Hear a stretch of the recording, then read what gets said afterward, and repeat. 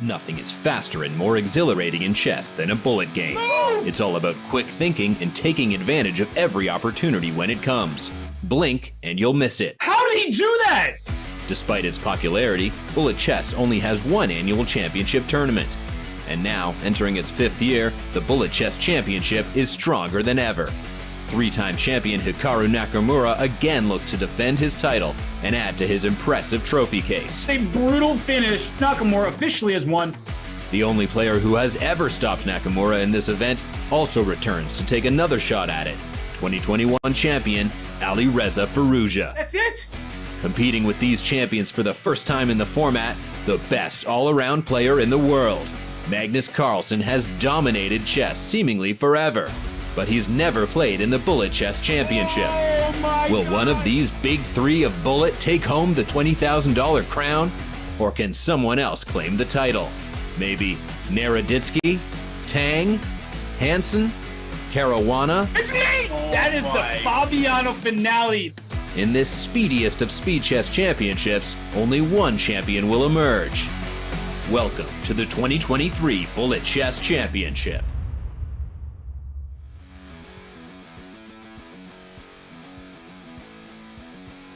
Happy International Chess Day and welcome back to the Bullet Chess Championship 2023. I'm Grandmaster Robert Hess. Alongside me is, once again, Grandmaster Simon Williams. Simon, we missed you yesterday. Hope you had a nice day off. What'd you get up to? Yeah, thanks, Robert, and happy Chess Day to everyone. It's good to celebrate our favourite game. I was supposed to be doing a simultaneous at a club, but it got cancelled, so I actually watched the dodgy horror film instead, Robert. So it was kind of relaxing, but it's good to be back looking at this crazy but exciting tournament. And Robert, I heard I missed some action yesterday as well. Oh, you certainly did, and I'm a fan of horror movies as well, so no need to be ashamed. Don't judge us, everybody in chat. But yesterday, there was a bloodbath or two at the Bullet Chess Championship. So let's look at the bracket, remind you of what happened yesterday. That bloodbath was Andrew Tang taking down Eric Hansen by a score of 14-3. That was a very one-sided matchup. Andrew Tang, of course, he is known for his bullet chess prowess. There was a DQ. Amin Ohanian, he couldn't make it. He was in transportation, so Bortnik moves on. Paravian, I think he's been the underdog story of the event. He beat Min Lei, who took Magnus Carlsen to task a day before that. And of course, Jose Martinez, he beat Denis Lazovic. While in the winners semifinals, that's where much of the excitement was at the end of yesterday's session. Nakamura takes down Naroditsky, and we had a really hotly contested match between Firouzja and Carlsen. The youngster, now playing for France, he took down the longtime world number one. So Simon, that sets us up for a fantastic day of chess today. We will start in the losers bracket before eventually going up to the winners final. But so many big names remain in the field, and yet we had to say goodbye to a bunch as well. Yeah, it was a fascinating day. I mean, I was checking very briefly when the film got a little bit too scary for me. Actually, I don't really get scared by horror films, but I was cheekily checking my phone because it was such an exciting day of chess. But we got another one today, as you mentioned, Robert, and we do start with the losers bracket, and that means that our first matches today, I think it's our first 4 matches, are all death or glory. If a player loses, they are out of the competition, and that is extra pressure, extra tension, and it's going to be a great day of chess. We're also here for a while. I think we're here for about four or so hours, so you guys at home, you can settle in, get the popcorn. You know, save your horror films for another time because you got me and Robert to keep you happy. Yeah, they definitely do indeed, because it's going to be a great day of bullet chess. As you mentioned, we will start in the losers bracket with that matchup between Bortnik and Paravian. And we should talk about Bortnik. He didn't actually play yesterday. He made it through via disqualification or forfeit, walkover, whatever you want to call it. That's what happened. And he is a star. 3367 peak bullet rating on Chess.com. He also can dabble over the board, winning the 2023 Charlotte Open. And I think what made him more famous in the chess world was in 2019, he took down Alexander Grishuk and Maxime Vachier-Lagrave in the Bullet Chess Championship. He lost to Hikaru Nakamura in the final, but that is when Danny Wrench, he named him Bortnik Strong, the flex of the muscles, and Bortnik made it all the way to the final. So as we catch him on camera now, Simon, He does have a tough match at Paravian, but we know what this man right here is capable of. Yeah, 100%. Bortnik has proved himself time and time again. I mean, he's a great player at all time limits, but the shorter the time gets, the stronger he becomes. He's proven that just before, So it's going to be a very tough match for David. But David has been, I think, shocking some of us, shocking me at least, with his victory over Min Lee yesterday. Because we have to remember that Min nearly knocked out Magnus Carlsen, but David destroyed him. So this one, I have to say, Bortnik is probably the favourite going on track record. But if David plays the way that he has been, it could be a very close match. David's peak bullet rating above 3,200. If he's going to beat Bortnik today, that peak rating will get even higher. But he has had some great successes of his own. Not only did he qualify for this event, I believe he and Jose Martinez, the last two qualifiers standing in this field, he beat Grishuk and Lazovic along the way. But Simon, you were there 2020 in Gibraltar when he won the most prestigious open event in the world. That's right. I commentated over in Gibraltar for a long time. It's one of the strongest open competitions. Incredibly difficult to get in the prizes there, let alone win the competition. And that just shows the strength of David and what he's capable of doing and his skill. He's not your average grandmaster. He's got a lot of talent. And clearly when the pressure is on, he performs better. And he's going to need to use that pressure today because if he loses, he's out. But the same goes for Bortnik. And I guess, again, how the match starts is going to be so important in that one.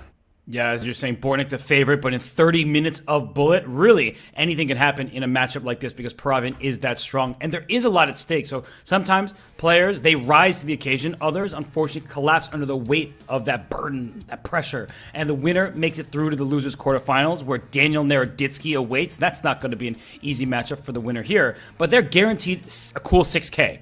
That is the good news. The loser, they're out of the competition. They still get $4,000 for their efforts. That's good prize money, but they want to keep on in this event. They want that chance to play against Danya.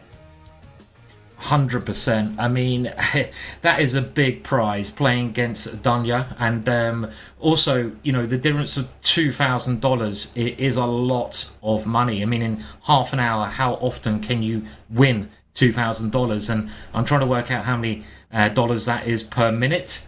30 minutes, and it's $2,000. I'll let someone in the chat do the maths. Unless Robert, 66 and 2/3, so 66.66. 666. Oh, you're just a genius. More horror film vibes going on there, but that's nicely worked out there, Robert. Really, yeah, that's not bad cash, right? Per minute. I mean, wow, do that for a while and you'll be swimming in it. So it's a lot of money and a lot of pressure for both of the players. But Bortnik, he seems pretty calm right now. I mean, he is the favorite in this matchup. He has that experience that we were talking about. The 2019 runner-up to Hikaru Nakamura. He beat Grishuk and Maxime Vachier-Lagrave along the way. These are two former number twos in the world. So some of the best players in chess history went down at the mouse of Bortnik. And I say mouse for a reason. When he gets in the scrambles, Bortnik is so fast. And Paravian, he's proven himself along the way. He's taken down Super Grandmaster Dmitry Andreikin and then Min Lee, who gave Magnus Carlsen all he could handle. So Paravian is not somebody that you should underestimate ever again. 100%. And we mentioned David's victory yesterday against Min Lee, and the other thing we've got to bear in mind is that Bortnik didn't have the match there yesterday, so there may be that extra form that David's had more games, he's on a roll, could play in his favour, and again, he is the underdog, I'd say, just going on track record, but he's going to need all that like luck of the roll, using the pressure well, and his past great results from yesterday and the day before to carry on in the match that's going to happen very shortly. I think it's a good note, though, that Bortnik didn't play yesterday. And sometimes, okay, it's one day, you're not going to be super rusty. He's a streamer, he plays all the time. But you want to be in the flow of the event. And Paravian, he's not just in the flow. I mean, he's flowing. Those victories were flowing in the last couple of matches. So I feel like Paravian's in really good form right now. And it's accumulated over the last couple days. First, he lost to Daniel Naroditsky. Everyone loses to Daniel Naroditsky unless you're Magnus, Hikaru, and Firouzja. But it was giving him a fight. So Paravian, he's really proven himself over these last 3 days. And why not a fourth good day of action from him? 100%. And the game seems to have started, which is great. As before, I think it's going to be very important how the start develops. And this position here, I'm happy to see black playing h5, stopping white pushing the h-pawn. I actually lost the game very quickly in nearly exactly the same opening against David quite recently, and he knows this very, very well. So we saw even Fabiano getting a lot of problems against his Jabava London system with the black pieces. So the opening stage, I think, is going to be rather key, Robert, in this match. This is a complete opening win for Paravian. Not only on the board is he perfectly fine. Look at the clock. He is up 20-plus seconds against Bortnik, and that's bad news for Bortnik. If the match is going into preparation territory, I mean, Paravian is one of the best prepared players on the planet. Yes, totally agree. And this position here, it probably is fairly even, but if you compare the bishops, black's bishop is just clearly better. I think I'd prefer to be black here, and he might just pick up a pawn now. So already going a pawn up, and he needs to start strong. This is one thing we've made clear, because when Bortnik gets going, he can just get a really strong roll, and that could be another pawn dropping there in the board there. So looking good for black. Yeah, what play from Paravian here. Every move with purpose, and he is up so much time. But this is where Bortnik can trick you. You feel like, okay, I'm going to win on the clock, and then he gets into Superman mode and plays at a lightning pace. I don't think he's going to get this one, especially with the G-pawn running up the board. But there it is. Bortnik just picked up a bishop, and his rook was ready to stop the pawn. Yes, and black playing for the win there. Very brave play. Will he go for a draw now by moving his king backwards? The white rook gets behind the pawn, and I think black should have taken the draw there, Robert. This is really risky play. He's going for the clock though, right? 2 seconds is enough time for white. I think that Paravian's about to get this one. He just needs to keep his rook and pawn on the board. He's doing just that. 0.4 seconds, and there it is. So Paravian does get game one, but did you see Bortnik cut the time deficit from about 15 seconds to 4 by the end? He is scary fast, and I'm just letting everybody know, if you have not watched Bortnik play Bullet, that's what you should keep your eyes on. Not the clock at the start of the game, but when both players get around 15 seconds, he gets into that next gear, and it is just so seriously impressive. Yeah, he's got the turbo gear charger. It's like if you've seen Fast and Furious, when they put that stuff in their engine and they press the button and they take off, and that's the turbo gear button you need. The one danger I would say for Bortnik is maybe his openings a little bit. They're quite predictable. He's played the Alekhine here. Actually, he's got a perfectly good position as black, but the Alekhine does have a rather dubious reputation, and surely David has done some good preparation. And this position, well, it is ending up probably a bit better for black here with the extra pawn. Yeah, completely agree that black gets to keep this c-pawn. It doesn't look like the best one, and now it's... Wait, what? That was just a loss of a piece. And it's so funny how engines are, right? So I mean, this is equal, and I do believe it, because it's only a knight for a pawn, but not many pawns remain, and they're all on the same side of the board here. White's not going to lose it. But when you look at this position, you're like, yeah, black should win this most of the time. I 100% agree. I mean, he is 2 points up if we're going to do it by the old school kind of point system. And the knight is really tricky, right, Robert? Especially in blitz chess. And here there could be a mating net. If the knight comes down in front of the rook, the white king could be in a lot of trouble at the right time. And there you go. There's the blunder. That knight just proving to be too strong. Yep, he falls into a fork, but as we're saying, there was a mating net as well. Very difficult to deal with multiple threats, especially when low on time. And we get this Jabal London again. So Bortnik, he's even up the match. He's going back to his tried and true opening. But I really feel like Paravian, he is going to have the edge, as you've been highlighting, in the opening stage of the game. He is so well prepared. He loves his solid openings from the white side. With the black pieces, he prepares deeply. And this is a player that, as we talked about, you saw him win Gibraltar. That's a classical tournament over the board where Hikaru's won that many times, and a lot of Super GMs play.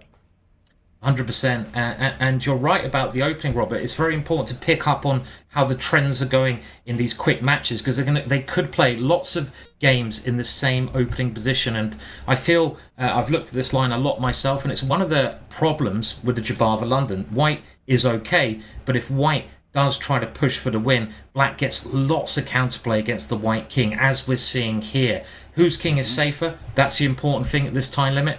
And I think it must be Black's king, which is, well, much safer in this position. What a decision by Bortnik to take on a3 with the pawn. I think he didn't want to give up the g2 pawn, so that's why he ruined his own pawn structure. But Black's king, safe and sound, tucked away. Who cares about that extra pawn? No one's counting the material, but actually, I'm about to look for a checkmate over here, but c2 is hanging. And that may ensure, I was going to say a draw, but he blocks it. He wants a win, does Bortnik. Does he want to win? Yeah, I mean, that's a very brave decision. The queen comes back, stops all the checks, and it still looks like Black should be doing well here with that pin on the white rook. Black putting the pressure on there. It's equal on material, but again, it's the white king which is in more danger. That's very important at this time limit. And what a move there. Checkmate on the board. And that gives David a lead. I think the opening could be so important, Robert. Yes, it will be. And Bortnik, he's played so many games because he's a streamer, he's playing all the time, but Paravian is so well prepared. You really can't say it enough. It's impressive what Paravian does. He gets positions he feels very comfortable in. Look at this position. It's just an endgame where equal material, but you look at the light square bishops, it's kind of like a French for Black, and that bishop on d3, it defends everything. It also looks into, it peers across the board into Black's position. I would say that White typically has a slight pull, but bishop b5, playing a4 to a5, I didn't like that decision from Paravian, although now that I say that, the rook on b5, it may have a little bit of trouble getting back in the game, but it doesn't matter when you're picking up all these pawns. Yeah, I mean, it happened so quickly yet again, and the one problem Black has here is that rook you've pointed out, and he's now trying to get that rook out of danger, and it should be a safe extra pawn for Black. White's pawn in the middle of the board on e5 is also a big weakness. You can see that one getting rounded up as well. So in this position so far, Bortnik has a great chance to level the score. I think we're going to see a very close match though, which is what we want to see, isn't it? Close match. Oh, we definitely do. And also we're seeing, if this game concludes the way it looks like it will, a fourth, and it has concluded, a fourth consecutive win for the player with the black pieces. So it goes Paravian, Bortnik. One of them has to stop this trend if they hope to win this match. And look at this, Robert. We now see Bortnik decide to play e4. He clearly wasn't happy with the way the opening are going, and I think this is a very wise choice. When things are not going your way, you've got to switch it up. That's the sort of positive about playing the same opponent. You can prepare better. You can work things out on the fly. But again, Black has a very comfortable position here, I feel. Everything developed. Black's rook comes into the middle. Only thing I would say is maybe the Black king is slightly weaker than White's king. Maybe. Yeah.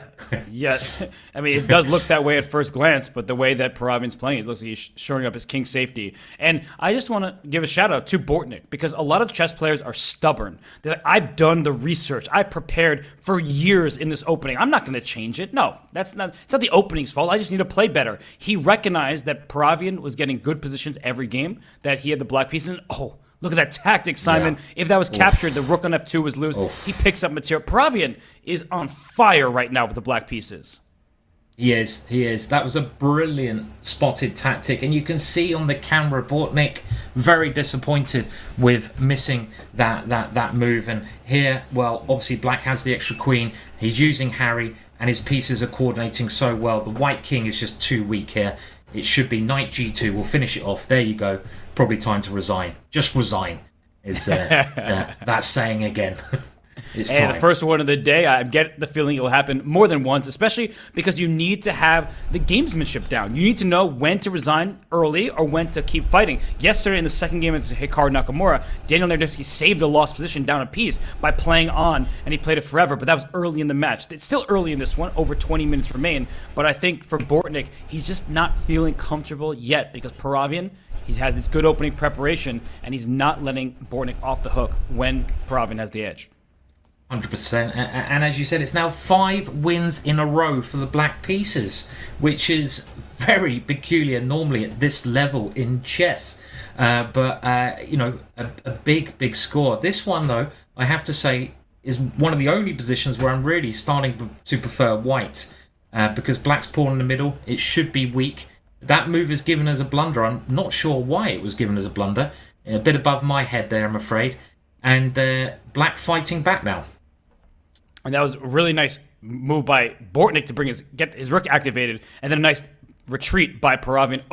This is a winning king and pawn endgame somehow, and you know why? This pawn on g6 can't move. So if you get an extra pawn, and look at this, black has an extra pawn on the king side, white has an extra pawn on the queen side, but only white's pawns can push up the board. It is a winning king and pawn endgame for Paravian all of a sudden. 100%. This could be the first, and it should be the first win for white. White's pawns should queen on that queen side. They're much more dangerous. Why is he thinking he's just got to push? And here you go. You're going to see a pass pawn being made. Any chances of black? Well, black's going to have to get a little bit lucky here. But this is going to give David, if it goes the way we think it's going to go, a 2-point lead. He's going to queen first. He's got 10 seconds left. It should be enough time to win this one. And this is where pre-moving comes in. You see Paravian's speed. That's a checkmate on the spot. And Bortnik, you saw he's flustered right now. He's like, what am I doing wrong? And the answer really is, what is Paravian doing right? It's the opening stage. It's the precision. It's the endgame technique. Well done for Paravian. And Bortnik, he goes back to the Jabal London. Yeah, I mean, if anyone wants to know a good opening as black against the Jabal of London, I do recommend they look at this line that David is playing. Like I said, I lost horribly to him myself with the white pieces, and it is one of the critical lines at this moment in time. But in this position, I think white's done a much better job than some of the other games. Getting the queen off, I think, helps white, because the white king has been in a lot of trouble, and maybe even that black rook is going to start to look very stupid here. Yeah, and that's why he sacrifices. That's great recognition by you and by Paravian. I don't want that silly rook. I'm going to get in trouble in the dark squares down the line. Let's just give up that rook, shatter white's pawn structure. But Bortnik's handled it perfectly. He put his bishop on c3. No infiltration squares for the rook. Watch out for some checkmating nets, but the king safely scampers into the middle. And I think that Bortnik, with the lead in the clock, with extra material, he should be able to secure victory. He should be able to, and he probably needs this one. Otherwise, he's going to go 3 points behind. So this is an important game. He's relying on his C pawn and maybe his A pawn to come rushing through. Black does have a bit of counterplay, though, now on the king side. It's simply a race here, isn't it? Who's going to queen their pawn first? And it looks like white should be winning that race. He didn't throw in rook b1 check. If he checked the king first, there would be no rook a5 shutting off the black rook from the a file. So nicely spotted by Bortnik. Unfortunate slip that happens in bullet for Paravian. That was a well-played game, though. I think we have to give Bortnik the credit for bouncing back after a couple difficult defeats. 100%, and that closes the gap to 1 point. Only 1 point in it. And we see, yet again, another sharp Alekhine opening, and so far I am preferring white in these positions, because it looks like white's king is just the safer piece here. That pawn on e5 in front of white's bishop often gives white good attacking chances, and now he can take his pawn back. But I don't know. Bortnik is he's proving he's changing my mind on the Alekhine. I'm now thinking maybe I should learn the Alekhine. maybe this is kind of an opening for me, Robert. He's making it look good. He does, because he actually works very hard on his openings, and it seems like that was a mistake, a bishop sacrifice. If you take it, there's queen a4 check, and that's why he didn't capture. But what I'll say about Bortnik is he created this course on the Jabal London, and wow, he is now up a piece. And with Daniel Naroditsky, he also knows the Alekhine inside and out. So it may be a dodgy opening in the classical chess levels, but he works super hard. He's a lot of experience. So yeah, if 92 check, nice fork there. He's taking this game. He has evened up this match. Yeah, it's all level now, and we're back to where we started. Okay, we have the e4 opening from Bortnik, and these positions generally should be quite even, but the flow is currently with white at the moment with Bortnik, and can he keep it up as he goes? This seems like, again, like a position where I prefer white, I think, because black's pawn in the middle could well be weak later on. And it's gone. So he sacrificed it, but for this tactic, don't take that bishop. That is a poisoned bishop. There would have been a bishop h2 check, and that would have discovered the queens against each other. So instead we get into an endgame where white is up a pawn. So Simon, you're 100% correct. We look at the position. It's a clean extra pawn for Bortnik, and he takes there, and he's just going to win another. Yeah, it's 2 pawns up. It is opposite coloured bishops, meaning if the rooks come off, probably a draw. But the rooks aren't off. The rooks are on the board. And also, white's rook is doing a great job of stopping the black king moving towards those passed pawns. So, very difficult position of black, probably losing. Now white is getting ready to support his pawn, support the advance of that pawn, but he's just improving his pieces as much as he can first. And I think that b pawn is going to be a winner here. It's running up the board, and as you said, opposite colored bishops often give drawing chances, even down a couple of pawns. But this is probably lost in classical chess, and it's likely lost in bullet, except for the clock. I'm looking over there, and it's Paravian who's up about 6 seconds, and Bortnik's trying his best, and maybe there's something here for him. Oh, he can sacrifice a piece because the b pawn was that good. And he's fighting back a bit. I mean, there's not much. Oh, as soon as I say that, the rook drops and white takes a very important win there. You can see David laughing on the camera there, but he's probably crying inside there a bit.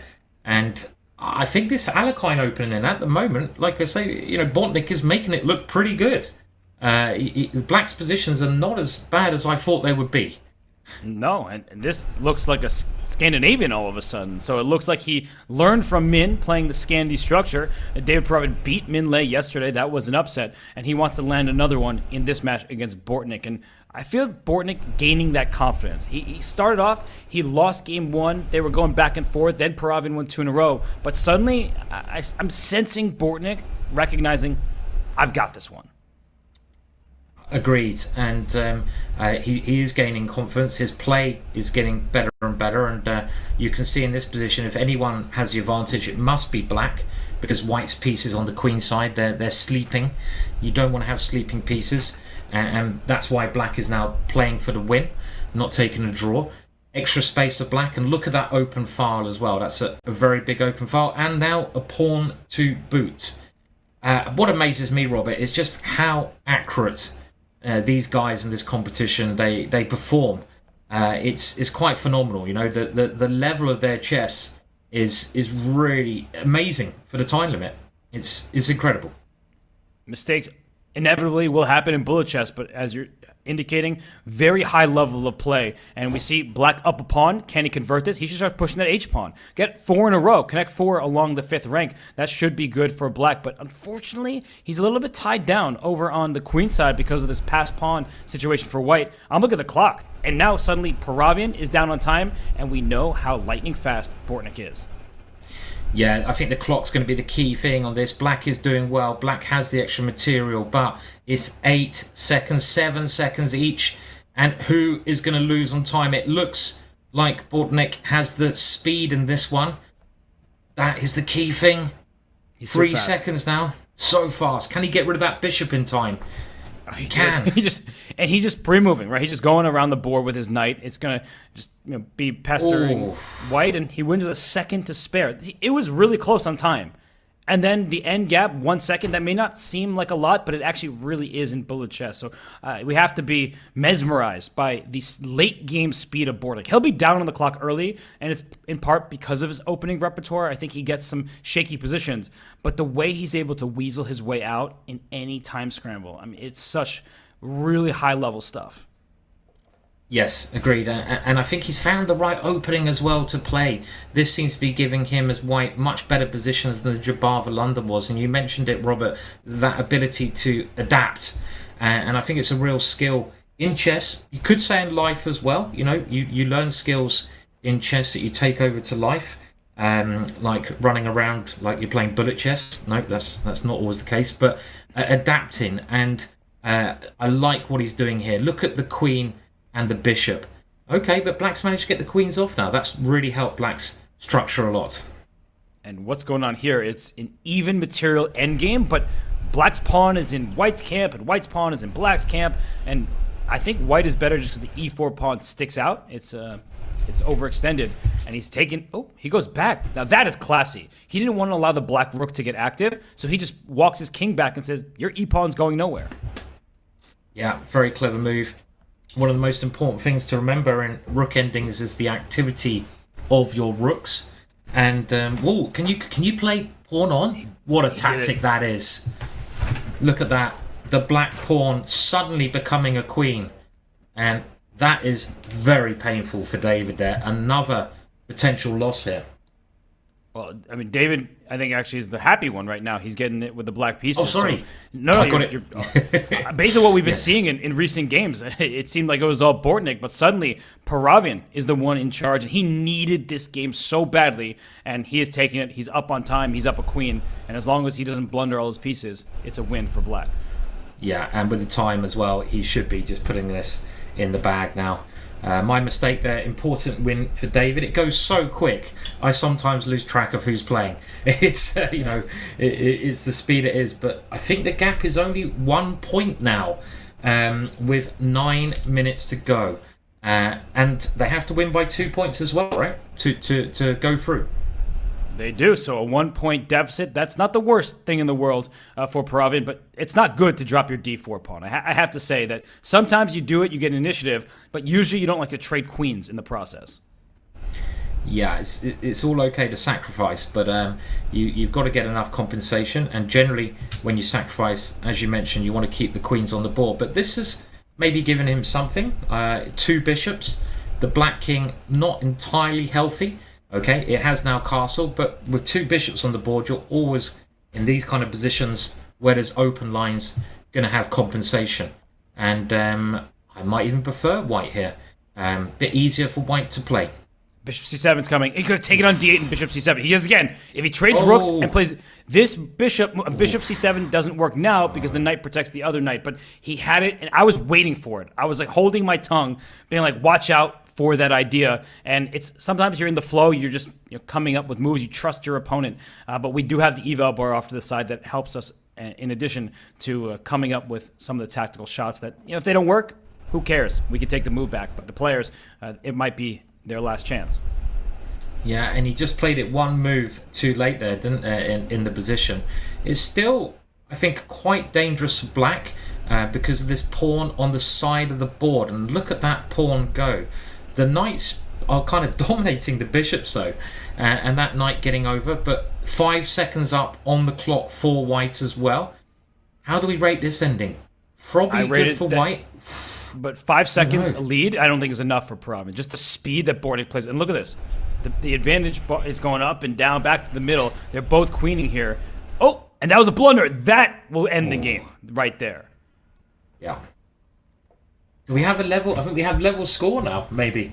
We do. As I make it. And you can see Bortnik very upset with that one. This is really, really tense.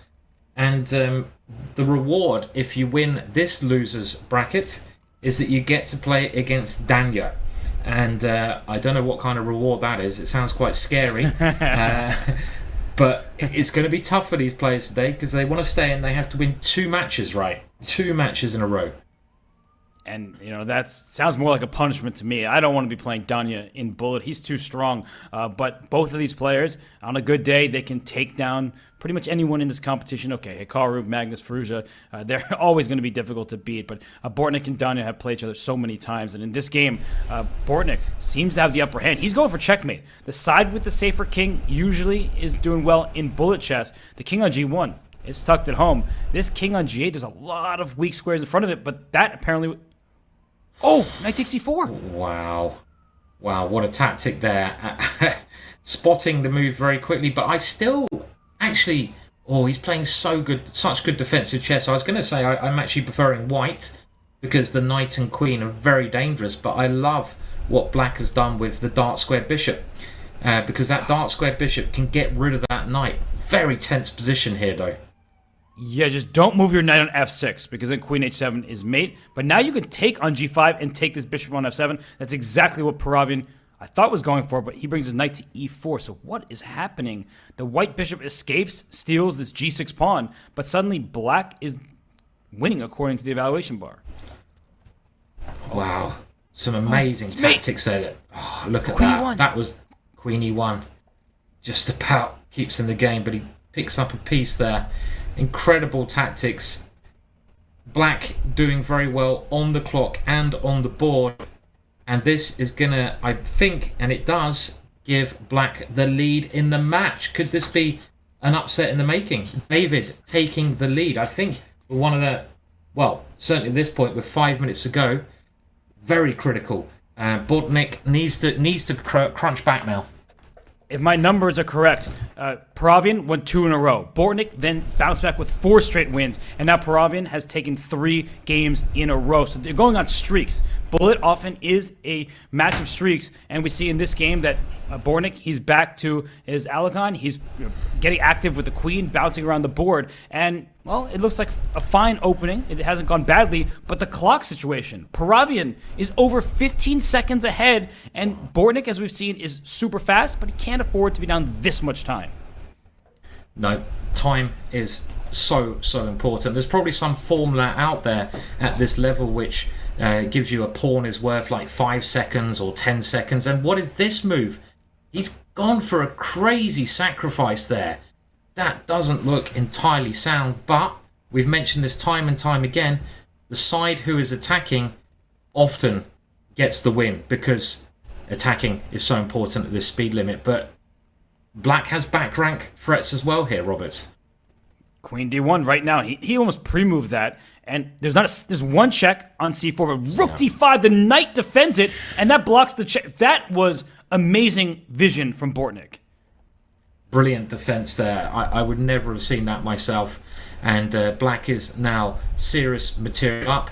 He's got 12 seconds. It's probably enough for these two at this speed limit. And look at that, a beautiful back rank finish to win the game. And that levels the score again. They are neck and neck. What a match to get us started. You cannot tell the difference between these guys at the moment, right?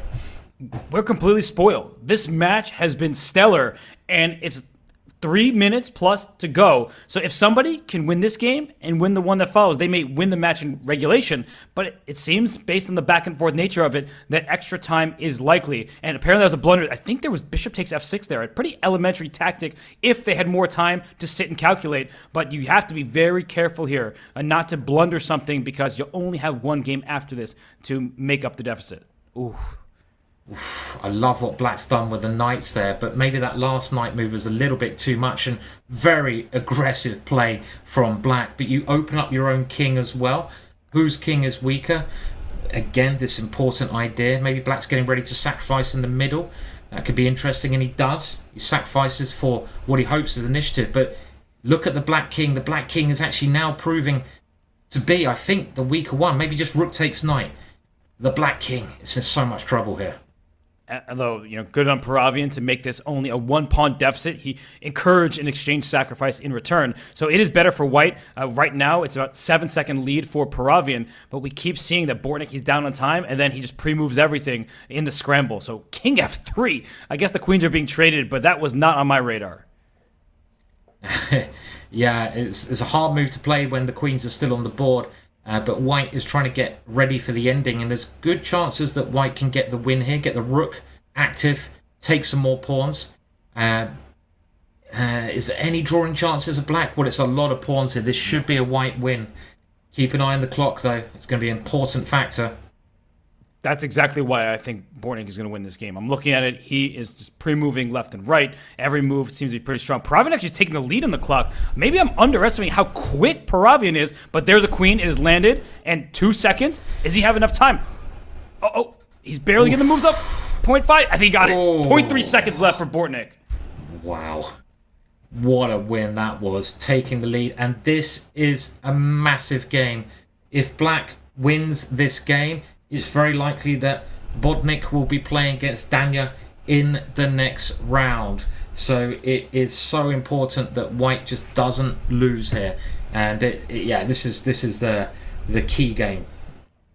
Yes, and Bortnik down a few seconds in the opening. That is par for the course in this matchup. The knight on e5. So Paravian, he's throwing his pawns forward like he's been wont to do. And I have to say, I really like White's position. I like what White's doing. Going for the attack, G5, brilliant move. The Black King looking, well, very exposed here, with the White Queen about to jump in. So Botnik is trying to sacrifice to take some of that pressure off his king. Maybe a good practical decision.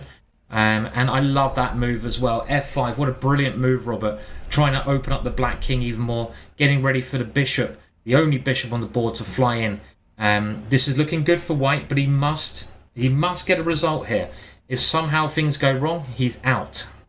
Yeah, if he loses this game, he is out of the competition. That would be David Paravian. But right now, he is up a piece. He's going for checkmate, but he gives away the d4 pawn. That's not mate. Yeah, I mean, it looks very scary, this position for Black, but Black is now equal on material. White would love to get the rook to check the Black King, but the White rook is always blocked here. Good maneuver there, though. That was really, really clever. Yeah, he walked into a fork. And he missed it. You can't miss forks like that, but he has a second chance. He missed. Oh my goodness. If there's a checkmate, maybe this was really clever stuff, but he walked into a fork himself. Unbelievable. And Paravian's up on time. He's got to move. Paravian's got to move. Why is he frozen? Oh, no. Unbelievable, this. And Paravian, he is slightly... No, he's using his time a little bit too much. He needs to move more quickly. He's losing on time. He's only got a second left. He's got to move quickly. He's got to pre-move. And he fell for that trick. And he's out. And he loses. And we have a winner. Botnik has gone through in a game that he should have lost. White. Oh, there's another game. Is there another game? No, I think that they're just so used to pressing the rematch button. But Botnik, the person you see on the screen in front of you, he moves through to face Daniel Naroditsky. What a game that was. It should have been Paravian's game. He had the lead on the clock. He was up a piece for some pawns. But Botnik, he just does it so often. He comes back, he stares defeat in the face, and he steals victory from the jaws of defeat. So Botnik moves on. That was an pretty close match. I mean, that went down to the wire, but when all is said and done, Botnik proves why he's so highly rated on Chess.com. Simon, for Paravian, though. Yeah, I mean, that really didn't deserve a loser, that match. I mean, they were both neck and neck, and that last game, the pressure got a little bit too much for David there, and he missed this knight fork. He could have just won the rook and won the game, bringing it to a tie-break situation, but I think the fighting spirit from Botnik, that was what won him that match. And also, it won him an extra $2,000.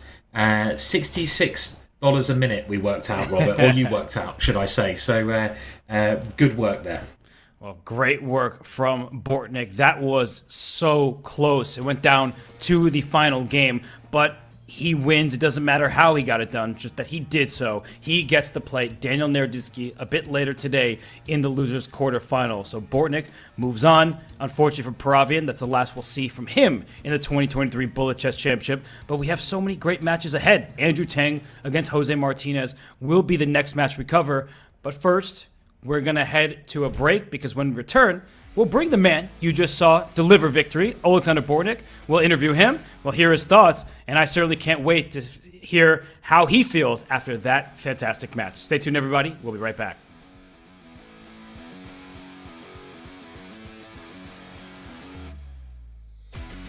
What's the best way to follow any chess event from the Champions Chess Tour to the Candidates, Speed Chess Championship, Title Tuesday, FIDE World Championship, and so much more? Chess.com/events has all of the top chess tournaments played both over the board and online. Analyze and review games from the world's greatest players with live commentary, cloud analysis, opening explorer, and table bases. Find all the key event information, including schedules, prizes, results, news reports, player bios, tie breaks, and more. Even compete by voting for your predicted results. Explore chess.com/events today on web or with our iOS and Android apps and experience chess like never before. Chess Kid is fun. Chess is great for the brain, but it's also fun to play. And Chess Kid makes it easy to have fun. Whether your child is a total beginner or a prodigy, they can hop on and find a well-matched opponent from around the world at any time. Chess Kid is the safe, parent-approved way for your child to play chess online. Chess Kid is educational. To kids, it feels just like playing, but chess is a great way to learn patience, strategy, and critical thinking. Chess Kid features a comprehensive training program that guides kids to level up on their way to mastery. There are more than 50,000 chess puzzles and a whole library of entertaining videos that teach strategies, tactics, openings, and endgames specifically for kids. Chess Kid is easy. Whether you're a parent helping your child, a coach managing dozens of kids, or a school of hundreds. Signing up is free and easy, so what are you waiting for?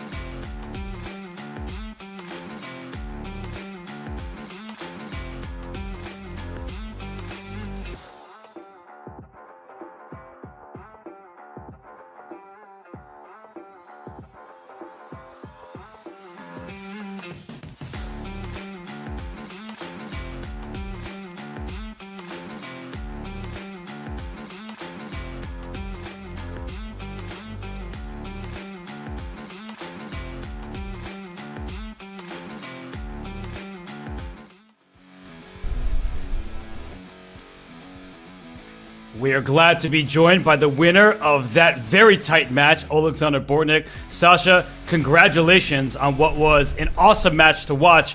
How are you feeling? Are you finally able to breathe a little bit? Oh, hello, commentators. Hi, Chad. Thank you so much. Oh, that was actually a very tough match. He was extremely fast, and we're just playing, some bullet games. And I watching my clock. I'm down like 15 seconds every game. Every single game, I just was behind him on time. And I didn't recognize that was final game, actually, we played. I thought it's more like 2 or 3 games more. I even didn't see what the score is. It was really fast in the end, and hopefully I won. I won the last game. Yeah, it seemed like a very exciting match. It was very close. You seemed super focused there, and we were talking about your openings a bit and the use of the Alekhine as black, and obviously the Jabava London. We saw you switch the Jabava London out there. And do you play the same openings in Bullet that you play in classical chess generally? No, absolutely different. I'm not using the Alekhine or Jabava London because against 2600 when you play in, that's not the best opening choice for the classic. But in Blizzard's always work. Like you could see, so probably I won more games with black than white, I guess. And why I switched the openings because I just forget my own course. That's like always when you're working a lot, you're just forgetting the line. And I remember that's good position for white, that line he used, but I don't remember the move. And in Bullet, we don't have a time, recognize exactly what's the move. And after the first game, when I got the losing position from the opener, I said, okay, need to change my opening for sure. I've just had something there. I know exactly the feeling when you make a course and you forget about it. I've had the same problem with the Jabava London as well. It's an easy mistake to make. We read your book, actually. Oh, look at this, Simon! You've been an influence for Sasha here. Well, it depends if he liked it or not. So, but it's thanks for reading it anyway. So, but yeah, very very exciting match though.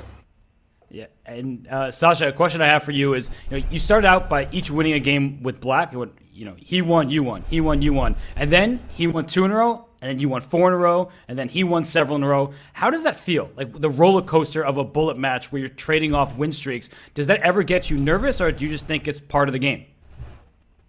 Of course we are nervous so much. I remember I just lost like 2 games in a row with absolutely winning positions. And I already started to make a little tilt because, come on, I was lead like already +2, and then you just angry on yourself because that's a problem. Actually, you have to be calm during the whole match.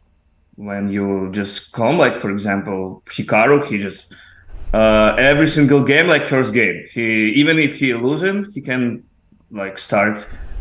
Nothing happened. Let's keep going, just, and that's. Actually very good. I don't know, I need to learn that too because I have some problems with my tilt. So, but hopefully we finish good. It's easy to get emotional, and your win though in that game, you probably know who you're playing next, and you're playing Danya next, and I know that both of you have made this great course on the Jabava London. I'm hoping we're going to see 1 or 2 Jabava Londons in that match. But what are your feelings about facing your friend Danya? I will try to avoid actually Jabava London for sure. Okay.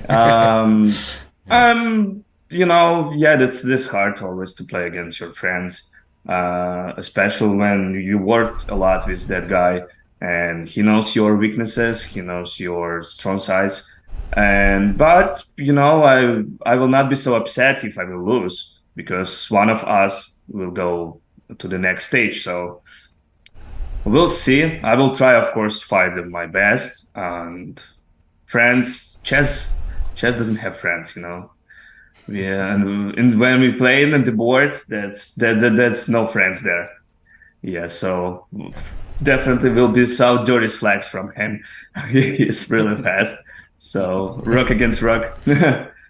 Yeah, we'll see. Well, I mean, Sasha, it sounds like you're a good friend that, no matter who wins, you're going to be happy. But you're also a prolific streamer, so I want to give you a shout out for that. Do you feel like, Hikaru often says that streaming, his fans, they give him confidence. I know you're not streaming at this moment, but have you felt that along the way? Because ever since 2019 in the Bullet Chess Championship, when you made it to the finals, it seems like you've just been an online star in all these tournaments. Yeah, I'm not streaming because I think maybe it will help actually in the Bullet. You are more concentrated, focused because people just watching you in the chat and you just don't want to don't wanna. No, need to just find a word. What? Don't wanna look bad, like. So maybe maybe I should actually stream too. But when we started, we could use the headphones actually, and it's only for in the second day because I like to hear the music and listen to music when I'm playing.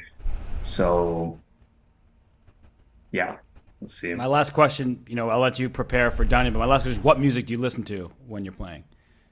Absolutely different. Absolutely different. It's in my playlist. I have some rocks. I have some deep house, even some classic music. So I don't know. I can listen. Just I have to like the music, and that's it. And have something special, guys. Well, we'll let you listen to them. Some music, prepare, because we know you have another match coming up shortly. But thanks so much, Sasha, and congratulations on what was a fantastic match win. Thank you so much, guys. Thank you. Well done. And that is Grandmaster Oleksandr Bortnik. He beats David Paravian in a really close matchup in the loser's bracket round 3. He moves on to face his good friend, as somebody he works with, Daniel Naroditsky. But before we get to that match, we have Andrew Tang against Jose Martinez, better known as Jospim, coming up. That should be another exciting bullet matchup because Jospim qualified his way here. Andrew Tang was invited and yesterday looked like the Penguin GM that everybody out there knows and loves. So it depends on what form each player is in, and if the first match is any indication, we should have another barn burner of a match coming up. Yeah, 100%. I think they're all going to be very close today. I've just got that feeling that we're going to see lots of the games come down to the wire. And the other reward that is going to be offered in that match to the winner, not just an extra $2,000, which is a tremendous amount for half an hour of chess, but the winner of that match gets to play against Magnus Carlsen.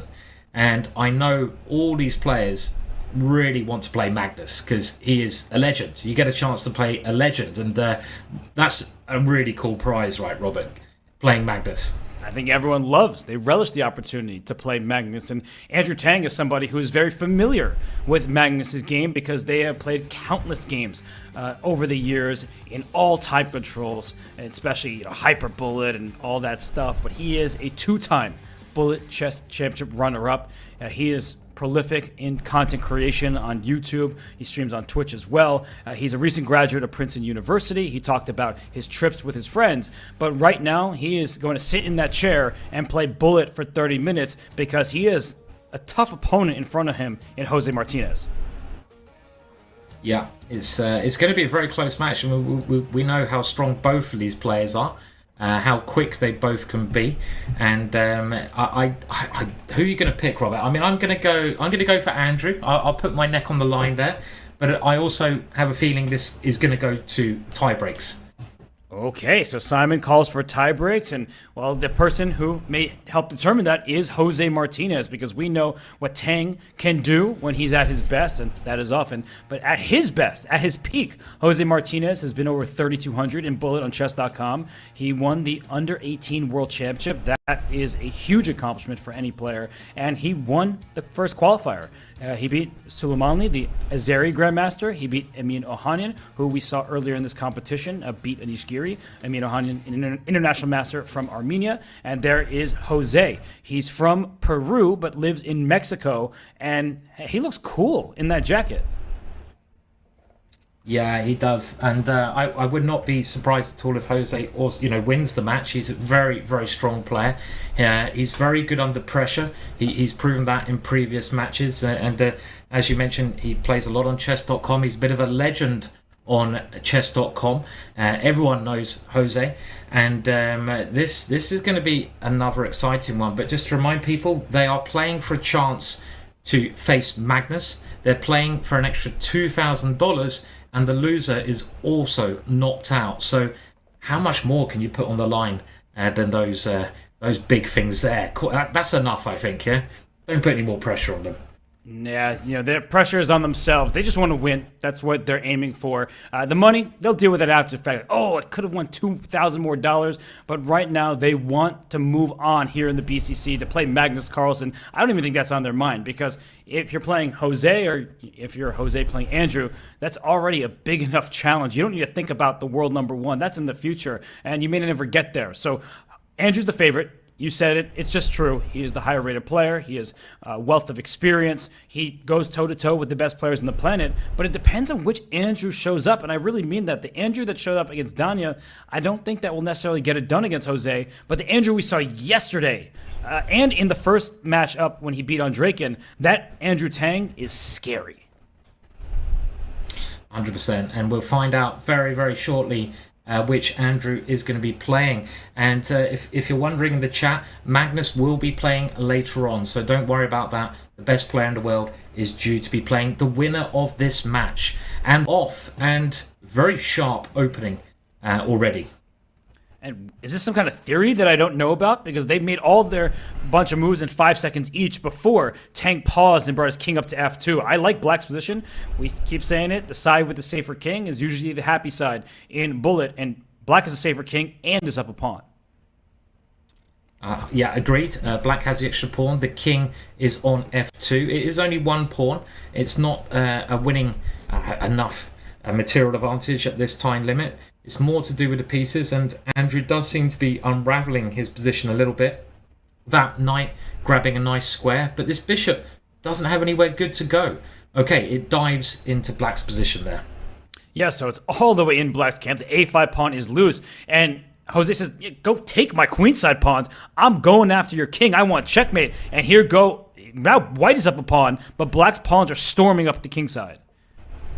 They are, and there they go again up the board, and it does seem like Black has some initiative here. And remember, that is the most important thing at this time limit.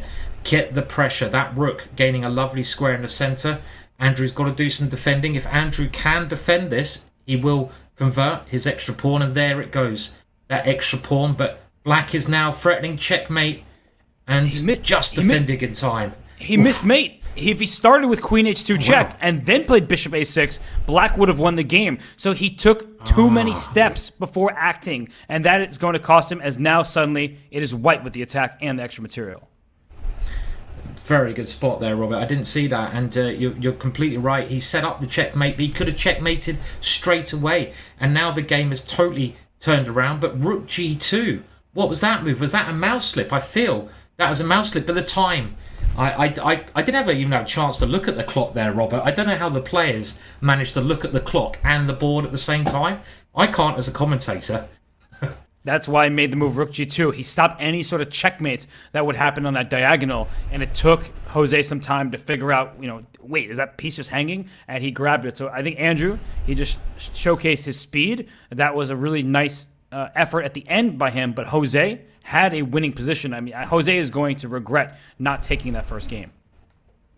Yeah, every point is going to be critical in this one. And moving on to the next game, White does have an extra pawn, and it looks like White has the better attacking chances here. Look at White's light square bishop. This is a key piece, and the queen threatening some big check there. Black has to weaken his king even more, and now the white knight has some holes it can move into at the right moment. Can that knight move in now? It looks very tempting. He's just pushing the H-pawn here. Very interesting position. But he just blundered something on the back rank, it would appear, but no, that was not right. Maybe there's just a simple Rook D1 instead of Rook C8 check. It's so tempting to give a check, but there was pin action along the D file. He's going for a mate. Knight of 6, Rook G8. We see what's trying to happen, and he walks right into it apparently, because Rook F1 check for Black. Apparently that's just one check, and you don't have a follow-up. Well, we will find out here. The Rook surely can check. Now, I mean, it still looks dangerous, but you have Queen takes C1, so if the Rook checks, the King comes here. This is the first time I've ever tried doing arrows. So the Rook checks there, the Queen can take it. Look at that, Robert. I actually used the arrow button in Bullet. Are you impressed? I'm very impressed. I'm proud of you, in fact. And I think we should be proud of Jose as well, because he's rebounded from game one, and I don't see any safe checks for Black anymore, and that's why Andrew resigns. Yeah, that was actually a pretty nice finish in a very, very complicated position. And they're back on straight away with the next game, and they're following the same opening as before, but this ended up being very good for black here. And maybe this is knight d3, I think, is the improvement. I'm getting a bit carried away with these arrows now. And white, I like white's position. He's got a lovely hold of that square that his knight's on, and he's also pushing on the king side. Yeah, no, this looks suddenly like white is definitely in charge. And that's like, ooh, a protected pass pawn on the 6th rank. That is not good news for Jose. And, well, he's been able to stabilize a bit somehow.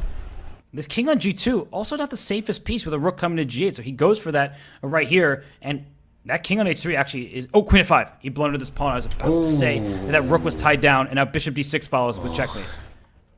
Massive blunder there. And all of a sudden, the white king was the major target. And Jose taking the lead.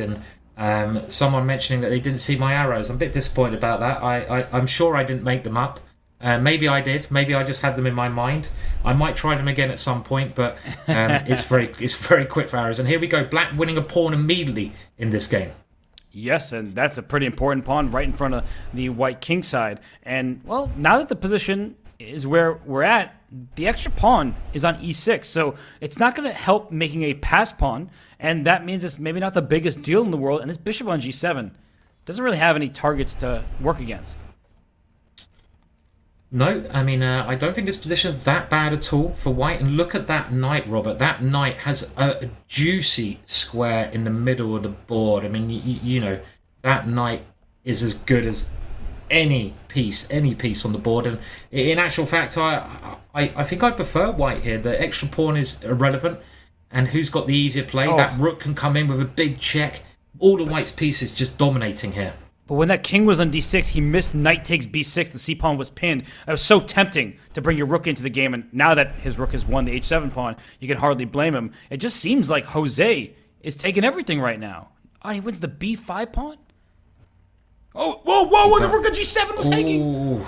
Oh, you know what happened there, Simon? He expected knight e8 check, which would have protected the rook, so he pre-moved king back over to e6. That's why it is so important not to be down on the clock in bullet. Then you don't have to pre-move. Yeah, I mean, it's one of those situations where what can you do, you know? You have to pre-move occasionally, and here Andrew loses another game with just missing that opportunity there by pre-moving, and he goes 2 points down in the match. And we get this same opening again. I think white seemed to be doing all right from here, but black gets lots of chances to open up the middle. That's why black continues to play this way. Yeah, bishop takes e4, and he doesn't even take the piece, because after knight takes e4, maybe there were some complications. He said, I'm just going to open up the center, and this looks great for white. If you take on b6, the pawn takes back. That is another healthy pass pawn, so he gives up the exchange instead, but this is clearly good for Andrew Tang. Yes, got the rooks look very good. Rooks work really well on open lines, and both of the white rooks are on open lines. There's an extra white rook. So white should be getting 1 point back here. This is a game I think Andrew must win. He doesn't want to go 3 points down in this match. If he wins this, there will only be 1 point down with plenty of time to go. So Jose's got to keep trying. Andrew's just got to keep his head in a sensible place here and maybe get the queens off there. He could have gone queen in. I'd be wanting to get the queens off if I was white. Yeah, I'm with you. Rook takes e6. That's why I kept the queens on, because he was waiting for a tactical shot, and that's resignation from Jose. That means 3-2 lead for Martinez still. So Jospin, was a rough one for him, but for Tang, he needs another victory to even up the score. Yes, we saw this opening before where black did manage to get a tactic against the pawn on h3, so it seemed to work out opening-wise quite well for black. But a very sort of equal position in the middle here. Black's double pawns can be a strength. And there goes a pawn. I think Jose just blundered that pawn, but it's not so clear because white wins a pawn back in the middle there. Yeah, Jose has blundered a knight pawn in consecutive games with the white piece. He blundered the g pawn, now he blunders the b pawn, and he's trying to bring his knight into the game, but that d5 pawn, it's isolated up there. So it seems that, nice move, knight c3. This d5 pawn is a goner, and that should leave black much, much better up material. I like what White's done though. Rather than trying to hold on to the pawn, he jettisons the exchange, and it's all about trying to remain as active as you can. And the White Knights are a little bit tricky here. Black should of course be winning this position, but you've got to watch out for the Knights. And I like what Black's done, closing it down in the middle. But Jose creating idea after idea. And look at that. He gets the trick in. Wow. What a find from Jose there. I actually did not like Andrew's decision to play c5 and allow White this pawn on d6, but it seems like the b pawn, that's the strongest piece on the board. Not the strongest pawn. That one's running to the other side. It is, and it has touched down and become a queen, and this means that Andrew should certainly be leveling the score now. He's just got to stop those pawns. Great technique there. Give up a rook for one of the pawns, and it's now all even. The matches are just so close today. They could not get closer. It's what happens when you have these superstars of the bullet chess world. And this opening that we keep seeing, I've never seen it before. So I am actually receiving a lesson. Thank you to both of the players. I don't really like this position for Black. I liked it in the first game because White went wrong. But I love this position for Andrew. The C-file is semi-open, and that's good news for the rook. And the king, especially after G5, that king is exposed. I agree with you, Robert. I think in bullet chess you might be able to get away with this kind of opening as Black, but positionally it should only be White who's better. But again, Jose creating chances. He's a very brave player. This is what I like about Jose. He will grab a pawn even if it looks scary, and he's grabbed those pawns there, and now he's able to swap the queens off. But White getting active with the rooks. This could go either way. Very tense situation. Remember, whoever wins this one takes the lead in the match. Wow, how many passed pawns does somebody need? Black has 2 of them and a third of the A pawn if it can get running. But I like what you said there, because I didn't even see that A2 pawn was hanging when Jose took it. But he has this full board awareness and that bravery, that courage to steal a pawn and then bring his queen back. And now he has all of these passers. He is down a couple seconds. That might, in the back of his head, worry him. And suddenly, this king on H8, it's not very safe anymore. Oof. I love what Andrew did there. I mean, he had a very bad position, but he kind of tricked Jose. And this is now the seesaw. I love the seesaw. And look at that, seesawing its way to victory. There's a checkmate with the rook coming in the corner. Brilliant bullet play from Andrew there. He shouldn't be able to defend against those pawns, but he tricked Jose in a very nice style. What a game that was. Topsy-turvy. Jose probably quite upset because he was leading this match by 2 games. Now he is trailing by 1 after Andrew's latest victory. And what is this? Some kind of temporary peace sacrifice. They're really showing me openings that I know nothing about. So I'm appreciative of these players. Yeah, I mean, they're both... this 4 nights we're seeing quite a lot, and their understanding of it is quite phenomenal. They seem to be getting very equal positions out of the opening. But Jose is in a bit of a dangerous situation here because I feel he's worse here. The 2 bishops look good. Black's majority of pawns on the king side also look strong. And if Jose loses this one, he's lost, I think is it 3 or 4 in a row? And that's when it starts to get really bad because Andrew will grow in confidence and grow on the scoreboard as well. So what is happening here? Is White fighting back? I think Jose's fighting very hard here, doing a great job. Yeah, it looked like a Sicilian all of a sudden, and now it looks like great knight against not so great bishop on f8. And that move, rook d4, he's allowing bishop g7, but he's just... Wasn't there knight a7 over there? That was a fork. Oh, wow. Well spotted. Knight a7 would have won material. That would have been a great move. This position's still very unclear. Black has the extra exchange, but I love the white knight. And to my eyes, the white king looks to be a lot safer. So can the white knight and queen get in? He's going for it. Beautiful idea. Wow. And rook d7. No, throw in rook d7. He had rook takes d7 check first, and he would have been up a queen for a rook. Instead, we have 2 rooks against a queen. That was a huge mistake from Jose. And I look at the clock, though. He actually has it on time. I didn't even look that way. It's so hard to keep up with these players. It is, and again, you just don't have time to look at everything. Surely, I don't know how they do it. I've said it before, but Jose wins a very important game there in a position where it wasn't so great, and it's equal again. They have 16 minutes to go. 4-4. This match is knotted up once again. And, ooh, look at this position. I mean, white just has the advantage very clearly. You have so much more space. Is that really a bishop on h7? It's not doing much of anything. And here comes the pawn storm. Yeah, the pawn storm on the king side looks much more scary. To black's credit, black has created some counterplay on the queen side. You look at white's pawn on b3 by the bishop. Maybe that could be taken. Quite risky taking it because you could walk into a pin. Jose's trying to work out if he can or not. But white's striking first with that g5 move. And I think you can take with either piece, but taking with the bishop seems smart to me. The f5 pawn, that's the only square where black can put pressure on. And f6 is hanging, h7 is hanging. Is king g7 the only... He gives up the house. Oof. Okay, so what's happening here? I mean, the black king seems to be in serious trouble. Can you get the rook in? This move looked natural, but the evaluation bar does not like it. White goes a rook up, but is the black queen getting enough checks? Apparently there was something there that allowed black to survive. I'm not going to pretend like I could see that. There was probably one move only that allowed black to keep the balance. But now we're here where the white king is looking very safe. All of white's pieces are surrounding it. And, okay, there are no more attackers to work with, so Jose resigns. And Andrew takes the 1-point lead. And here, actually, this opening, I would have been very tempted after g6 to have taken on e5. That could have been a very interesting opening idea, but we don't really have enough time to go into deep opening analysis, I feel, Robert, in this bullet competition.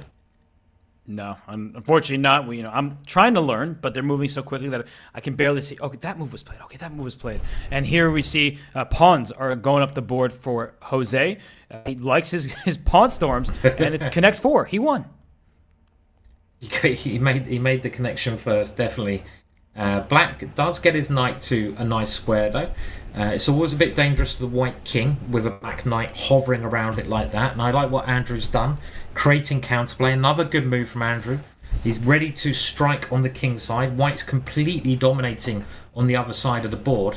But king side attacks are much more dangerous than queen side attacks because the king is over there. And if you break through, it will be checkmate. My head has been on a swivel, looking at the queen side, looking at the king side, looking at the queen side, the king side, and the eval bar is now seesawing back down. Apparently, queen takes f3 was better, but that might have included a queen sacrifice with the rooks looking down the f-file. But this still looks unclear to me. I see the eval bar saying that black is much better, but it's a situation where the black king is... Okay, well, that gives up an exchange. He doesn't even capture it. It's changing so quickly. Now it's the white knight which seems dominating, and white's pieces suddenly creeping into the position. It has been about the power of the knights today in these matches, and this could go either way. This one, this could be a key turning point in the match. Let's remember Andrew is 1 point up, and it seems like he's going to win this one and go 2 points up. Big game for him. I think Jose pre-moved rook f5, not considering queen back to f7 to block the check. So Jose was trying to pick up the pace, but unfortunately for him, he was not able to see everything that was happening over the board, and when you're pre-moving, that often happens. So it's a win for Andrew. Now with the white pieces, it seems like he is a very solid center, and that c4 pawn is overextended, and now the black king also feels vulnerable. Yeah, I really didn't like the g5 move that black played, because we're talking about king safety, how important it is in bullet chess, and you only want to expose your king by pushing the pawns in front of your king if there's a good reason to do so. A bit like classical chess. Your king, you have to be very careful about its security.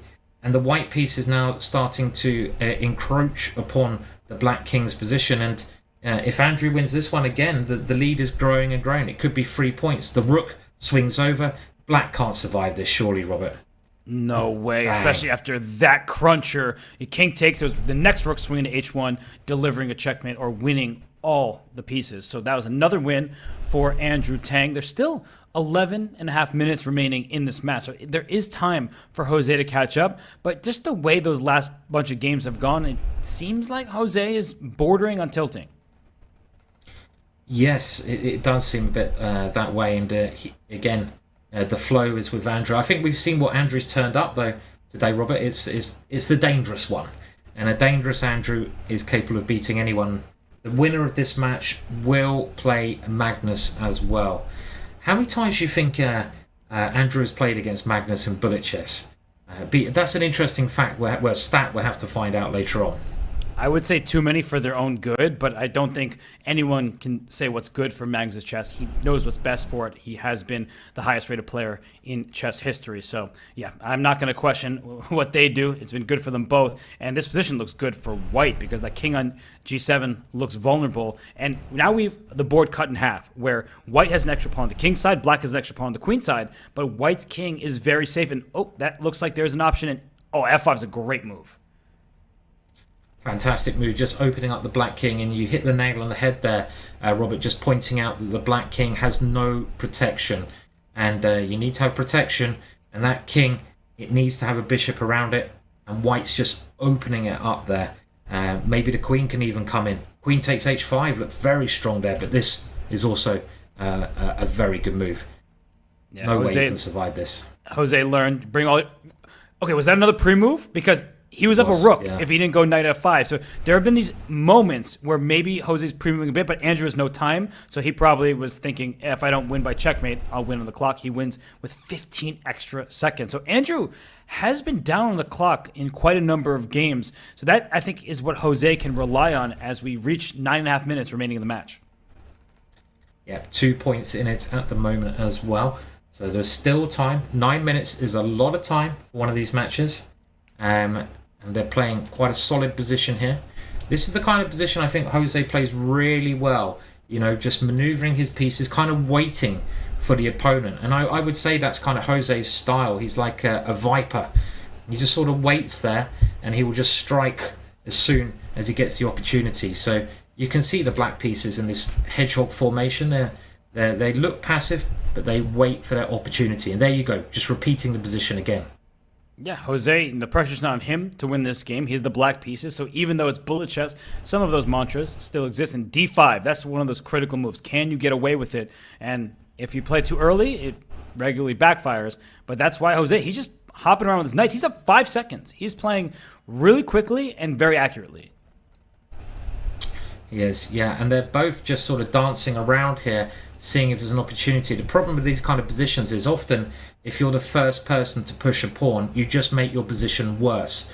So you kind of want to try to do as much as you can with your pieces. And here you go, Jose strikes. Is it that Viper strike there in the middle? He opens up that bishop in the corner of the board. Look at that bishop, Robert, the light square bishop. Brilliant play from Jose in this game. This has just been a stellar game, no matter the time control. And Andrew sacrificed a piece because his position was already in grave danger, but there's no attack. Look at every move Jose has played. He keeps a 6-second lead on the clock. And this has been just maybe the best game of the match from start to finish. Yeah, I agree. Yeah, it's been very, very good quality. And Black's kept his cool. His time should be enough here. We know how dangerous Andrew can be, but should be a win for Black, and it will be just 1 point in it there. Checkmate on the board. That was seriously impressive. That whole game was a spectacle, and now it's a 1-point match. So the good news for Andrew is he still has the lead. The bad news is Jose is the one with the confidence. 2 wins in a row, and that very nicely played game. And we get a position where, okay, I wouldn't say there's much of an advantage for white, but now we see actually a bunch of trades, and it got tactical out of nowhere. Yes, and we see an ending now where white has the extra pawn, but black's rooks are very active here, and black should just about have enough in a critical moment. But okay, actually that pawn is scary. Scary as anything. I saw a couple of people in the chat, and hello to the chat, asking what was next, and we're still in the losers bracket, but we go up to, I think it's, let me get this right, is it the quarterfinals or the semi-finals?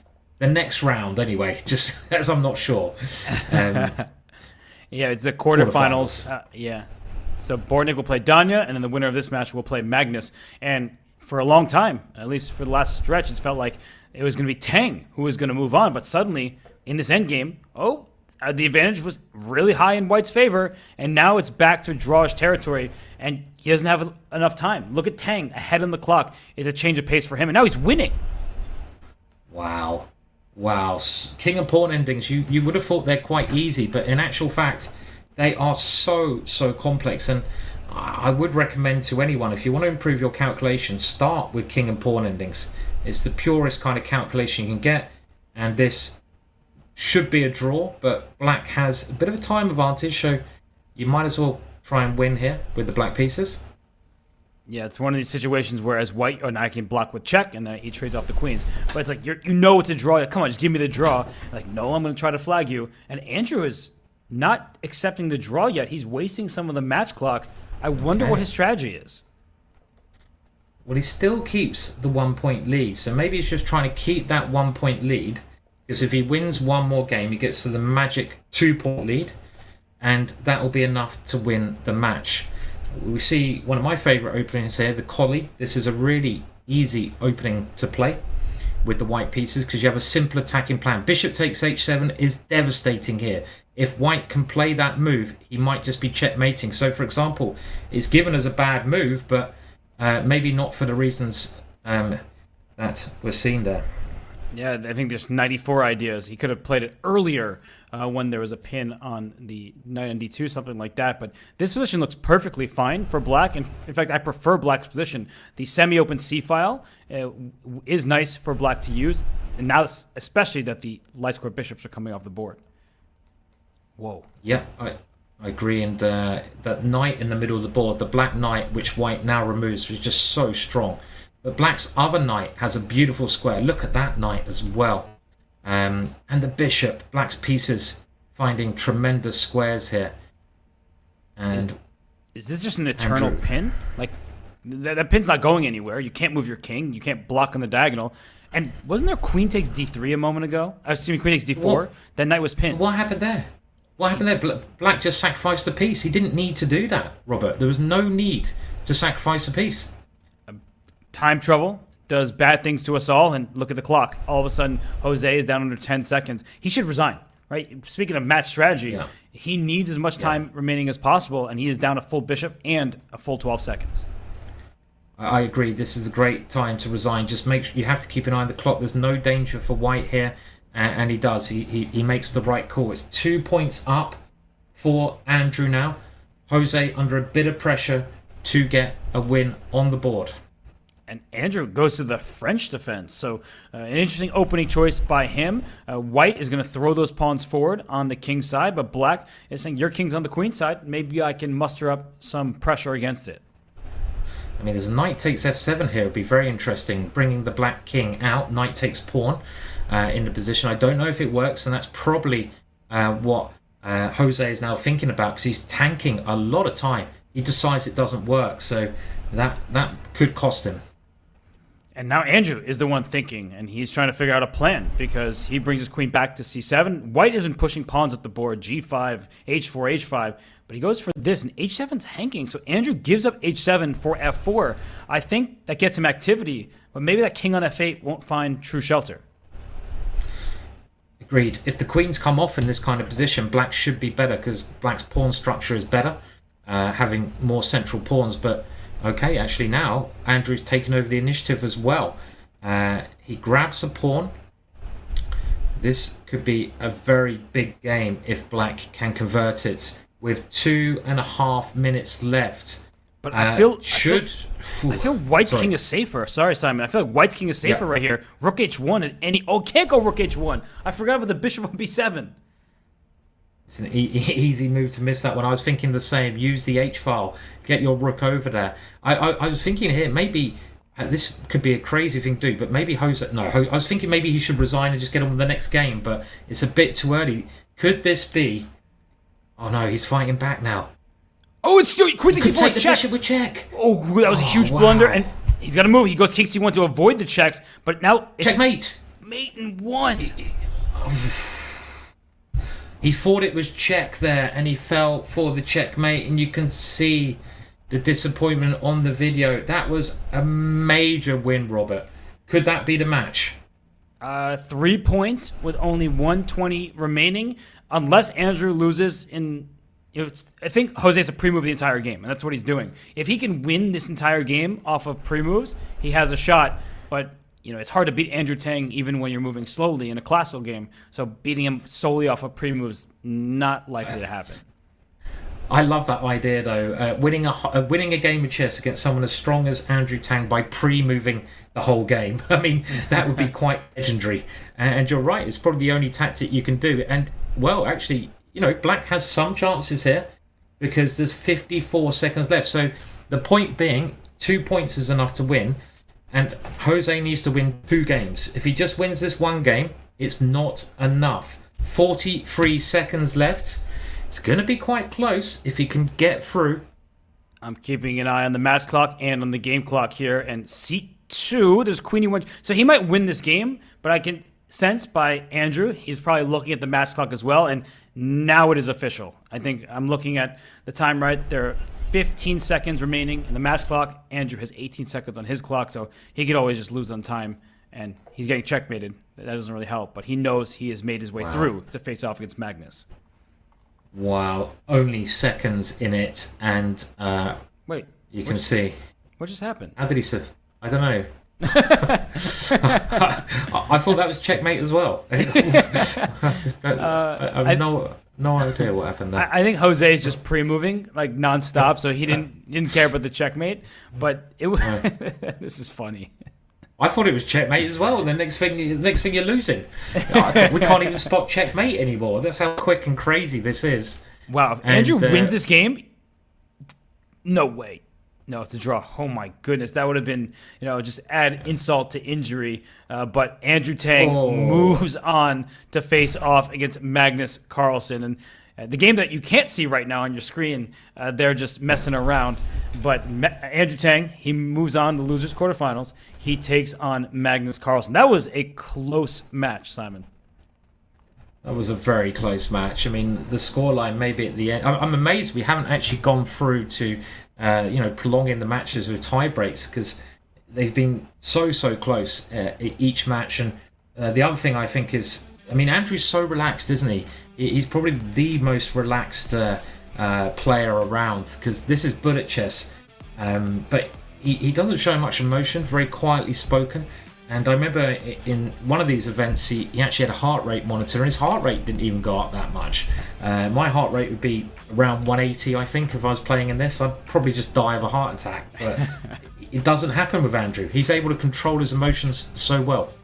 Yeah, it's really unbelievable, and he plays engine-like moves, and sometimes I guess you have to be a bit robotic in your demeanor and do not get fazed by what's happening in the game. So with that win, Andrew Tang moves on. As we talked about, he gets to face off against Magnus Carlsen. I'm not sure still if that's a reward, if that's a punishment. We know he'll be rewarded with a minimum $6,000 prize, as Jose Martinez leaves with a $4,000 prize. But coming up next, we will have Daniel Naroditsky against Alexander Bortnik. And we will also then get Magnus Carlsen against Andrew Tang. But before we get to the next match, we will have a break in an interview. And before we even get there, I want to make a mention of something. We started the show by wishing everybody a happy International Chess Day, and we still want to wish you a happy International Chess Day. It's still today, unless you're, I guess, in some parts of Asia or Australia. But if you've been wanting to try out Chess.com premium features before committing to a membership, now is that time. In honor of International Chess Day, cash in on 30 days premium for free. Enjoy a full month of unlimited puzzles, lessons, game review, and more. This offer ends on July 27th, so don't miss your chance. Use the command CLAIM in chat to unlock 30 days of premium right now. Also, right now, ask some questions in chat that you have for Andrew Tang, because on the flip side of this break, we'll bring in the Penguin GM for an interview and his thoughts about playing Magnus in the next round. Stay tuned. We'll be right back.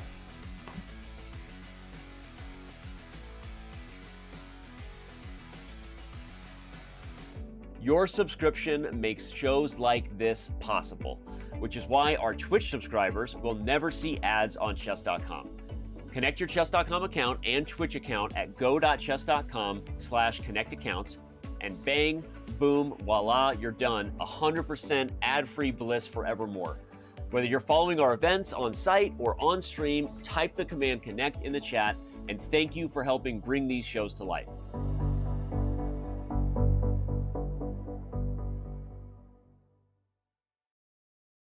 Interested in becoming a chess streamer like your favorite creators, such as Hikaru, Gotham Chess, and the Botez sisters? Come on! Look at this! Woo!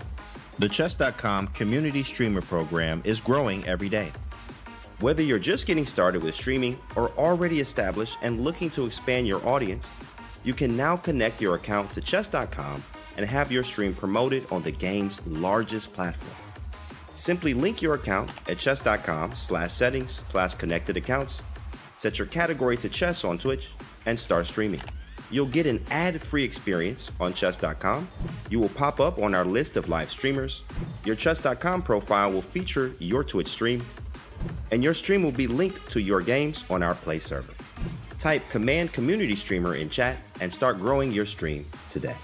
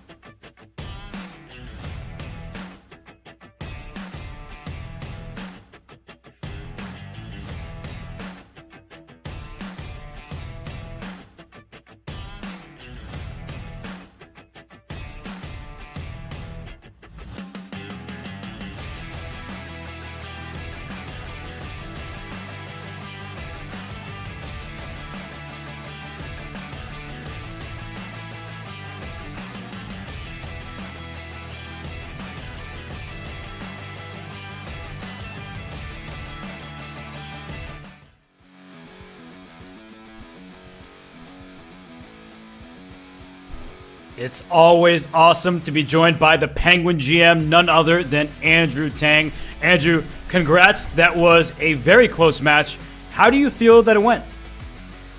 Yeah, I think I started a bit slowly. Actually, today I felt a little bit nervous for once. Maybe just because I already lost once, and Jocelyn's not somebody I have the best record against, actually. So I was definitely feeling like I had a slow start, but after that, I think I played pretty well to close out the match. Andrew, you never come across as being nervous. You seem to be the most relaxed player I think I've ever met. Do you have like anything? What helps you relax? I mean, I need to get some of this magic ingredients. I don't know. I just drink some water, try to clear my mind, and usually that works pretty well, but no special techniques really. Well, you said you got off to a slow start in this one. How do you feel you were able to change the trajectory of the match? Do you feel like it was just getting warmed up, or what did you do differently? Yeah, I was partly getting warmed up, I think. Also, sometimes, yeah, at the start of the match, I'm not like able to be fully focused sometimes. I feel like that was kind of the case. I was playing a little bit slowly at the beginning, and once I get into the match, I feel like I just tend to play better in general. I take a long time sometimes. Yeah. And Andrew, like historically, who is like your hardest opponent, maybe in this competition or in general in bullet chess? I think Hikaru is a bad matchup for me. Like against Magnus, I think maybe my chances are a little bit better because I tend to flag him sometimes from lost positions, and against Hikaru, he is a little bit faster, but also he's so tricky. Like I get winning positions against him all the time, and then he like tricks you 3 times and you lose, and then you're tilted, and then next game he tricks you 2 times, and yeah, for some reason like you can't hold on to these winning positions against him. And then it's also hard to flag him, so I don't know. Yeah, I think nobody has the exact solution on taking down Hikaru, but you did just beat Jose Martinez. You are going to face Magnus in a little bit, and we have a featured chat question from EPAsk91 saying, do you prepare differently when you have 2 matches on the same day? I mean, I prepared a little bit for Josplim, and I didn't think about Magnus at all. I just focused on the first match, and I figured maybe I can prepare a little bit for Magnus before the match right now. But yeah, I don't know. I try not to tire myself out too much, especially when it's bullet. Like, as long as I play well, I think that's more important than doing a lot of preparation. We better not keep you too long then, Andrew, because you know it probably takes a while to prepare something against Magnus. I mean, I don't know how you can predict any openings he will play, but we do have a question from the chat, and this was the question was, how would you rate your play out of 10 at the moment? I guess based on that last match. I don't know. I think probably like a 5. I feel like this was pretty much approximately what I expected from the match, so I'm not too happy or too unhappy about how I played. Hopefully I can play better against Magnus, but definitely need to play a little bit better to have a good chance against Magnus. Well, the fans are never displeased to see you play. We're always appreciative of your time. And we're going to let you go because you are facing Magnus later today. And good luck in that match. And congrats once again on beating Josplim there. Thank you. And that is Andrew Tang, who moves on to the losers quarterfinals. He secures himself minimum $6,000 in prize money, and he faces Magnus Carlsen later today. But first, we do get the sensei, the prophet, Daniel Naroditsky, taking on his good friend, somebody he works with courses on. And works on courses with. I can't even speak. We've seen so much bullet. My head is in a whirlwind. But Simon, Danya versus Bortnik. We heard Bortnik's thoughts. Do you think Danya will be prepared, and will he be rusty at all? Because as Andrew just told us, sometimes it takes a bit of time to warm up. It does, yeah. Especially at bullet chess. I mean, even if you're like a couple of percentage off your mouse speed or your tactical ability, it costs that little bit more, that much more, because you know it's quick and fast. I expect Danya. He's very experienced at playing bullet. He'll be in a good frame mood, and this match again, like today's, all of the matches, they will be very, very close.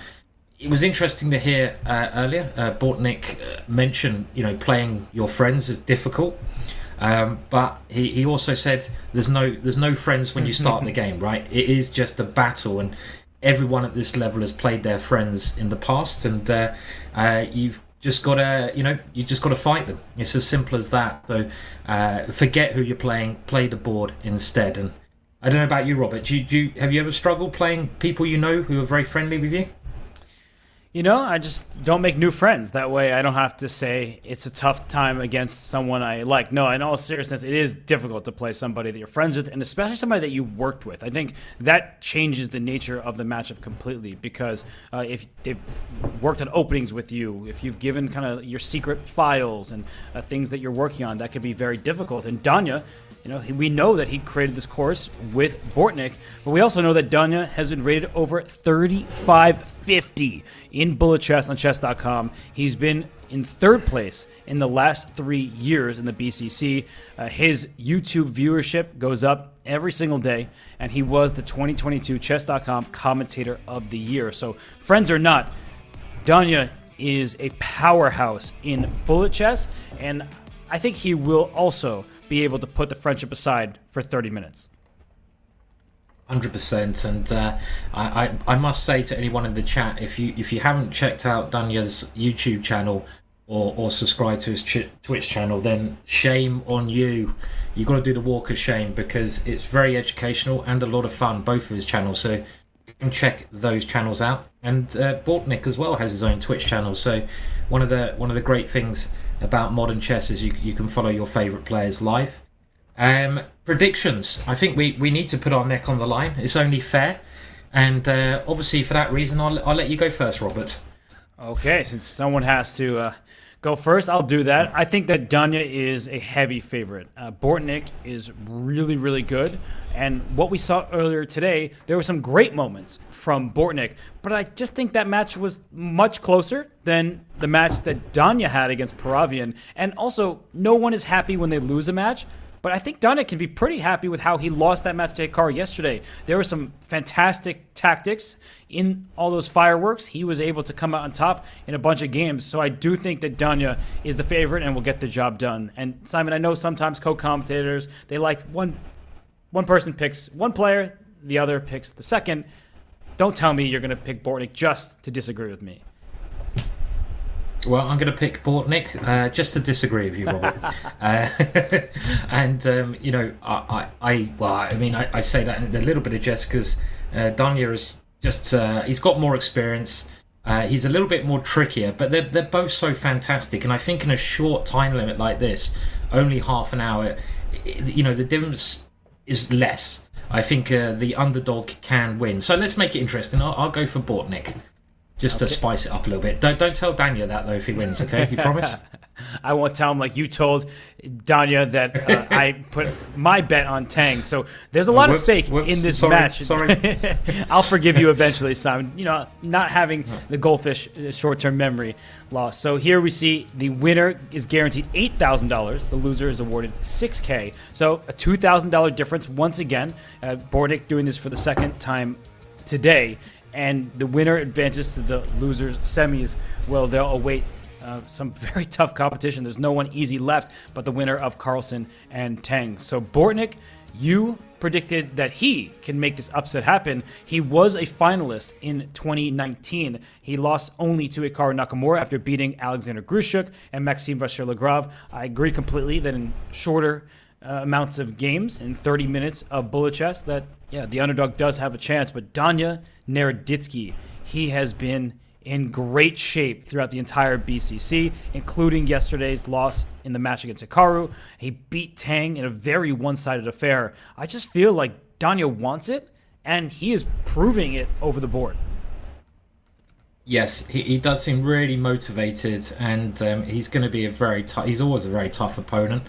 This is going to be a big match. Let's remind everyone, again, they're playing for that difference of $2,000.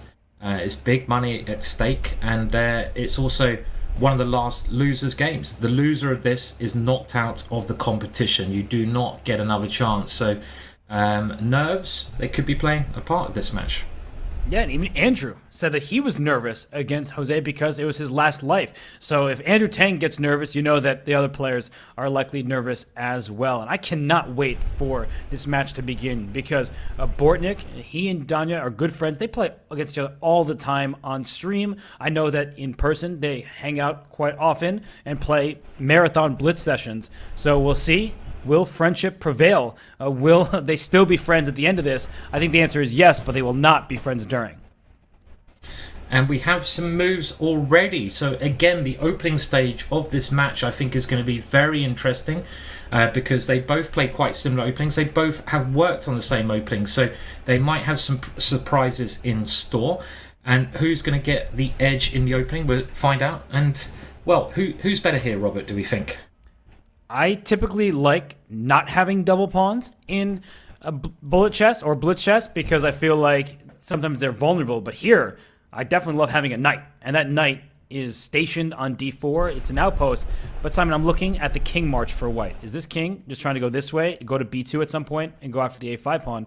I guess it's a little too late. You just dropped h2. Yeah, but is the knight getting out of jail? I mean, you have to go h5 and bring the knight out, and maybe your king march works there. I mean, it's very interesting. We could see if you take the knight and now march your king towards, even though you're a pawn down in this ending, okay, he's trying to lock things up instead. So white's strategy is not going to allow the black king in, and I'm just going to hold the draw in this position. Black, though, has g5, and to my eyes, this is just a winning plan. And black does take the first game. Danya 1-0 up there. Yes, and so Danya takes that first game there. He should be quite thrilled. Bortnik takes that. And so, yeah, it's good news for Sasha Bortnik fans and good news for you, Simon, who predicted that Bortnik will take this match. Aha, okay, yeah. And I like his opening he's played here. This is another one of... I've done a chessball course on this, can you believe it or not? This bishop e2 move. And it's a really sly variation where white just tries to build up the centre against the Sicilian. And white's got an ideal situation here. He's got the good centre and he's got chances to attack black. So I got my colours mixed up there. I apologise in the last game. It does get a bit quick, even for me. And it must be white who's better here, surely. Well, white's up a pawn, but d4 is weak. We just acknowledge that the eval bar hasn't moved an inch. We're working on that, so please bear with us. But the d4 pawn, that's on a dark square. Only black has a dark square bishop. So there are trade-offs here. Extra material for white, but the pawns that are weak are unfortunately for white as well. And now that the queens have come off, I'm pretty sure that does help black a lot, because one of the problems with that pawn structure, when you have the more space, is that it's easier to attack from a position of space. But the attack becomes less dangerous when the queens are exchanged. Saying that, a very complex situation on the board here. Time could be the most important thing. And Danya has an extra 13 seconds here. Yeah, Bortnik, he said it in his interview earlier today against Paravian. He said, I was just moving too slowly. Somehow I was down 15 seconds, and he's down 10 plus seconds right here. It doesn't matter how many pieces he's up. As long as he doesn't deliver checkmate, Danya wins. Yeah, Danya gives away his rook, moves the bishop back. 12.2 second time difference. That's way too much in a match like this. That is a big time difference. That will certainly play a major part as things go on. And we're into the other game, King's Indian Defensive, very symmetrical scenario. So not much to say at this moment, but who's up on the clock? Well, at least in this one, Bortnik is moving quicker. He probably realises that time is something he's got to improve. Yes, and we see this position where the bishop, I was going to say the bishop pair, and I don't even have time to get the sentence out. It was a bishop pair for white, but a bishop pair no more. Now it's just opposite colored bishops, but b2, that pawn on a dark square, it can't go anywhere. So right now, bishop takes b2 is met by rook takes f7 check, some fancy tactics from white. Yes, and it seems like white has, well, I guess it's fairly even at the moment in time. Lots of pawns are getting hoovered off. White does have the extra pawn, but it's not a pawn you can do much with. Saying that, I'd rather have the extra pawn, of course. A draw looking like the most likely result. But the time situation, again, just look at that. This is where Danya could have the major advantage. He's up 15 seconds, and Bortnik is going to have to improve this scenario with the clock. And look at Danya, brings his bishop to a4 to protect the b3 pawn. It frees up his rook. He makes a pawn move. Remember how draws work in chess. 50 moves without a capture or a pawn push. And now it doesn't matter because black's pieces are falling off. But Danya, he's doing this perfectly. He makes a bunch of moves, burns some of the clock, then pushes his pawns. And now his pawns won't stop pushing until they become a queen. Yeah, and that gives him the lead in the match. Very nicely played there from Danya. And they're into the next one. This bishop e2 move is actually quite a good little opening system, this. It was favoured by some English players who started playing it about 15 years ago, and some other players, a Belarusian Grandmaster as well. And it's like a reverse Dutch opening, but has white fallen into a bit of an uncomfortable pin there? Quite possibly. You don't really want to double your pawns like this. The reason white plays this opening is because of those two pawns you can see there, but things going a little bit wrong for white here. Yeah, what just happened? I feel like so many pieces were captured in a row, and suddenly it is black who's not even up a pawn. It looks like it because white has these double pawns and also these isolated pawns on the queen side, but it's white who's up a pawn, not caring about the back rank. The king is not going to get checkmated over there. So some brave play from Bortnik. Yes, and it seems like this is going to be his opening choice for the match, which I'm happy about. Saying that, black's rooks, look at them. They're now coming straight into the position, and black has picked up a piece there. A big blunder from Bortnik in there. Quite a good position there. Yeah, Bortnik needed that one to tie the match up. Now Danya has a 3-1 lead, and he should be very happy to pick up a piece thanks to a knight fork. Danya's putting pressure on the clock, and that's been really bad news for Bortnik. This is a miserable opening as well for black. I mean, if you're going to play this system, which is called the English defense, you can't play as passively as this. You have to play a bit more active. The black king, well, if it can get castle, black will be okay, and it looks like that might be possible, right? It has. It's castle. Black is okay now. Yes, and he just went c5, allowing white to keep a passed pawn in the position, and Danya coming up with tricks, right? If you took the pawn, knight e7 check, suddenly your rook on d6 was loose. So Bortnik, some brave decisions thus far, and they really are paying off.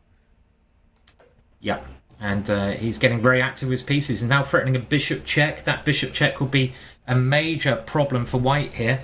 So white has to give his king an escape square. And look at black's pieces. They're flooding into the position. Ooh. And it should be really good for black, but again, the time, do not get behind on the time. You're up on time, Bortnik. Just remember, stay up on the clock. Just take great defensive moves. Great defense from Danya. Like, that's gonna do it though. The G2 pawn falling is a big problem. But oh wow, what tactical awareness with Bishop H2 there? Wow, unreal. How many people would have actually played that move, Robert, when there were so many other moves? And that was a great win for Bortnik from a very bad position. Could that be the change in the scenario now? Did you see that mating pattern for Bortnik? He saw that not even instantly. He saw it in advance. Maybe he's the prophet after all. And Bortnik now cut the deficit in half. It's only 1 point spread, and he gets the white pieces in this game. He plants a knight on e4. We've seen this at the highest level. Black isn't really worse, but players, they like to play against this dark square bishop and say it doesn't have the best of diagonals. Yeah, liking the knight here because it has that square in the middle of the board. But I guess, well, black does swap that knight off for that reason. Not liking the double pawn so much. Nobody really does, especially when they're isolated in the center like this. And keeping the queens on the board is, of course, smart because Danya is up a lot of time, and he has the attacking chances as the dark square pawns and the black dark square bishop. That's the same color, and white, on the other hand, can't get that bishop active. Yeah. And he's picking up pawns now as well. And look at that, the black queen swings in, and this is going to be really bad for white. White now 2 pawns down. Even if the queens are exchanged, it could be a winning position for black with those connected pawns, but Daniel deciding, I'm going to keep the queens on because your king is weaker than mine. That's a very instructive thing that he's doing there, only swapping queens when he has to. Now, does white have any drawing chances here? I think now he's got a blockade. There are drawing chances. Well, the reason there aren't is just the clock. Is I'm looking at the time, and Dania's ahead, and if I see Dania up, that was a bad decision, though. Now, actually, it's very easy for white to pre-move. Yeah. I guess white can pre-move with the bishop the whole game, right? So, but look at his time. Oh, this is quite sickening. It's like, who can move the mouse the quicker here? And Dania is the mouse champion. And you know what's interesting is Bortnik was making long bishop moves that take a little bit more time, but he's oh my gosh, he got the 50 move rule off with 0.3 seconds left. That is how quickly they play. That was unbelievable. Wow, that is bullet chess for you, and that is why I hate it. That is why I'm so bad at the game, because you have to move so quickly. 50 moves with 0.3 of a second left, holding the draw. And this match is maybe closer than people had assumed it would be. There's only 1 point in it, and I have to say black's position here looks quite nice to me. I prefer to be black, open file, winning a pawn, could be a chance to equal the score. Yes, Bortnik is playing really well. Ever since dropping 2 games to Dania, he was down by 2. Now he feels like he is the one in charge. He's up a pawn. He has control of the second rank with that rook sliding out to A2, attacking another pawn. So just gaining extra material move by move. And we're also very nicely going through the colours of the rainbow on the chessboard, which I like. And I'm never sure which colour I like best. I've tried out lots of different combinations to see if I play better with a certain colour. Robert, come on, what colour do you like of the chessboard? I know it's a random question, but I've got to ask. What colour do I like on the chessboard? Have you ever been asked that before? I have never, so I'm appreciative that you asked me about my feelings. You know, a lot of my co-commentators, they don't care, but you do care. I don't think I have a preference, though. Do you? What about you? I like the green. I like a bit of green. So this one's a nice one. I approve. Definitely approve of the green board. We should probably go back to the chess. And it looks all of a sudden that Dania has tricked Bortnik again. Look at those 2 pawns. And his time is just too big here. Again, this is maybe what's going to be the telling point. And you predicted this as well, Robert, that the time could be the major factor. And big win there. Yeah, no, look at that time differential at the end, 15 seconds. And Bortnik, he knows. He said it himself about his match against Paravian, but he also might be tilting right now because he just went knight takes d5. He's attacking the black queen on f6, and Dania slides his queen over. The bishop on e3 is in trouble, and you take that first, you take the knight on b4, extra piece for just 2 pawns. Yes, so another problematic position, and that could also be an issue. Okay, he's threatening a crafty checkmate there, and you can't get the open file here as white. That's a problem. No, with no attack. You know, you want to push some pawns in front of the black king, but you only have a knight over there, and that's it. Yeah. I think I was looking at the wrong board there, so just to confuse you all, you know, maybe I am colorblind. Who knows? No, Simon, what's happening is you have one board, else. And I have a different. No, that's the thing. You were talking about your arrows before. You were drawing arrows on your board, but my board is the one that's showing up on the broadcast. So now people get insight behind the scenes. Why sometimes we're both confused, but I think Dania is not confused. That was checkmate, and now that means his lead has ballooned up to 3 points. 3 points is a big score to come back from. I mean, there's still time, but you've got to get rolling now. This is the moment. If you go to 4 points, it's not good. Black's position here, I think I prefer it. You want to have the attacking chances. maybe swing the rook around, get that knight into the center. Yeah, no, this outpost on d4 is very valuable, and Bornik seems to like this structure. He doesn't care about the double pawns, but e5 thrown there to shatter the pawn structure for black, but it costs a pawn, and I don't think you have sufficient play for it. No, it doesn't look like it. This has to be... Black, I think, has to get this one. Black has to get this game. He's got the extra pawn. Okay, it's not a great extra pawn, but it's still a pawn. Your rook is much more active.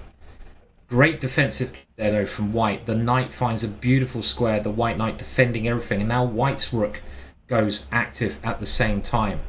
This ending, well, okay, good winning chances. You've got to move your king in at the right time. And here comes the black king. Should probably be winning for black.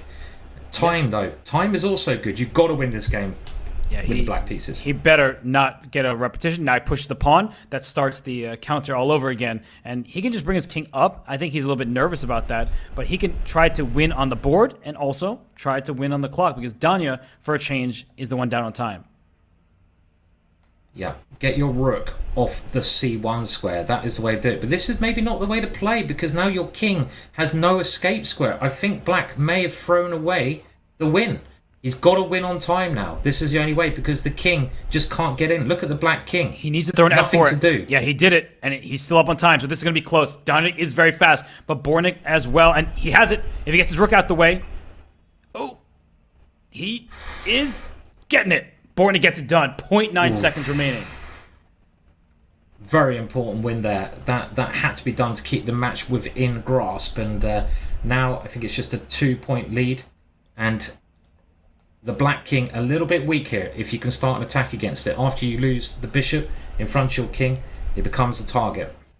Yeah, so we see that Bornik with the white pieces, he's not really getting much of anything right now. The king on g7 can be exposed in some of these positions on the dark squares, but white has no firepower in front of it, and I think this is just going to cost white a pawn. Yeah, and black is nicely situated with his pieces. They're all controlling the middle section of the board. There goes maybe another pawn as well, even though the evaluation bar has seen something. And white, in the blink of an eye, picks up a couple of pawns. Too quick for me to see how, but he's done it. I could barely, roughly even position now.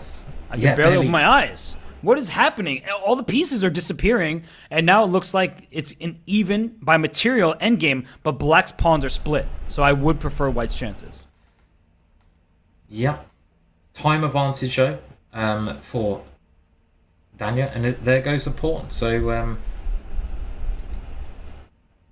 what's going on here? So black with the lead on time by a lot, but white has removed black's last pawn. I actually feel like there's some good chances here for black because of the clock. Yeah, agreed. I think this is fairly even, actually. I mean, even though you're 2 pawns up and you're winning on the chessboard, the time situation is you're 10 seconds down, and that is ticking away, and there goes 1 pawn as well. So very easy to get flagged here, and that is the big difference with bullet chess. It's the clock, and look at the speed that Danya's moving. He's just harnessing that clock. And you know what's been so amazing about this is except for that move, knight f5, the evaluation never changed because Danya was avoiding pins. He wins the game on position, but he really won because of the clock. An extra 4.5 seconds for him, and he avoided all the pins. He just knows what his opponent's about to do, and then he knows how to place his king in response. It's exceptional. You mentioned this yesterday, or the day before yesterday, Robert, when I was commentating, that the difference between like your standard amazing player and your more amazing player, like the top 4 players in bullet, is their how they can predict what their opponent's going to do and actually prepare and pre-move for their pre-move. And that might sound completely ridiculous, but Danya just showed it there. He was pre-moving for his opponent's pre-move. And don't ask me how you get this skill, but it's like some kind of Jedi mind trick even, right? That the top guys have, and Danya has that, and it's helping him get the extra points here. It's truly ridiculous. I don't have that myself. I don't know how these players do it, but the ability to accurately predict what your opponent is doing when they're moving in 0.1 to 0.6 seconds. It's incredible. And in this game, white is now up a pawn. And so Danya, he's going to try to press. The rook takes e3. That was missed by Danya very clearly. And I think that should save the game for Bortnik. Yeah, black is okay here. Just about. Oh, but the Still clock. quite complex. Yeah, the clock. And that passed A pawn. Well, it's an extra pass pawn. It's a big one. No good, because Danya's just going to move his king around a bunch. If he needs to give up the A pawn to not have a repetition, he'll do just that. So his king will go back. Here it goes. And he'll play queen f2. Exactly. Oh! Oh! Okay. And he won. He's won on time. He won by checkmate. What a game. Oh, my words. Look at Danya hitting his head there. He should not have lost that game. And then he's tilting. Big moment. Do you see Danya? Look at his face. He just gave up his queen again. I don't do this in bull chess ever, but here in this game, after bishop b5 check, he mouse slipped with queen to d7 double question mark. I'll go back to the live position, but he put his queen in front of the bishop to lose it. He meant to play bishop d7, so he lost his queen in the last game, didn't see the queen on a3 covering the f8 square. He lost his queen in that game because he unfortunately clicked his queen instead of his bishop. Now it is suddenly a 1-point match. In the blink of an eye. In the blink of an eye, it went from a very commanding lead for Danya, who looked like he was going to go 4 points up, to only being 1 point up. And what's that going to do for your spirit as well? You're going to, no matter who you are, you're going to be feeling pretty bad. So this is a game. He's got to stop the rot now, or can Bortnik level the score? He's got a big time advantage. This position is wild right now. Whoa! Bishop h7. Look at that. Wait, he's going for mate. Okay, I guess he has a draw by repetition, so that allows white to take the half point. So what Danya might do is he might make the 2-time repetition and then spend a bunch of time before he makes the third. That way he wastes some of the match clock. But the match is quite close. There's only 1 point in it. I mean, does he feel like that's a good strategy? It's really hard to know the right gameplay, and I think he feels like I need a bigger lead before I start wasting time. And we can see here they're straight into the next game. Isolated pawn position, the kind of position where actually white generally has the easier position to play, because you can just attack h7, that pawn by black's king. Always nice to attack in bullet chess here. Yeah, no, it is nice to attack for sure. And I was just thinking about this, that perhaps Danya is happy about that draw, because what you learn is you don't want to castle queenside. Not talking about on the chessboard. I'm talking about losing 3 games in a row. So Danya made that quick draw. He did not lose another game, and he has a great position with black. That outpost on d5, the bishop on d2 is pretty useless unless Danya blunders. Bishop takes h6, but actually he had to move f5. The engine went all the way down. It's clear that there was a tactic. It was the move f5, and he has it once again, like right now. Oh, f5, yeah. Great tactic there. I love your castle queenside. I've never thought about it. 3 losses in a row like that. And maybe I've never lost 3 games in a row, Robert. Do you believe that? Maybe since you became a GM, I could believe that. But I think when everyone is young, they castle queenside. I think I castle queenside far too often. And that was another win for Danya, who again takes the lead to 2 points. 7.5 minutes to go. Yeah. 8-6 lead for Danya, and that was really a needed win, I think, for his morale. And in this game, he's up a pawn, and I'm not seeing how black gets that back on e5. Disgusting position for black, this one, I'm afraid to say, for Bortnik fans, because it's not just that. Okay, he does get the pawn back, but it seems like white's pawns on the king side are going to rush up the board soon. The white rook penetrates into the position. Maybe f4 even here is a move, and he plays it. Black is just so passive. Black doesn't have many active moves here. And look at those pawns now coming up the board. Yeah, and Bortnik tries to attack some pawns with his queen, and Danya says, all right, you attack my pawn, I simply push it up the board. And, well, g4, he wants Bortnik to take on h3 because there's rook h1 ideas, and he's just pushing all of his pieces forward. And black's knight on f8. Normally we talk about bishops not really being a bishop. Is that knight really a knight when it can't get out? Can't move anywhere. I mean, it can try to come round to where the king is, but it's completely stuck. And I can see the white bishop rerouting itself, but a lovely way to break through there.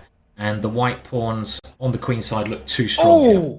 That's such a beautiful. sweet move. If that rook was captured, then the c-pawn takes and promotes. Danya is on fire right now. Amazing tactic there, and a brilliant win from Danya there. Just spotting that check so quickly was incredible. And this, okay, how much time do we have? We have 6 minutes. We have, I think it's a 3-point lead. So we're getting to a situation again where Bortnik needs, I feel, to win this game with the white pieces and a position he can attack in. Maybe black's okay here, but the point is the black king has nowhere safe it can really go to.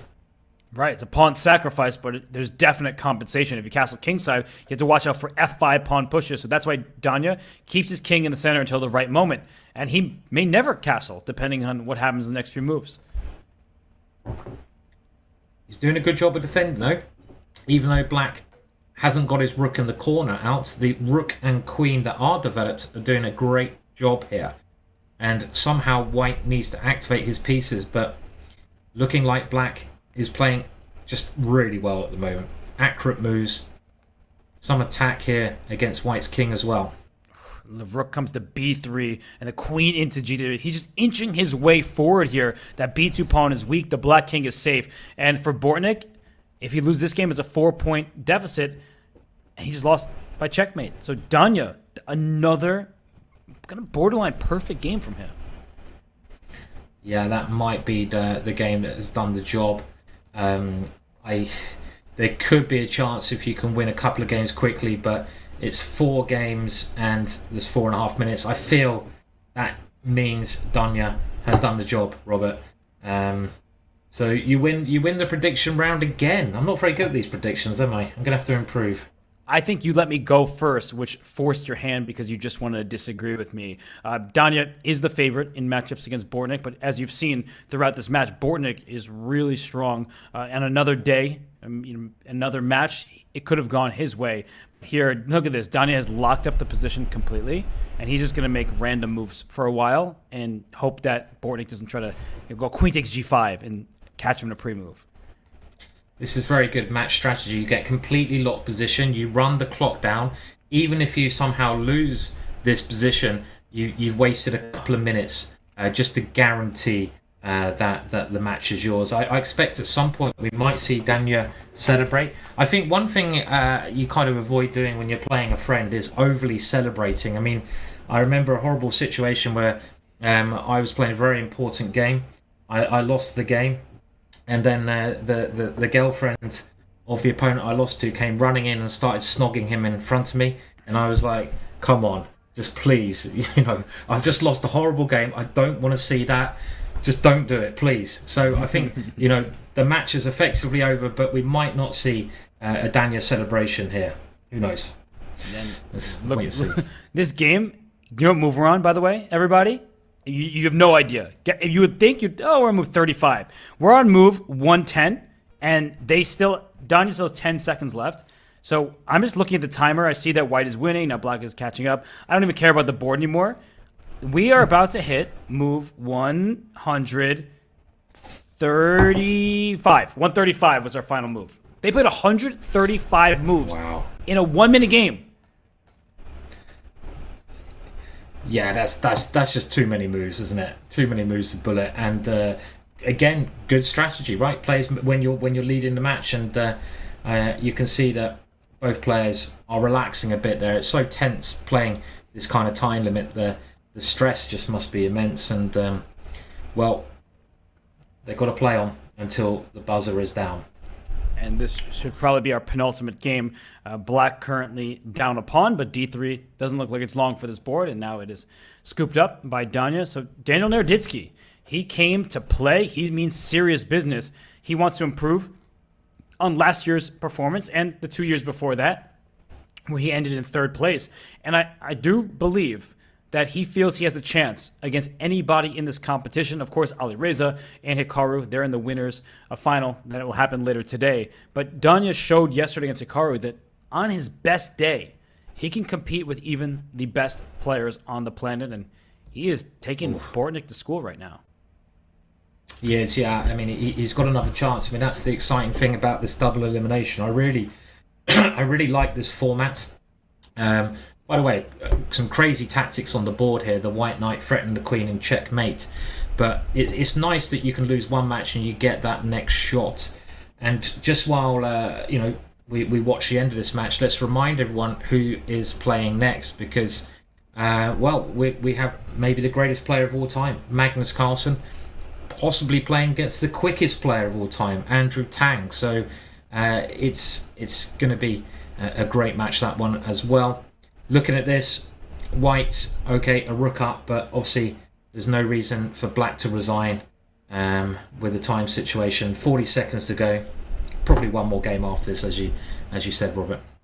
And Danya gets that one, and maybe he'll take one more for the road because he has just been the faster player today. And as Simon was just mentioning, up next will be Magnus Carlsen against Andrew Tang. And if that weren't enough for you, we will finish the day with 45 minutes. The time control slightly longer. Not the time control, excuse me. The time for the match slightly longer in the winner's bracket. We will have Hikaru Nakamura and Alireza Firouzja playing 45 minutes of 1 minute chess. So it's been really a great start to the day, and it's only maybe getting better as Magnus appears and Hikaru later today. But Danya is the person we should talk about. He's played a really strong match, and in this final game, Simon, the Black King doesn't look very safe to my eyes. I don't see an easy way out for Bortnik.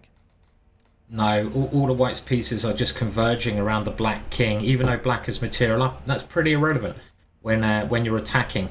I don't know if there's a killer blow here, but increasing the pressure like this makes a lot of sense. You can take that pawn. Checkmate now threatened on the board. Computer doesn't like it, but I like threatening checkmate, and that looks good enough to me. This will be the last match, and you can see the disappointment on Bortnik's face, but at least he got the extra $2,000 by winning his first match today. Right, and he looks pretty frustrated with what just happened, but Daniel Naroditsky, as you said, no huge celebration from him. I'm sure he feels for Bortnik. He advances to the loser semifinal. That was a one-sided affair by the end of the match, but earlier on, Bortnik gave Danya everything he could handle. He did, yeah. I mean, Daniel was just too strong in that match and a little bit too quick. So it seemed at one point that Bortnik was getting back into it, but then again, Danya got his dominance by winning the next couple of games. So exciting match, and there we see the final score. 13-6 in the end. Danya goes on a run to finish things off. He blundered his queen a couple times. That wasn't ideal. You saw him get upset, and he was beside himself. What am I doing? How did I just lose my queen in 2 consecutive games? But it doesn't matter in the end, because all that matters is you win your match, you move on in the bracket. And Danya, he now knows that he awaits the winner of the match we're about to see between Andrew Tang and Magnus Carlsen. And we are definitely going to interview Danya before that match takes place. So, I mean, Simon, really just stellar stuff from Danya. Yeah, he just played very, very strong, and we will have an interview, I think, quite shortly with Danya. And just to remind everyone again, there's 2 great matches to go. We've got Magnus Carlsen playing next against Andrew Tang, and then finish off the day. Well, maybe the match that everyone is excited about is the match between 2 previous winners, Hikaru Nakamura versus Alireza Firouzja. That is going to be tremendous. Oh, it certainly will. And for now, we'll head to break. But please leave your questions for Danya. We will feature a few of them. So please get involved. And we will see you on the flip side of this break with Grandmaster Daniel Naroditsky.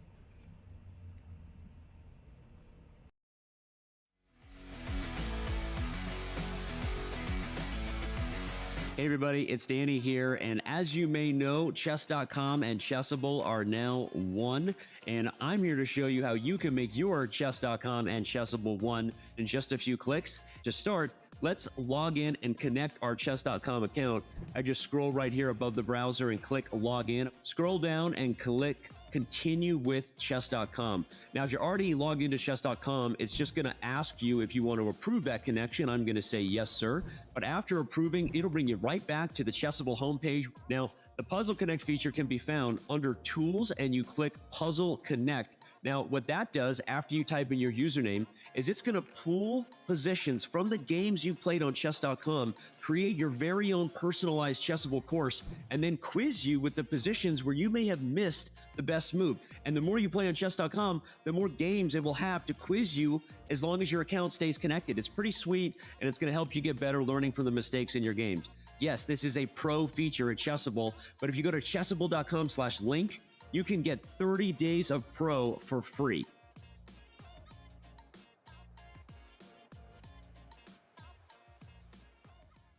Do you wish playing a chess game with a friend was as easy as sending them a text?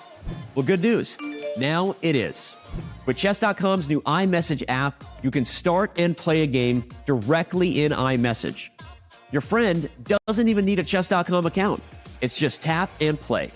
Head over to go.chess.com/iMessage or use the command iMessage in chat to learn more.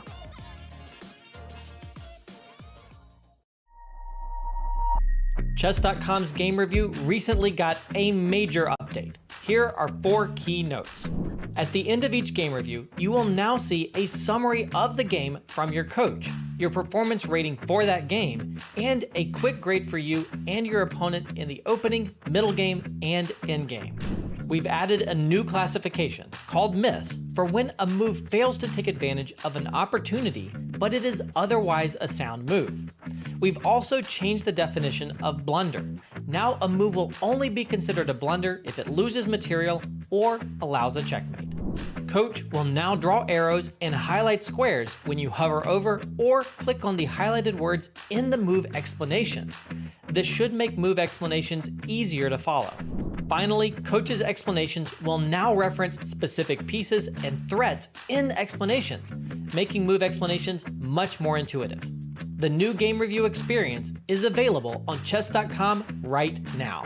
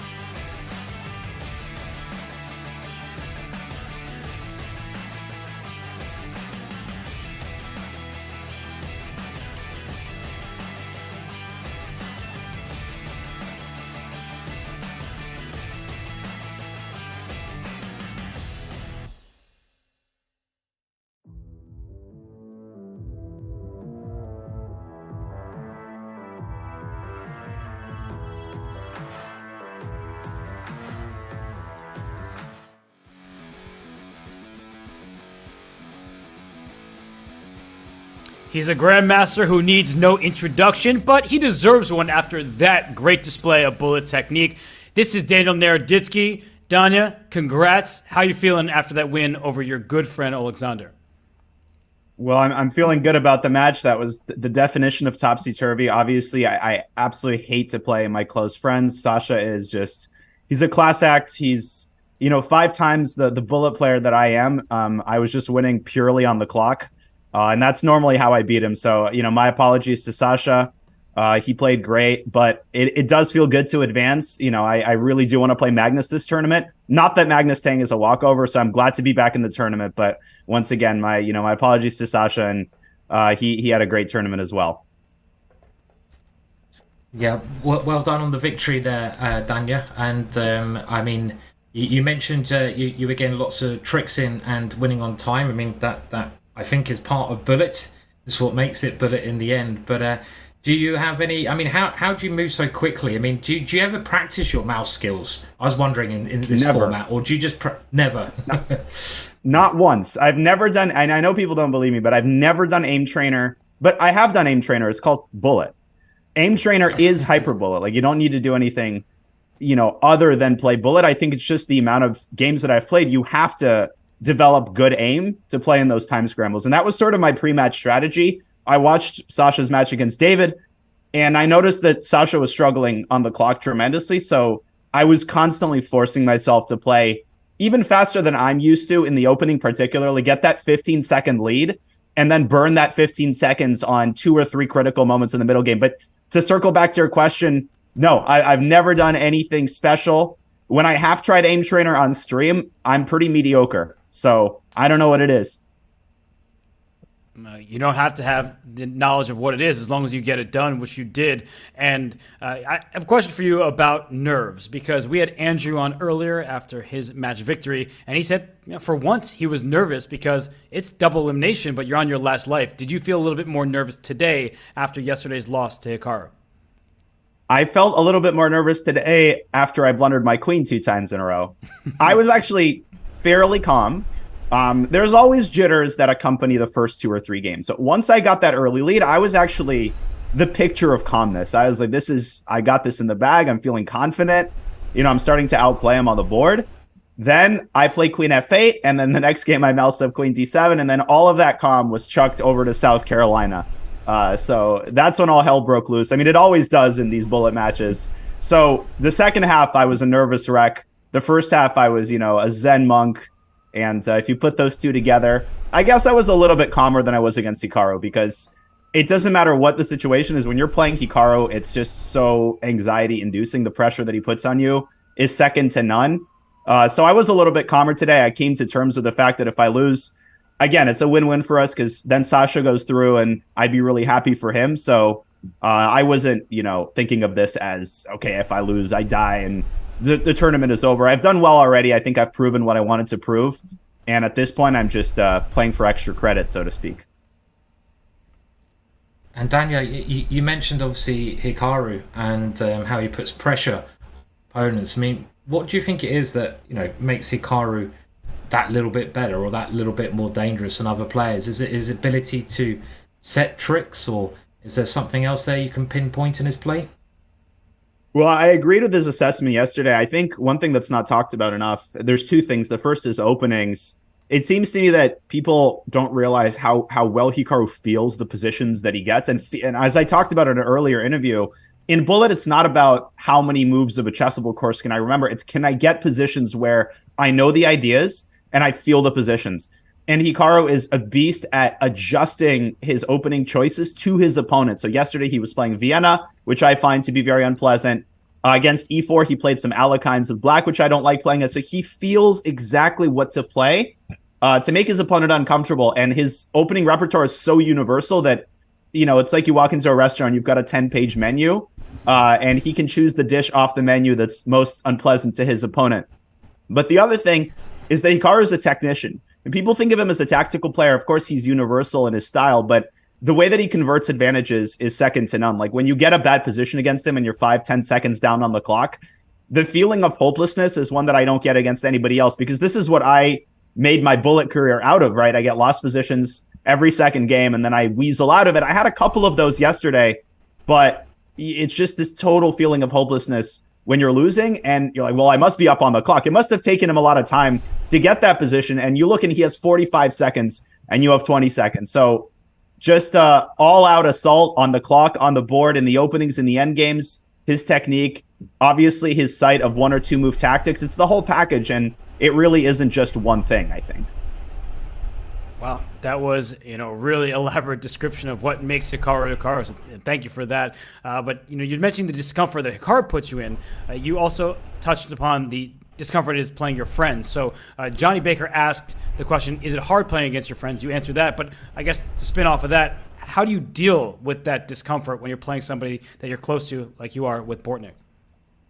Well, as Sasha said in the earlier interview, there are no friends on the board. So there's a mutual understanding, and a lot of the credit goes to Sasha, that, when we're facing each other in a match, nothing is personal. So me flagging him rook and knight versus rook and knight and 2 pawns is because I want to win the match. And it has nothing to do with any personal animus. To the contrary. So it is unpleasant afterward and before, because we know that, we want each other to succeed, and I want him to win the Bullet Championship. And it's hard when I myself have to stop his run, or vice versa. But I think it's very important to have this understanding that you got to play the exact same way that you would against anybody else, and you owe that to a real friend. And I like the fact that he would never hold any of this against me, and again, vice versa. So, you push all of that away, you play the 30-minute match, and then you meet in the evening, have dinner, and raise a glass to the person who advanced.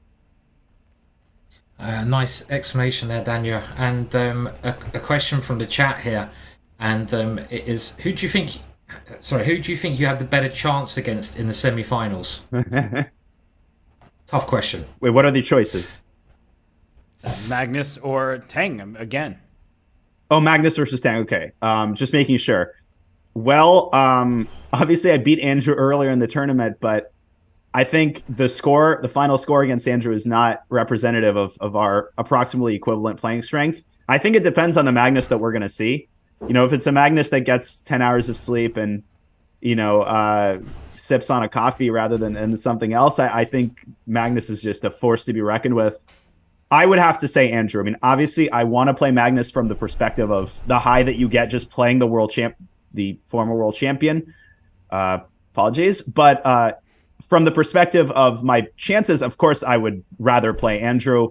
And this is no knock on Andrew. He's an absolute beast. So it's kind of like choosing between the frying pan and the fire a little bit.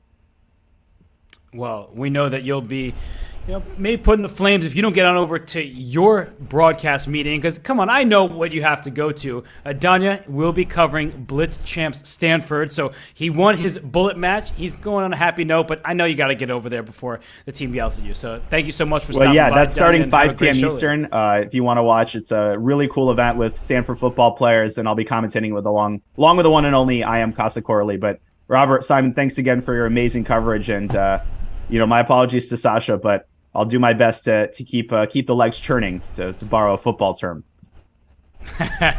Well, good luck to you, Danya. Have a good one. We'll watch your show later today. And thanks for dropping by. That is Daniel Naroditsky, always giving us words of wisdom, some anecdotes from his experiences, and just the description he had of Hikaru's play and just overall tenacity was really awesome to hear. And he moves on to the loser semifinal, where he'll await the winner of our upcoming match between Magnus Carlsen and Andrew Tang. Simon, Danya said, with no offense meant, of course, to his friend, someone he's played against a lot, in Andrew Tang, that would be his preferred opponent in the semifinals. So that begs the question, what does Andrew have to do to get through the massive roadblock that is Magnus Carlsen? Well, these guys, Andrew and Magnus, they've played so many times before online. I mean, they fought each other on occasions in the middle of the night, in the morning, in the day. So they know each other's game much better than anyone else. And it kind of does depend on the form of both of them. Andrew's had his warm-up match already. I think that will help him. You've got to get into the zone. When you're playing Magnus Carlsen, you've got to be as near to 100% as you can possibly be.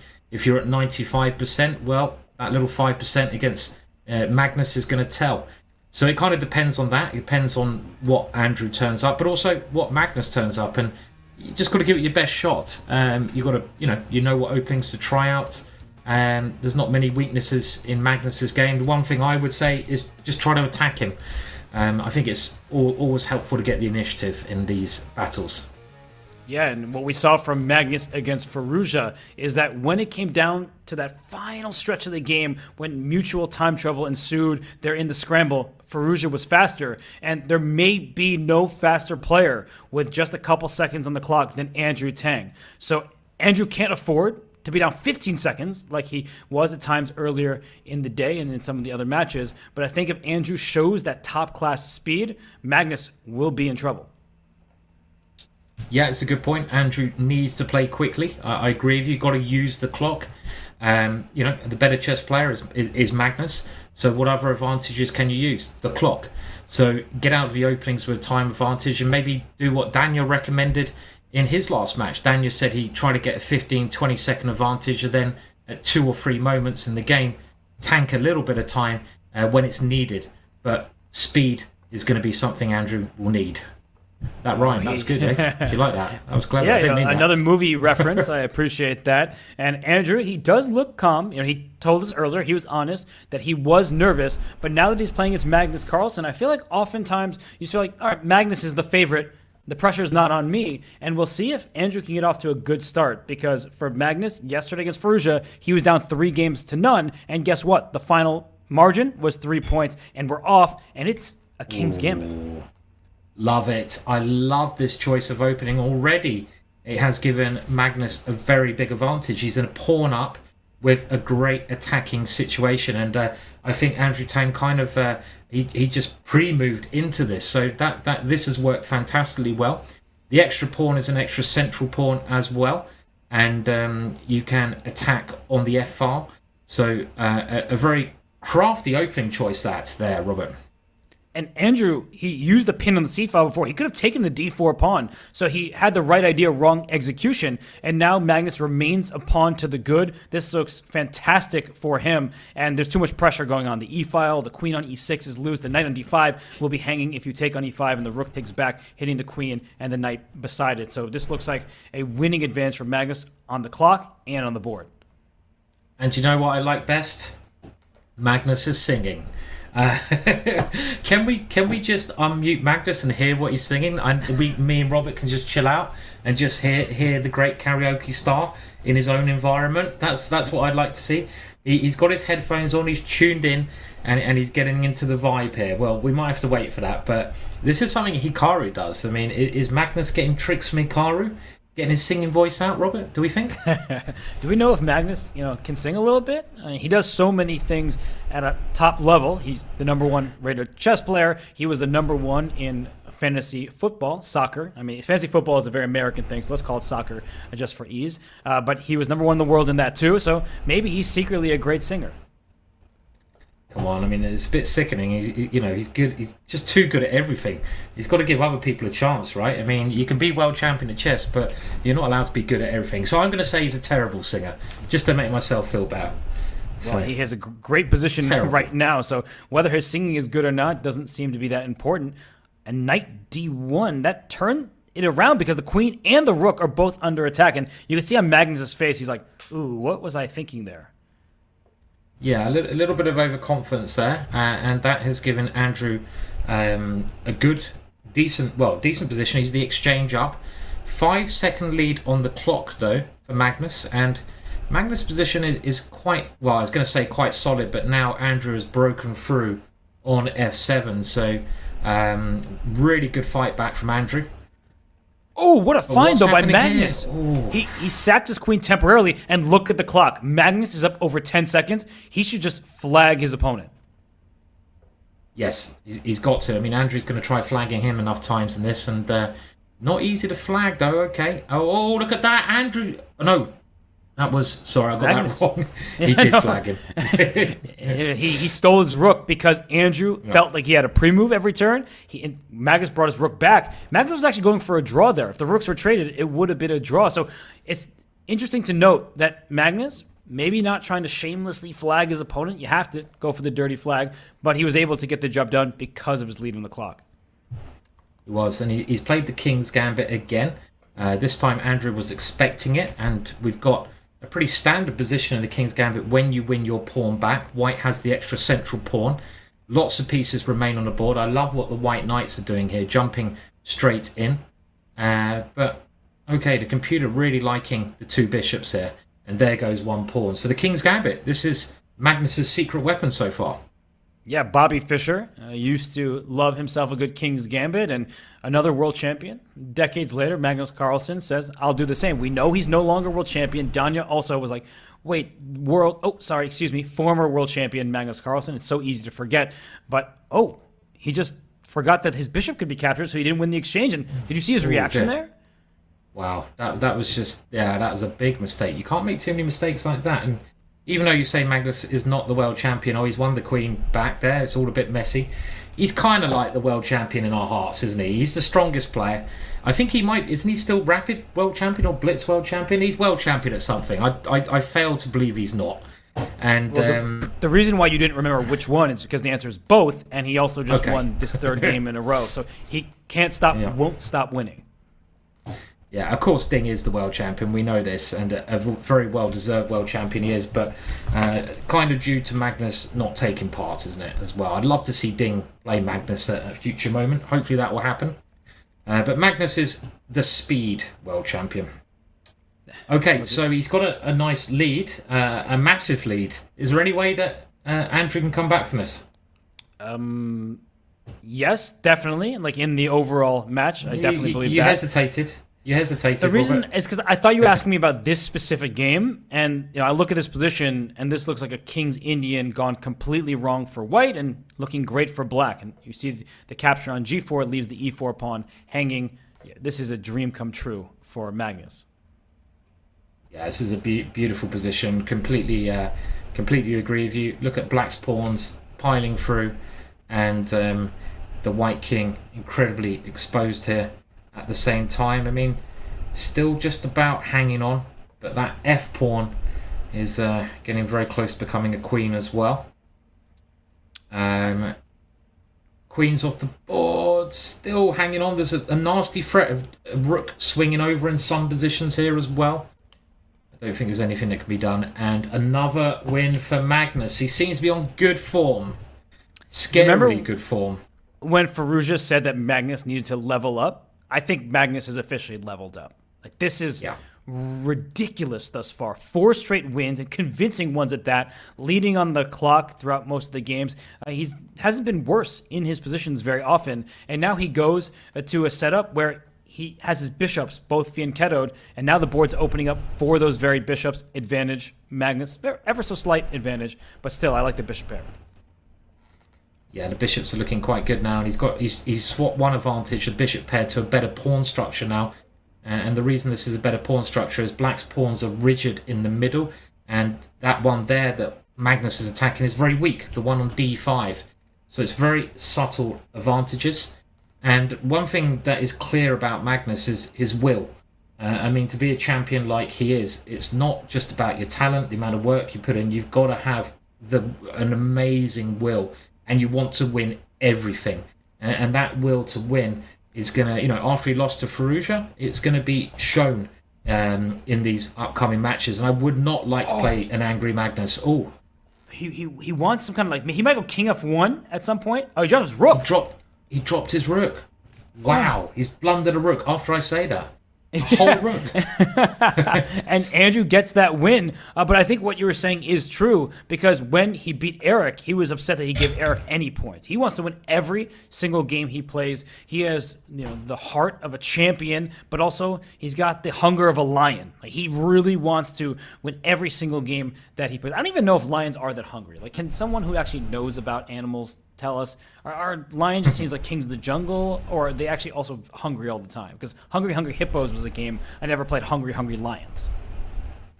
I reckon lions are hungry. They've got to be. They're big cats, aren't they? And I'll tell you one thing: my cat is always hungry, always eating far too much. So they've got to be. They've got to be hungry. And I love the way we sometimes digress away from the chess. It's nice to have a little break because I get a headache otherwise with the amazing play on the board. And this is so complicated, this position.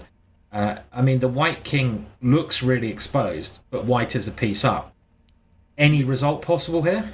Yeah, I thought there would be almost a checkmate, but the knights are protected, and there looks like a pin down the c-file, but there's a light square bishop in the way. But Simon, clock and king safety, both in black's favor, and rook c4 picks up, not the d4 square, but this knight on e4. Yeah, and this is the thing, even though white was probably winning somewhere, if you have the initiative, it counts for so much at this time limit. And now it's equal-ish on material, and that white king is getting absolutely teared apart here. And I doubt it can survive. Is there a killer blow? Just taking the rook, all of a sudden, Magnus is a whole rook up. Did you see Look at the way he played that? Rook h1 check. That wasn't even just like, oh, I'm going to try to flag my opponent. That was the best move. So Magnus, I mean, he really is in charge of the match right now. He is just dominating the match at the moment. I mean, when Magnus plays like this, there's not many people who have a chance against him. Andrew's got to pick up his game. He's got to get some wins on the board. There is 20 minutes to go. Often these matches go in swings. But another strong tactic there from Magnus, knight c6. And this is simply going up a whole rook. And he won that game in a matter of seconds. Phenomenal play. And I love this comment from Fractured Soul. This is like watching Messi play. Simply sublime. And as an American, welcoming Messi to the MLS and Inter Miami, that should be fun. But yeah, watching Messi play throughout his career has been a treat for everybody. And watching Magnus when he's in form, it's a treat for everybody except for his opponents, because I don't think Andrew's having the best time thus far. No, I mean, it's not enjoyable when anyone tries to smash you. But look at that. That is a beautiful move from Andrew. Absolutely stunning vision. I love that. The whole point is the white bishop can check the black king, and then it can pick up the queen in the middle. Magnus counter strikes now, so you have to be a little bit careful, and Andrew spending his time, but that just shows how strong Andrew can be and how quickly he also spots tactics. Andrew Tang is world class, and I think when we are looking at this match, we will always acknowledge that. And Magnus just happens to have jumped out to a hot start, and he's trying to run away with his king. So considering he lost his queen, but he lost it for a knight and a rook, he does have compensation. He's worse, and now he's going to drop another pawn in the center. But I'm looking at the clock, and maybe black is even better because of the time. Yeah, it's true. And the black knight is now secured itself in the middle of the board, and the only way that white can probably win this is by using that passed pawn, which he has shoved up the board. But the clock will be important. If it was anyone else, I'd be backing black, but Andrew is pretty well known for his speed, and that should secure the game. Nice. That was a brilliant win from Andrew. We need more of that. He's got a nice point on the board, and let's see if he can get a roll going. He needs to get a roll going now. And point very well taken that Andrew, when he has even a time deficit, how quickly he plays, it's a sight to behold. And he was able to win that game. He kept enough time on the clock and found the killer blow. And in this game, Magnus just kind of playing this slowly. He's giving away a pawn to open up some lines. And bishop takes d6, queen takes d6 to follow. The e6 pawn will be tender. I think Andrew doing the right thing, being brave. Yeah, you're right. This is lovely. Nearly. It was close. Oh my goodness! It does work. Does it work? I'm just shocked at all moments when moves like that happen. Like here's the queen a4. I wasn't even looking in that direction. I was looking along the c file, and well, Andrew's done well to hold on here. The knight takes f5. That's a good shot from Magnus, but what in the world of an opposite color bishop rook endgame where white's pawn structure is better? Yeah. I mean, that again, it's going so quickly. I mean, white is better here because white's got the potential to get a passed pawn. So you see the pawn on the right-hand side. Okay, it's still a little bit better for white, but should be a draw. There goes the passed pawn. Going to come down to the clock, though. Extra extra lot of time for Magnus, but I feel that 50 moves should be made here in time. Yeah, there they are. Draw. Yeah. They actually repeated the position 3 times, and I was going to say if the colors were reversed, I think Andrew may be able to get that job done and flag Magnus, but the moves were so easy to play. You just move your king back and forth, and so pre-moves were available. And now in this game, we get a London system, Andrew Tang's specialty, and so far looks pretty normal. I think Black has escaped the opening without any disadvantage whatsoever. Yep. And here comes the Black Pawns moving down the board. I mean, that's the other thing about, I would say like a regular Grandmaster. I don't mean that with any disrespect, but not a world champion. And Andrew is nothing. He's not a regular Grandmaster. That's the wrong thing to say. But someone who hasn't played in World Championship matches, Magnus's openings are just so good because he's prepared for so many of these big encounters with a team behind him, and he's able to swap in and out of certain openings, and he should be okay in most positions. I say that, though. He is playing 1a6 quite a lot in this match, which is a very peculiar opening to play. And here it's Black attacking again, Robert.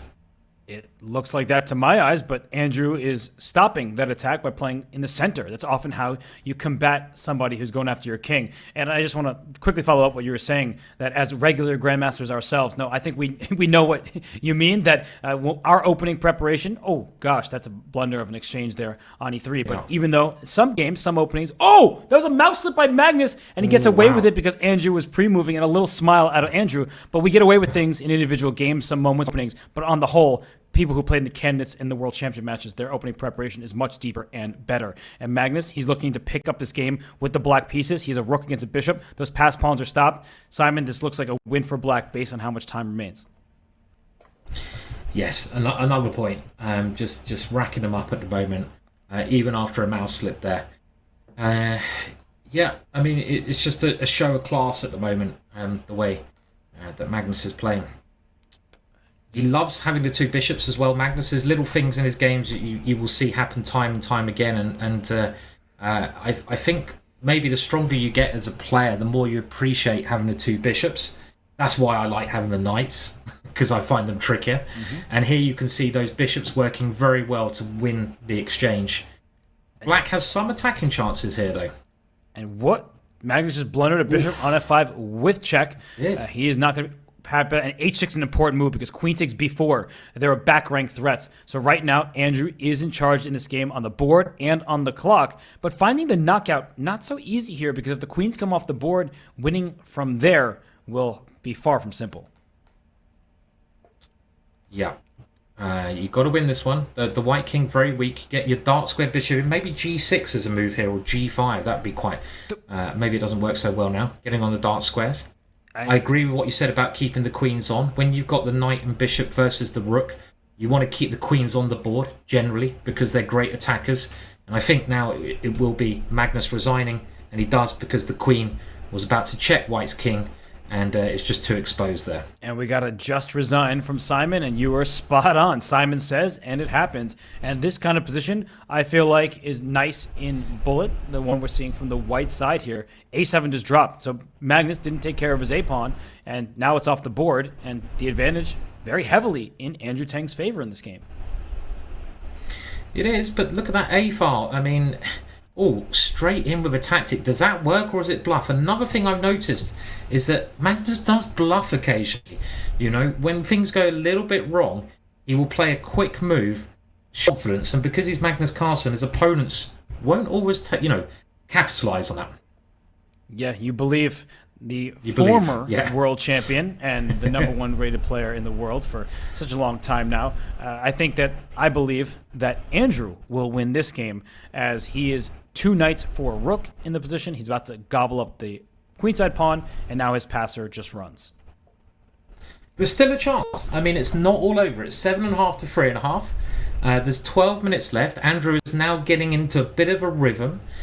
He's playing really well just to get points on the board against this horrendously strong player.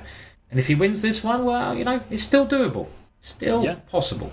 He needs to win this one because Magnus is trying to catch up on the clock. But finally, the rook's under attack. The g6 pawn, the b6 pawn is passed. So that was a resignation. Andrew gets it. It's a 3-point deficit now. And Magnus, he shows that, hey, there are times where he missteps. And Andrew was able to scoop up that bishop on f5 with check and then win the game.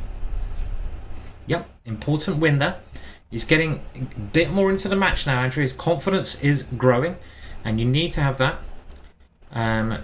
In this one, we see Magnus playing with a knight instead of the bishop, but he has a nice compact pawn structure, no weaknesses in white's position, and maybe black's pawns are even a little bit overextended. There you go, one pawn drops, and there could be some more exchanges here, but is that a pawn going to drop? It does drop, so a pawn up for Magnus.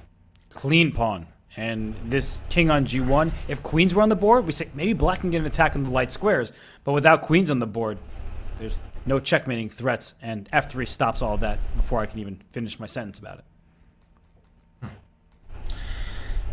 And the next stage here would be able to... Oh, he just blundered there. Oh dear, mouse slip. 4 points in it. Yeah. Mouse slips, they happen, especially in bullet. We saw Danya drop his queen in front of a bishop and lose that earlier because of a mouse slip. So none of these players, it's not a foreign concept to them, but probably a moment that Andrew's like, can I mouse slip later today? Not in my match against Magnus Carlsen. Yeah. You always mouse slip when it's the worst possible time as well, I found. You know, you don't mouse slip on like move 1 where it doesn't matter. It's always when you're winning and you drop a queen. And here, well, again, look at black's pieces. Black has won a piece with that pin, and the black king is very safe, so there's not really any compensation, and that's why Andrew resigns, just to get on with the next game. I love the use of the king's gambit. I play the king. I'm one of the only grandmasters who still plays it. You mentioned Bobby Fischer playing the king's gambit. I think the most famous world champion was Boris Spassky. He won every single game he played in the king's gambit. Played it against great players. And you can play these openings still, even at the top level.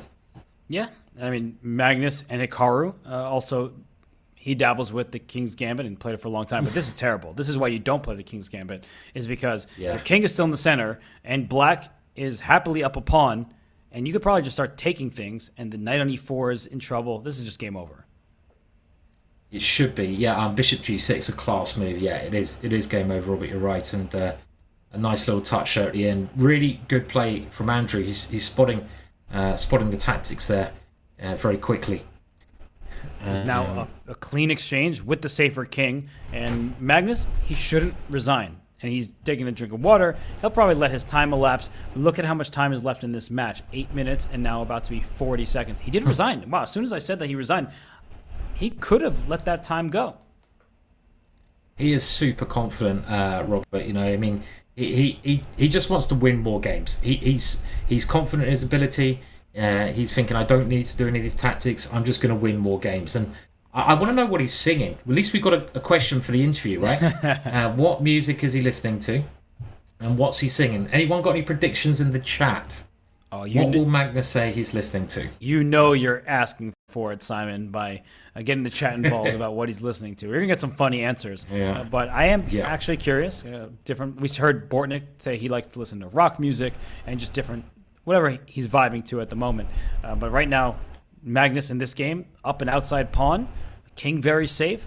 The e-pawn advances, and those hanging pawns in the center, they can be strengths if you can get them going, and they take away squares from enemy pieces, but they can also be dangling and weaknesses. Yeah. And it's weird. There's too many knights in this position for me to be able to work out what's happening. But there goes the exchange. Even though the exchange is gone, black's knights, they're holding a lot of squares. Very good play so far. And there it goes. Andrew wins another one. So he's keeping himself just about in the match. And Magnus was really unhappy about that. I see that Michael Jackson beat it. Shout out there. Guardians of the Galaxy music. See, I told you to just get ridiculous answers. Yeah, I know. I was asking for it, as you said there, Robert, a little bit too much, wasn't I? So I was setting myself up. Barbie girl. I've seen He's listening to Hikaru's stream. That's a really good answer by Fi-D. Okay, we see him in this game using tactics a little bit more. Just to run the clock down. Now, there's 6 minutes 46, and the score is 3 in it. So, okay, Andrew needs to win a game or two to make this interesting. And no more. I love this opening. Yeah, no more. This. I would say no more King's Gambit, but he sacked a piece. This is your style. This is actually supposed to be pretty good for White, and I was thinking, why did in the previous match this wasn't tried out? Because G6 is a little mistake. A3 actually sets up G6 and the sacrifice. It's kind of a very weird, delayed Halloween Gambit idea, and now it's equal material, and there's a big check with the knight misplacing Black's king, but this also looks like a decent way to play. Black's pawns are horribly distorted here. But I also love what Magnus did there. He just lost the advantage by his follow-up decisions. But instead of going for checkmate or a check that might not have amounted to much, he just ruined his opponent's pawn structure. But Andrew now, if you push this pawn to c3, then the queen comes into a2, and you're just going for checkmate. Queen a2 is still a great move. The c2 pawn is loose. This looks resignable. Yeah, this is a chance, and it's only going to be 2 points in it. This is where, even if you are Magnus Carlsen, you start to get a little bit nervous. You don't want to lose this big lead. And you can see, I think he swore a little bit there. He's letting his time go down. He's readjusting. Andrew has a chance. He's back in the match. There's 5 minutes to go. Remember, you need to win by 2 points. And if Andrew takes the next one, well, it's game on. He'll be cutting it to 1. And now you see no more 1a6. He probably going to stop playing the King's Gambit going forward. Magnus is now like, this is getting too close for comfort. Now I need to give my full focus and play more mainline stuff. And I don't think Andrew knows this line nearly as well as Magnus does. No, it's very hard to know the lines as well as, Magnus, who has this team of workers. And this is a very interesting idea. And if Black can stop White from castling, it could be a disaster. And yeah, he puts pressure on that knight, so if White castles, he captures it. And now White can't castle. So White's king is walking a tightrope. But what happened there? Did Magnus blunder a piece? I think he just lost a piece. His knight was under attack. The piece in b4, was under attack and just didn't move it. That was strange. Look at his face, Robert. Oh, if Andrew can keep this together, which, oh no, it's getting messy. Rook b1. Oh, he's fought back into the match. White is completely tied up here. Wow. This is a big, big game, Robert, I feel. It is, yeah, because if Andrew won, it would be a 1 point match. But now Magnus, he's head bobbing. He's trading pieces if he wants to. He's also up over 20 seconds.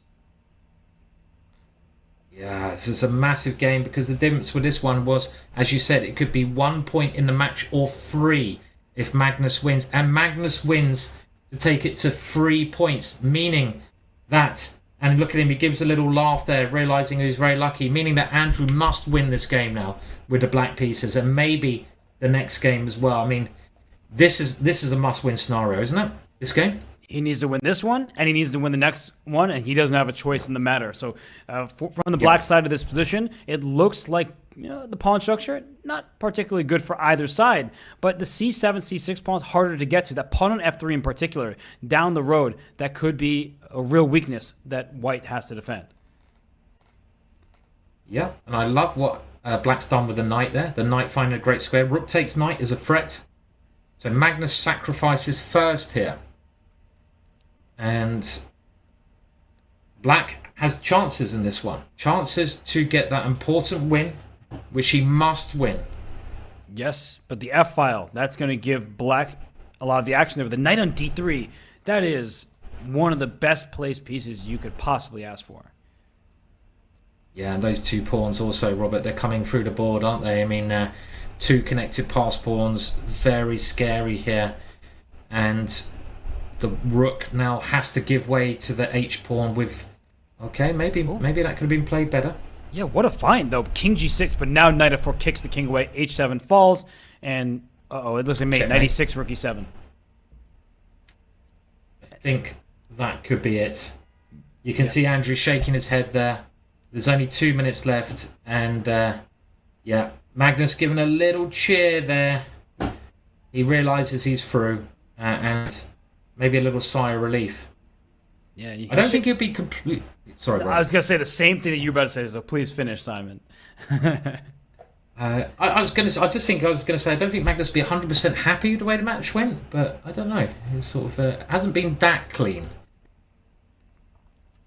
And I think that's why he celebrated, because if he was going to win this match by a large margin, he'd be like, yeah, okay, another day at the office. But the fact that Andrew gave him a serious fight and there were some odd blunders and things of that nature, even in Bullet, odd for Magnus, I think that he felt like he was on some rocky terrain. And, well, even in this game, like he was doing just fine, and suddenly he's dropped a pawn in an endgame, and his pawn structure is bad. So it has not been a perfect performance by any stretch of the imagination, but that's who Magnus is. Even when he's not playing perfectly, he's still beating stars like Andrew Tang by several points. Yeah, I mean, he's done enough, I think, in this one, but he needs to play better than this if he's going to beat Hikaru, I would say. If we do see a Magnus Carlsen Hikaru final, I think Magnus will have to play a little bit better, because Hikaru is just not going to show any mercy. And he'll have to play better than this to beat Danya tomorrow, right? The way he's played in this match, Danya beat Andrew Tang by 8 points. And of course, things change day to day and match by match. But the way Danya's been playing in this event, I really think that Magnus will have to improve his play. And, well, I don't know if this last game, maybe it's off in time. It doesn't change the match victor, that is Magnus. So, yeah, this game has concluded. They stopped it. And Magnus is like, why? I'll play another one. Yeah. I mean, okay. Well, Andrew's resigned that one, realising there's no point. It's not going to affect the match at all. And we see Magnus winning that one. And it got a little bit close at one moment, but the stronger player did win. Throughout that match, Magnus was always ahead.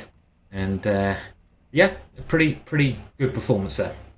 Yeah, pretty good. 5-point win over Andrew Tang.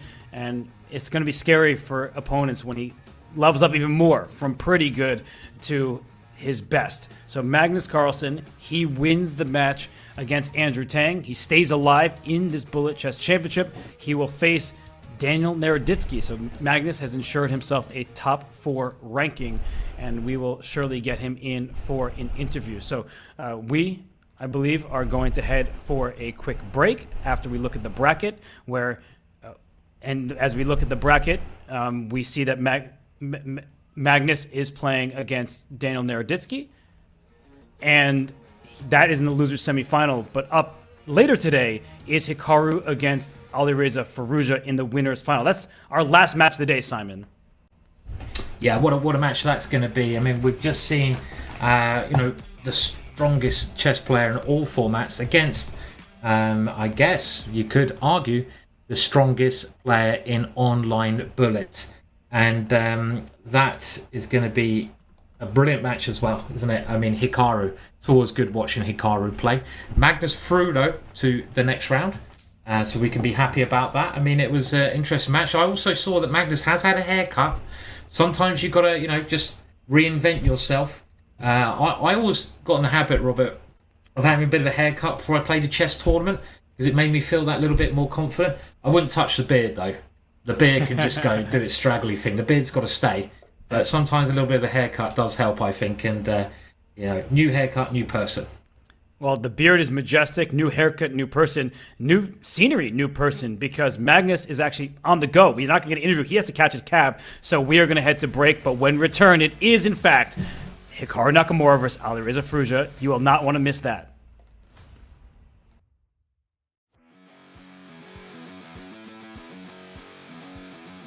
Have a friend or family member who loves chess? Gift them a Chess.com membership today and see them take their game to the next level.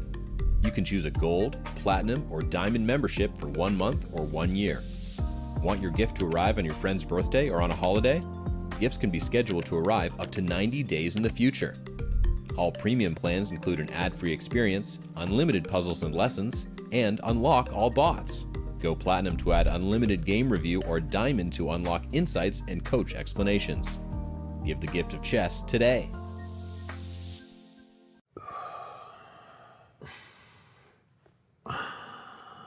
Dude, it's impossible to not hear you just breathing super loudly. Okay, fine. I will hold my breath for 3 minutes. All right, let's go. Okay, let's go sure. right now. Got the Ready? chess clock app right here. Almost there. And you did it. What can you do for 3 minutes? My wife says not a lot, but I can plank. Keep that big butt down. Dude, nice. 2, 1, you did it. Wow. I feel better. Oh, yeah. You were timing me? Yeah, you were in there for 30 minutes. Oh, man. Let's Sorry. play some chess and get some dinner. Let's do it. Time odds? Yeah. Okay. You bring your clock? Oh, I left my clock at home. Dude, you idiot. I told you to bring it. Let's just go get something to eat. Okay. Download the new Chess.com clock app so you can time yourself playing chess or whatever other dumb stuff you and your friends do.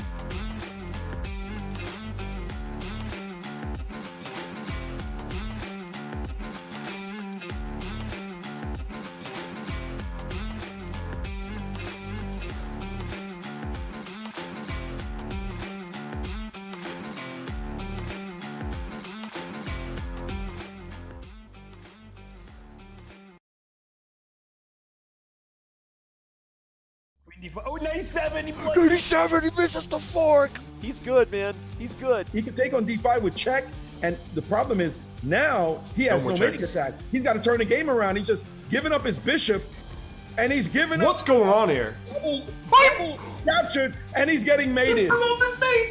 He's thinking about winning when he's losing, and then he's going to demoralize you when he does that. Andrew quickly winning a couple games in a row. That is really important for him. Oh my gosh! He allowed a checkmate as soon as I said winning a couple games. He gets it done again. Just reminds us, Robert, why he's on top of the bullet world.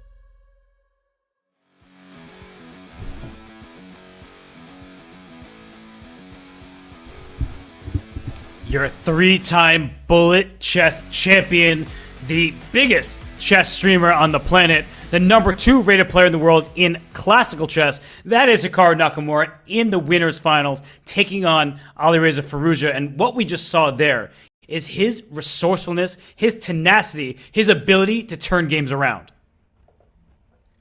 Yeah, 100%, Robert. Hikaru is just good at everything in bullet. He can play the openings incredibly well. Danya mentioned how he picks the openings for certain opponents and he can tune in to their weaknesses.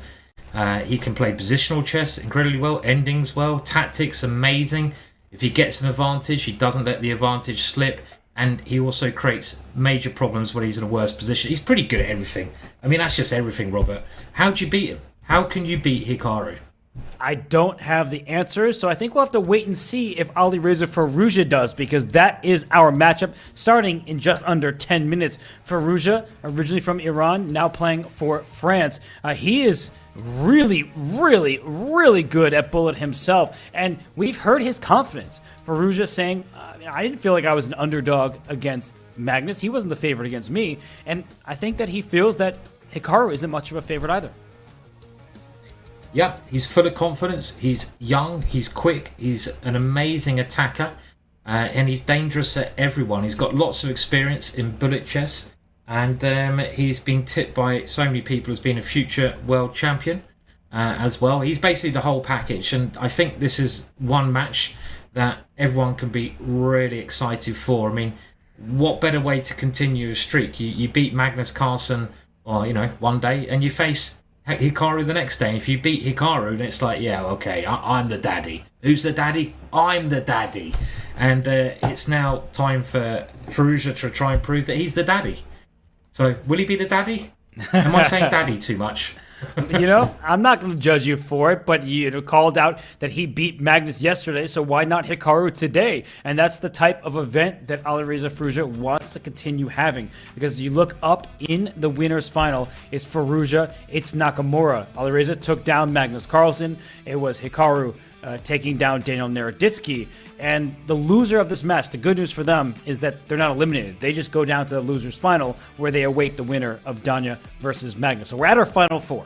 And Alireza Firouzja, he doesn't want to be the person floating down to the losers bracket and having to work his way back up. This is a determined kid. Is he still a kid? He's like 20 years old now, but it still feels like a kid, because he is one of the game's great prodigies. He was personally selected, handpicked by Magnus Carlsen, saying, I would only play him if I was going to compete for the World Chess Championship. Alireza, he floundered in the candidates tournament as he leaves his chair there. He actually was playing a lot of bullet when things weren't going his way. Danya and Alireza played a long match during the candidates that was much talked about, but Firouzja, he's proven himself in this time control. He won the 2021 Bullet Chess Championship. It's his 5th appearance. He's peak rating 35-21. Incredible player. I mean, both of these players are just incredible. We mentioned a lot about Firouzja and how Magnus handpicked him. Firouzja had won that candidates tournament. Magnus would have played the World Championships, and being handpicked by Magnus Carlsen is quite special. I think the other thing that we should note, though, is that pressure upon your shoulders, right? If you are Alireza Firouzja and you're being picked by the world champion, everyone's saying, oh, you're going to be the next world champion. It can make you crumble, right? It's just too much pressure for most people, and to be able to handle that, you have to be quite special. And Alireza, he's shown that he can handle that, and that he's got a very good confidence about him, and he's going to need to have that confidence to take down Hikaru today. So this is probably the match I've been most excited about so far, Robert. I mean, you can't get more excited than this match, can you? I don't think so, because not only is it these two powerhouses, but there's so much on the line. Neither player wants to drop to the loser's bracket, as we were talking about. So the elimination, that's not going to happen to either player here. But the winner is guaranteed minimum $16,000 and a top 2 final placement, whereas the loser drops down to the loser's final, minimum 3rd place. But $16K for the winner is guaranteed. That's quite a chunk of change. It's not bad. That will certainly help Alireza start his fashion career. And, you know, which I wonder, we have to ask him about that if we get to an interview stage. But it's a big, big goal on offer here. I mean, you win this, you go through in a very comfortable position with a great deal of money as well. So it's going to be a big match. And another thing we should mention is this match is longer than the other matches. I think it's 45 minutes that they play for. Previous to this, all matches have been 30 minutes. And that, I guess, means it favours the stronger player. I'm not even sure who the stronger player is. I guess we've got to go for Hikaru. But both of these players have won this competition before, because it means the variance is less when you have more time. Do we think that's going to favour Hikaru, or is it just too hard to say, Robert? It's so hard to distinguish between these two players, because Hikaru has 3 titles to his name. That gives him the nod. But Alireza beat Hikaru when he went on his path to the championship. As you see on this graphic in front of you, that not only is Hikaru a speed demon, he's the #1 classical rated American. He's #2 in the world. I think that might be the more important number to his name, because he and Fabiano are separated by just a few rating points for that top American spot. And for #2 behind Magnus Carlsen, he's the reigning 3-time bullet champion, a reigning 5-time speed chess champion, and the number of subscribers on YouTube, it goes up and away, over 2 million at this point, in addition to all of the followers he has on Twitch. So he was the top seed as the reigning champion.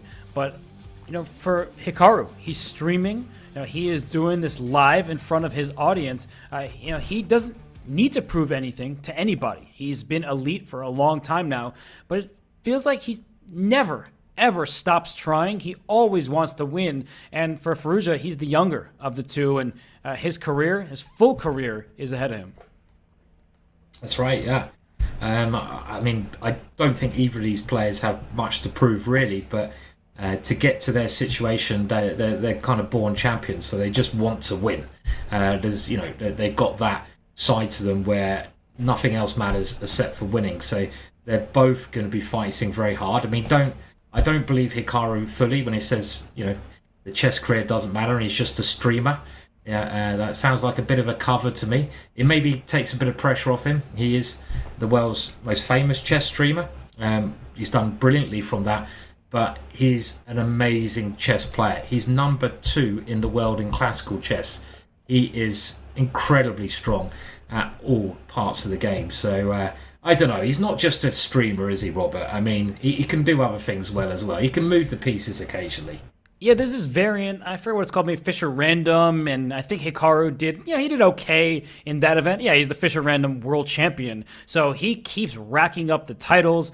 Title Tuesday, it feels like he's winning maybe every other one at this stage. It's just incredible, the number of tournament victories he has, the trophies on his mantle. But Alireza Firouzja, so he's the younger of the two, and he doesn't have as many tournament wins. But what I was impressed by after the candidates did not go well for Alireza. They were probably a disappointment for him and his team, but then he rebounded by tying for first and ultimately winning the Sinkville Cup and the Grand Chess Tour. So that rebound, that ability to come back after having some disappointment and frustrations, instead of just throwing in the towel, he's like, you know what, that just makes you want to work harder.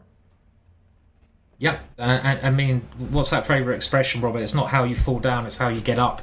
And we're all gonna have knocks in our lives, and we just got to get up and prove that we're stronger from them. And that's the sign of a real champion, right?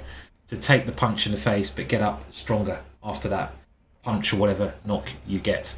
And we're getting very close to the match now, I think. Yeah, and we have an empty chair on camera as Hikaru left, but he will be right back to start this match. And for Firouzja, he wants this. You know he does. I like the confidence because I don't think it's a false confidence. When he said that I didn't feel like the underdog against Magnus, he proved that he probably wasn't. And now against Hikaru, Alireza has beaten Hikaru before. And by the way, their ratings, if I'm seeing this correctly, Alireza 33-23, Hikaru 33-39 at the moment. So only 16 rating points as they're both above 3,300 in bullet chess. Yeah, that number's just too high for me. I'm not even sure what that means anymore. It's just astronomical. But they are. It shows that they're just very closely matched. And we have some moves. We are starting. And we're starting with Hikaru on the white side of one of his favorite openings. And Alireza going for a King's Indian defense setup. Yeah, and look at this pawn chain. Connect 5 for white, connect 4 for black. And you typically attack in the direction of your pawn chain. So black's pawn chain is heading towards the king side. I really like this for Firouzja. And as white finally strikes with e4, if a knight can get to d6, maybe you have some compensation. But at the first glance, I think that black's position looks very healthy. Yeah, I agree as well. I mean, if you compare the bishops, white's dark square bishop is trapped behind that pawn, and black's dark square bishop is pointing at that pawn in the middle. And the black knight has potential to swing its way in. And I think these first couple of games are so important because you can relax a little bit. You can't really ever relax, but you can slightly relax if you get a lead. And look at that. Black winning an important pawn. He can win another pawn here, but the B pawn is quite weak. Still very complex, this position.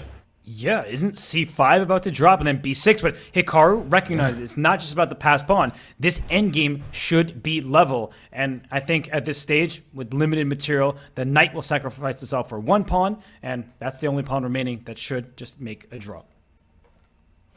Solid start from both players. Good save from Hikaru there. It looked like Alireza was pushing a little bit. Interesting to see what openings they both decide upon. And we had a Berlin here, so Hikaru showing that he wants to go solid against his younger opponents. And Hikaru knows this Berlin very well from the black side. He goes for the bishop, and knight takes e5, a tactic on f7, and the h5 knight is hanging. So well spotted by Firouzja. A bit of a careless move by Hikaru. That's what happens when you're playing instantly. Clear advantage Firouzja in this game. Yeah, it seems like a pretty safe pawn or two that white has taken. He's just got to get his knight out, though. This is a key thing. You know, if that white knight is not able to develop, it could be trouble, even in the ending. Hikaru now annoying that knight, but white has the lead. Shouldn't lose this game with the extra pawn, but there goes one pawn. A little bit of danger here. Yeah, one pawn down for black, but 7 seconds up, but that's peace. That is the game. Bang. Nice win there from Firouzja. Yes. And you can see Hikaru on a delay, by the way. Like he's streaming, so the camera is coming in on a delay because his reaction was several seconds after he blundered that piece. Yeah. Good start so far. I mean, there's a long way to go. Remember, it's a 45-minute match, and we're into the next game quickly. Mm-hmm. Nice tactic there. Showing a tactic. Yeah. Double exclam. You were seeing it first. The e6 pawn was hanging too many pieces loose, and the king on g8 would be in check. Yeah, and Hikaru just working out if he can go bishop takes knight there, but this is a safer way of doing it. But here, what's happening? The evaluation bar suddenly liking black there for a second, and these black bishops are creating a lot of counterplay. Yeah, so what is it? An extra pawn for white, but a pair of bishops for black. I like the extra material. I feel in bullet, it's good to give your opponent double pawns. It's good to steal a pawn, even if it's a gambit. If it loses, don't take the pawn. But I think for the most part, proving that compensation is very difficult in quick chess. Yep. Not much material on the board here, so probably a draw is the most likely. If we look at the time situation, though, that's a big advantage from Hikaru, who is 10 seconds up on the clock, and that is something which is going to tell in these endings. And we're seeing pawns get traded on opposite colored bishops. I think Hikaru should try to flag Alireza here. The moves aren't always going to be pre-movable for black, especially after f5. Now you got to get your bishop back, but this is not an easy endgame. In fact, isn't white... No, it's not winning because of the corner. Brilliant awareness from Alireza, but Hikaru, steal the a4 pawn, bring your king backwards, take the pawn, make a pawn move at some moment. Alireza is going to flag.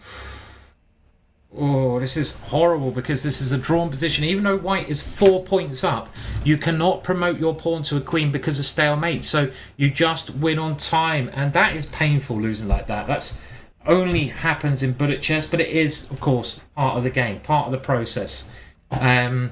I mean, winning like that, it's a bit sadistic, but you've got to be sadistic if you want to be a top chess player. Yeah, and if you want to win the Bullet Chess Championship, you simply must. We say it every day. Do not have shame in flagging your opponent. It's not even a dirty flag. It's part of the game. You're playing with 1 minute to start with. If you wanted to play stellar chess, perfect chess, you're not going to be playing bullet chess. So it's good to see how they work in the scrambles. Hikaru, too much extra time for Firouzja to deal with. And in this game, Hikaru's king looks wide open, whereas the king on g1 looks very, very safe. It does. 1.5 all, and I think this is how the match is going to go. It's going to go blow for blow. King safety, as you pointed out, Robert, is one of the key things, and this last move is attacking a pawn. Maybe white can just grab that pawn. He does, but the black king is so exposed here compared to the white king. The white king just tucked away safely on g1. Yeah, the king on g1. It's just tucked in. I got a blanket above it, and queen d3 double attack. Beautiful move there, attacking the knight and the bishop in the middle. Great awareness from Alireza. Yeah, blanket up that king, and Alireza now goes up a point as well. He's looking very good at the moment, Alireza, Robert. And 70% of the chat predicted Hikaru would win this match. So it's still anyone's match. Very early on, 38 minutes remaining in this one. So yeah, we don't know who's going to win, but 70% thought it would be Hikaru, and I think 70% would say Hikaru should be the favorite in this specific game because that bishop on e5 looks pretty trapped to my eyes. Yeah, there's no way out for that bishop. Okay, but he's found a way you can get it into d4. There's also knight g4 here, though. Was an interesting idea, but okay. The knight on d1 stops that idea, I guess, and Hikaru finding some precise defensive moves here to convert that extra piece. Alireza fighting a little bit, but they are so accurate. I mean, that's what makes these players sort of stand out, Robert. I feel like how they just blunder less. They make less mistakes. They take their chances when they're given to them. And just great moves, one after another. We see a queen trade, bishop d4. He could have just taken on a7. He plays this move bishop d4, and now we're seeing liquidation. And white is simply up a piece. There might be a bishop e8 to g6 with a rook e8 mate. That's probably what I would try to aim for, like right now. And that's what's going to happen in this one. Yeah, nice way to finish it. And Hikaru thinking a little bit there. Okay. Yeah. What just happened? So many pawns just went off the board. I must admit, Robert, after commentating this for a couple of hours now, sometimes my brain just goes to mush. So I don't know how the players do it, and this is not clear at all. Really not clear, because that pawn is on pre, but look at the time. It's mate. Look at the time. Rook h2 is mate. And so Alireza wins that game? Are you kidding me? What? I didn't even realize he won that game. I mean, from the start of that, Hikaru was up a piece, making all these good moves, and then suddenly several blunders in a row happened, and Alireza had just enough time to deliver the knockout. That was incredible. I mean, you could see it on Hikaru's face there. He's shaking his head. And this is dangerous territory for Hikaru. It was a bit too quick for me, I'll be honest. And somehow Alireza won that game, taking a 2-point lead. And the reason it's dangerous is a loss like that can affect you. You can start doubting yourself, and it can give your opponent strength as well. Okay. White breaking in the centre here. I think there was a knight f6. Yeah, sorry, Robert. No, don't. No, yeah, we have the same mind. I think it still should work. Some kind of knight f6 check with queen g4 to follow. The black king has no defenders, and Alireza, he spots it the second time. Yeah, this move just opens up the Black King. And maybe not. Oh, it is. It's just winning. It's crushing. And look, Alireza, that is the danger. You go on tilt. You hardly ever see Hikaru lose 3 games in a row. Alireza is just tearing through him at the moment. Yeah, and you cannot let those opportunities go by like Hikaru did when he was up a piece. And now Hikaru, he should be up a piece again because that bishop on c5, oh wow, what a actually save there from Alireza. He makes space for his bishop on the diagonal, but at the very least, Hikaru's going to go up a pawn. And I feel like this is something Hikaru says often, that perfection is often the enemy of the good, and he says that with respect to bullet chess, because when you start spending all of this time trying to find the objectively best move every single turn, you end up down 6 seconds, and you may not have enough time to convert your advantage. Interesting point there. Yeah, I mean, you know, in classical chess, you try to play perfect, and you try to spend your time doing the right thing. But in bullet chess, you obviously can't do that. You just got to go with your instincts. You've got to play practical moves sometimes rather than the best moves, and that's something which you got to master. People I've seen in the chat saying this is not chess. Well, it is chess. It's just a different form of chess. It's chess. It's chess on some, you know, on steroids, basically. Steroid chess, which is, you know, hey, still chess, right? You know, Barry Bonds might have done steroids. He still was a baseball player. It's still chess. Yeah, I mean, it's just a zooped up version. What's happening here? It looked like Hikaru was winning, but is he going to throw this away? He was winning, but now, oh, the trick. Hikaru gets the queen and gets the game. Important win there. Very important win. Hikaru could not have lost another game. He's 2 points, and you can see, you look at their faces, he's gone into that Zen mode, right? Hikaru realizes that he can't let the game slip away from him anymore. And he's going full in Zen mode at this moment in time. They swap off into an ending, and it's a position which is fairly even at the moment. So when you get these situations, the time is very important, right? The time situation. And we know Hikaru's camera is on a slight delay because he is streaming. But we saw, you know, a little head bopping there, and then a little bit like, maybe not so much. So I don't know what it is about this game, but you see the eval bar all of a sudden saying white is better. Watch out, king g4, king h5. I think white does have the upper hand on the king side. Yes. Little advantage there, and the time situation. Well, Hikaru is well up on time, so again, this is he's up on time, but it's more important what's happening on the board here. And those rooks, the white rooks, are creating a net around the king, and we have a checkmate on the board. Another point. For Firouzja, yeah, Alireza, he's in really good form right now, elite form. And now Hikaru's going back to his B3 systems, his Nimzo Larsens. I really want to rename it the Naka, just because he plays it so much. But, you know, it has your great predecessors, just like Kasparov's books. And this position looks fantastic for Alireza. I mean, you have this knight on d4, this bishop on d6 staring towards the white king side. Now another piece into the initiative. This is one of those openings that you can get away with against a regular grandmaster. Alireza, he ain't regular. He is really ridiculously strong. Kind of forget how strong Alireza is, right? I mean, the chat, you know, you guys in the chat, you're all saying 70% Hikaru. You got faith in the great man, but you know, Alireza, he's proving just how strong he is. And look at the scoreline at the moment. He's 4 points up. There is a lot of time to go. There's 31 minutes. This is how long the normal matches are. So there is time. But if Alireza can keep this focus, it's going to be very tough to you know, that lead is important. 4 points is 4 points.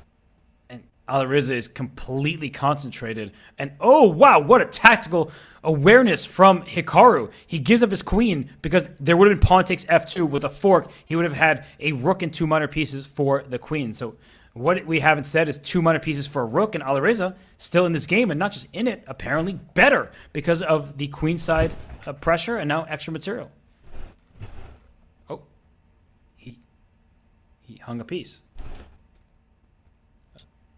Yeah, And Hikaru, well, black seems to be doing very well here. I mean, you got the knights rolling very well. White's got this one chance with his passed pawn. But I don't think that pawn should be good. I mean, look at that. Spotting a tactic like that so quickly is just remarkable. And this does win a piece, but still, black, after losing that piece in a good situation.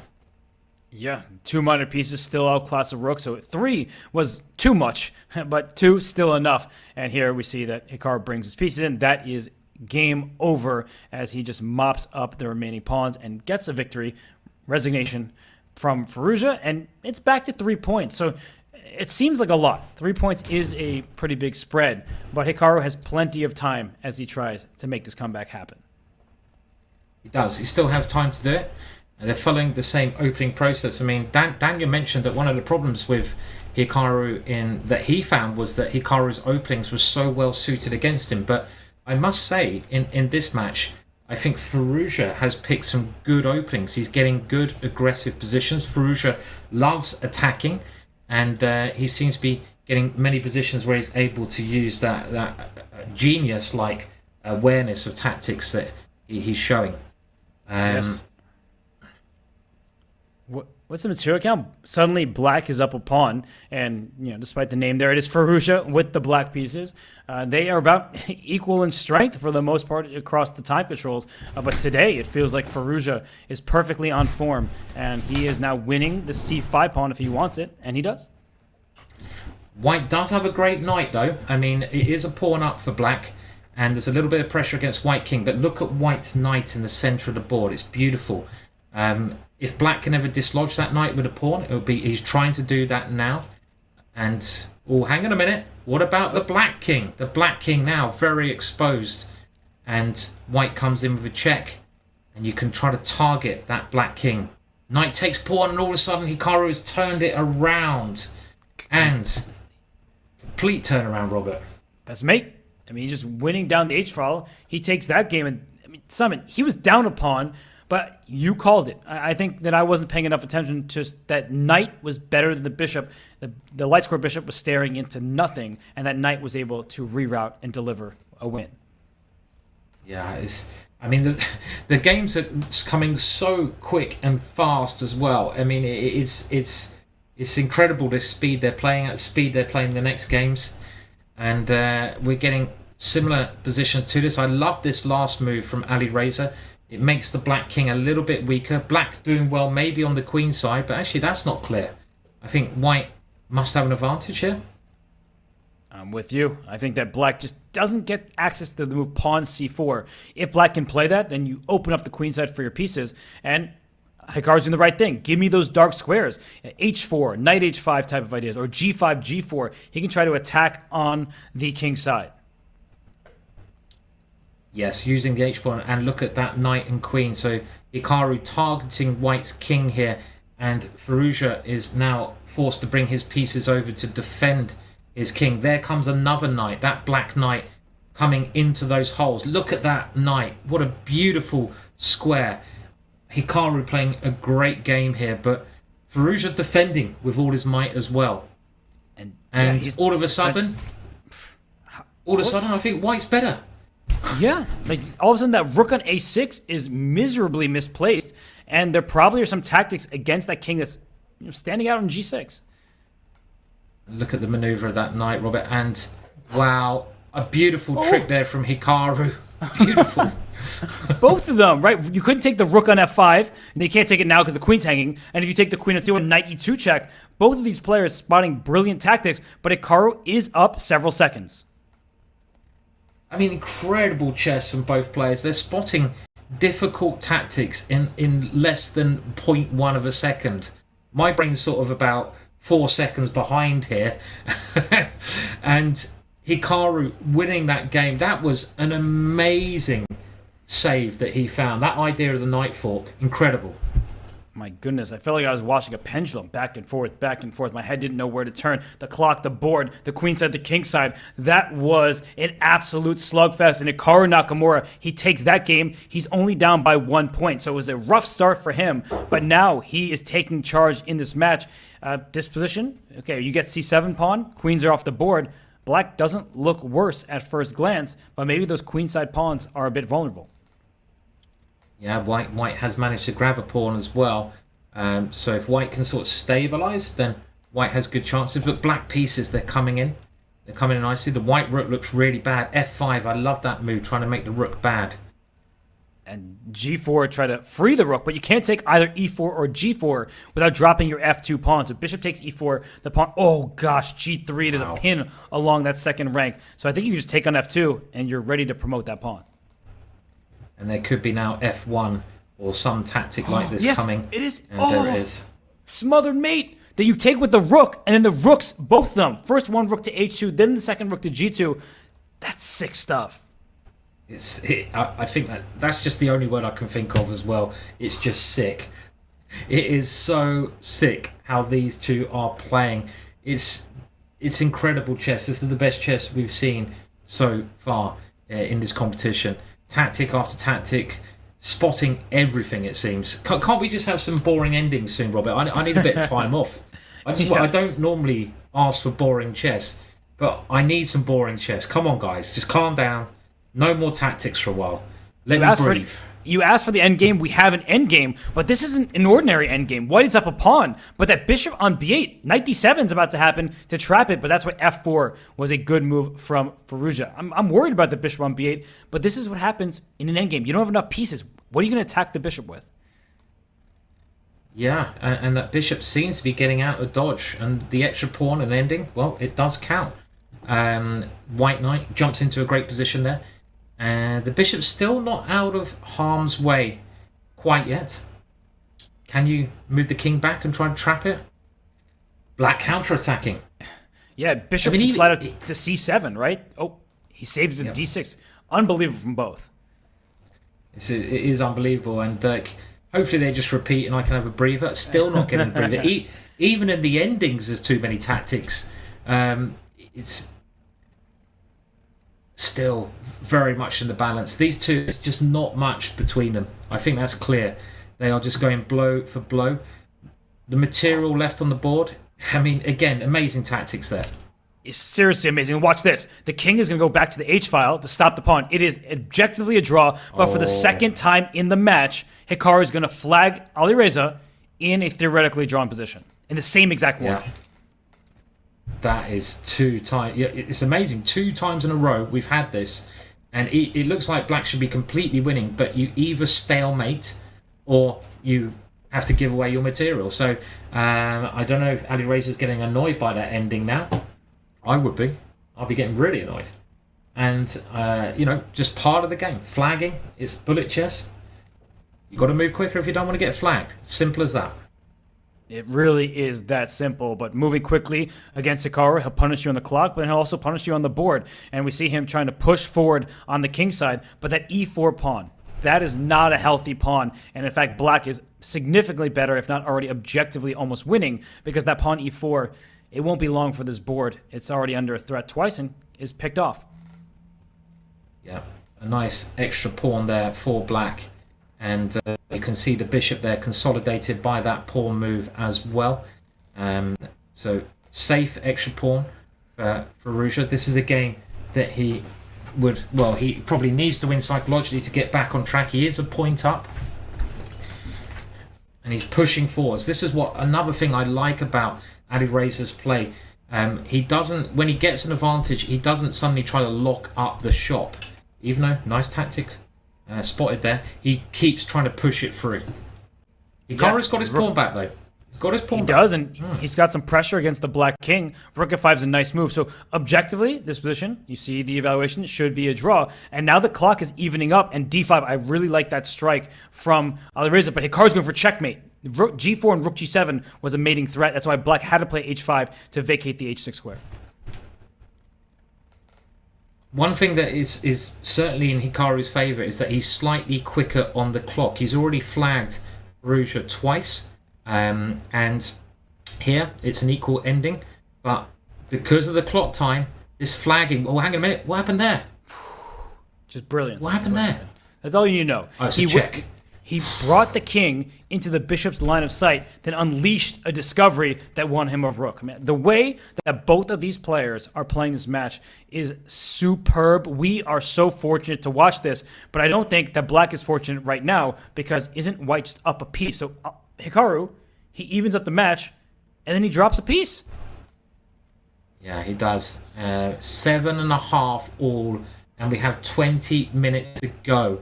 But he's a piece down in this one, and Firouzja really can't let Hikaru get on a run. This is one thing I've noticed from watching Hikaru. If Hikaru gets in a run, he's just like, he is leveling up every single game. He's getting that energy, and Hikaru, I think, resigns that one quickly so he can get on with the next game. Yeah, it doesn't feel nice to be down by a piece forever, and Alireza had so much time left that it wasn't worth it to Hikaru to go on. And now, in this position, what has white done in this game? Like, yeah, you have the bishop pair, but your king's still in the center. Black is just pressing forward, and I just feel like it's a healthier structure for black overall. And the eval bar says, Robert, you don't know what you're talking about. This is actually totally fine for white. I'm with you, Robert. I'm with you. I don't believe in the evaluation bar. I believe in the Hess. Let's just leave the evaluation bar behind. I think black's got all the pressure here. White's pieces, they're all snuggling on the first rank. I mean, they're being lazy, and black is attacking. So I would much rather be black. Yeah, but now Hikaru says, oh, wait, you want h4 to take on g3? I don't care. Let's trade knights. And that queen is getting active. The f7 pawn. Now that the f file is open, be very, very careful if you are Alireza. But queen e3, that's not a question mark. The evaluation is saying it's about even. Get that question mark out of here. You can't give question marks unless it's a mouse slip that gives away a queen or something like that. Get that out of here. Whoa, what? Giving up f7? Queen h6 is just saving the day there. Otherwise, it would have been checkmate. And all of a sudden, after that tactics, it says that black is better. And this is the kind of depth that these players are seeing. It's not 1 or 2 moves. In the blink of an eye, they're seeing 5-move tactics. It's so deep. Main one, rook we f8. have an ending now. Oh, rook f8. Oh, checkmate. Completely blundered into it. And you know what happened, Simon? He was defending really well, but then he paused. And I think when he paused, he looked at his clock and said, oh, suddenly I'm down on time when he was maybe even or even a couple seconds ahead. So Hikaru was relentless, putting the pressure on the black king. But Firouzja, I think he just had that split-second bit of nerves. And actually, every time Hikaru evens it up, he follows it up with what seems like a very bad game because Firouzja's completely winning, and we're 15 moves in. Yeah, I mean, it's a yo-yo. It's 8.5 all. If you wanted a match, this is a match. But you're right, Hikaru's getting in trouble. Maybe he's relaxing after leveling the score. It's a very easy thing to do. You level the score and you're like, but you can't relax in chess. You have to play all the way to the end. White doing very well here. White a pawn up. White's bishop cutting the board in 2 there. You can't get past that bishop. And look at those pieces just floating in. A check is threatened, and maybe the rook can just slide over here.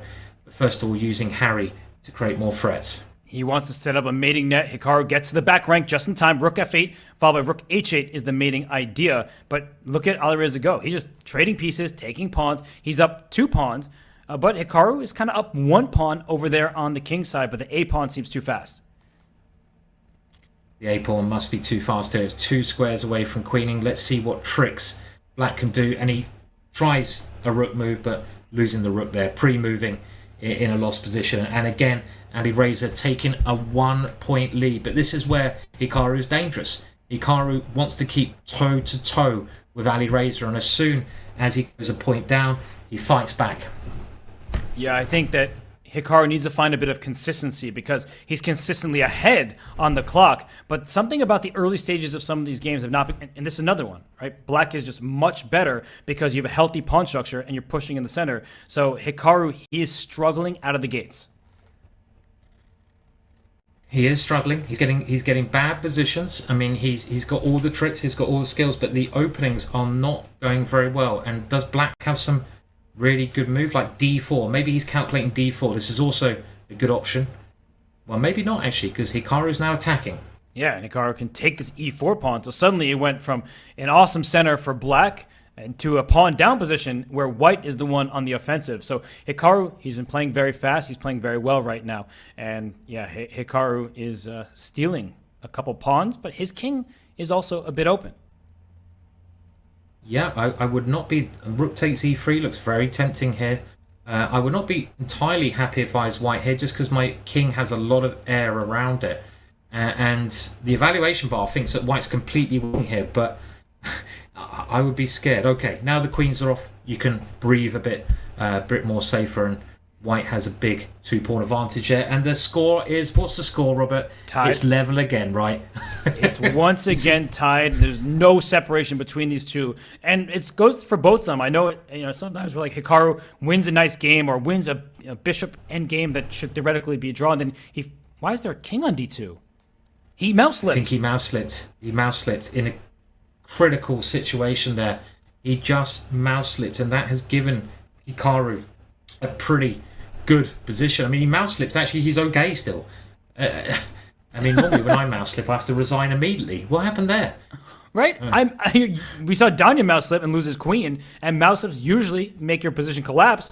But white's up a pawn here, and ooh, that was a nice move though. Bishop c4, rook takes e4, and he goes back to f1 for that reason. Yeah, and still, it looks like Hikaru must... I mean, again, the evaluation bar, I'm not always believing, because it must be black who's got the pressure here, surely. But just defending. Never doubt the computer. I've got to learn this. The evaluation bar is God. I'm just a mere... I don't know, peasant. This whole game has been like super ridiculous. What's going on here? He's thinking Queen d8 is King g7. He's going for it, but that's apparently losing. There was I think he had to go Bishop f7 first, but I only know that because the eval bar reacted. What just happened there was sick. Like, Alireza mouse slips, then he gets an advantage, and he walks into a discovered check, which was the right decision at that point. So both these players have such a firm grasp of tactics and knowing when to give your opponent what seems like a chance, but they've calculated, even in split seconds, that it's not actually that dangerous. Yeah, it's an incredible play from both of them, Robert. And, we have a situation now, though, and I don't know if this is one of the first times in the match where Hikaru has taken the lead.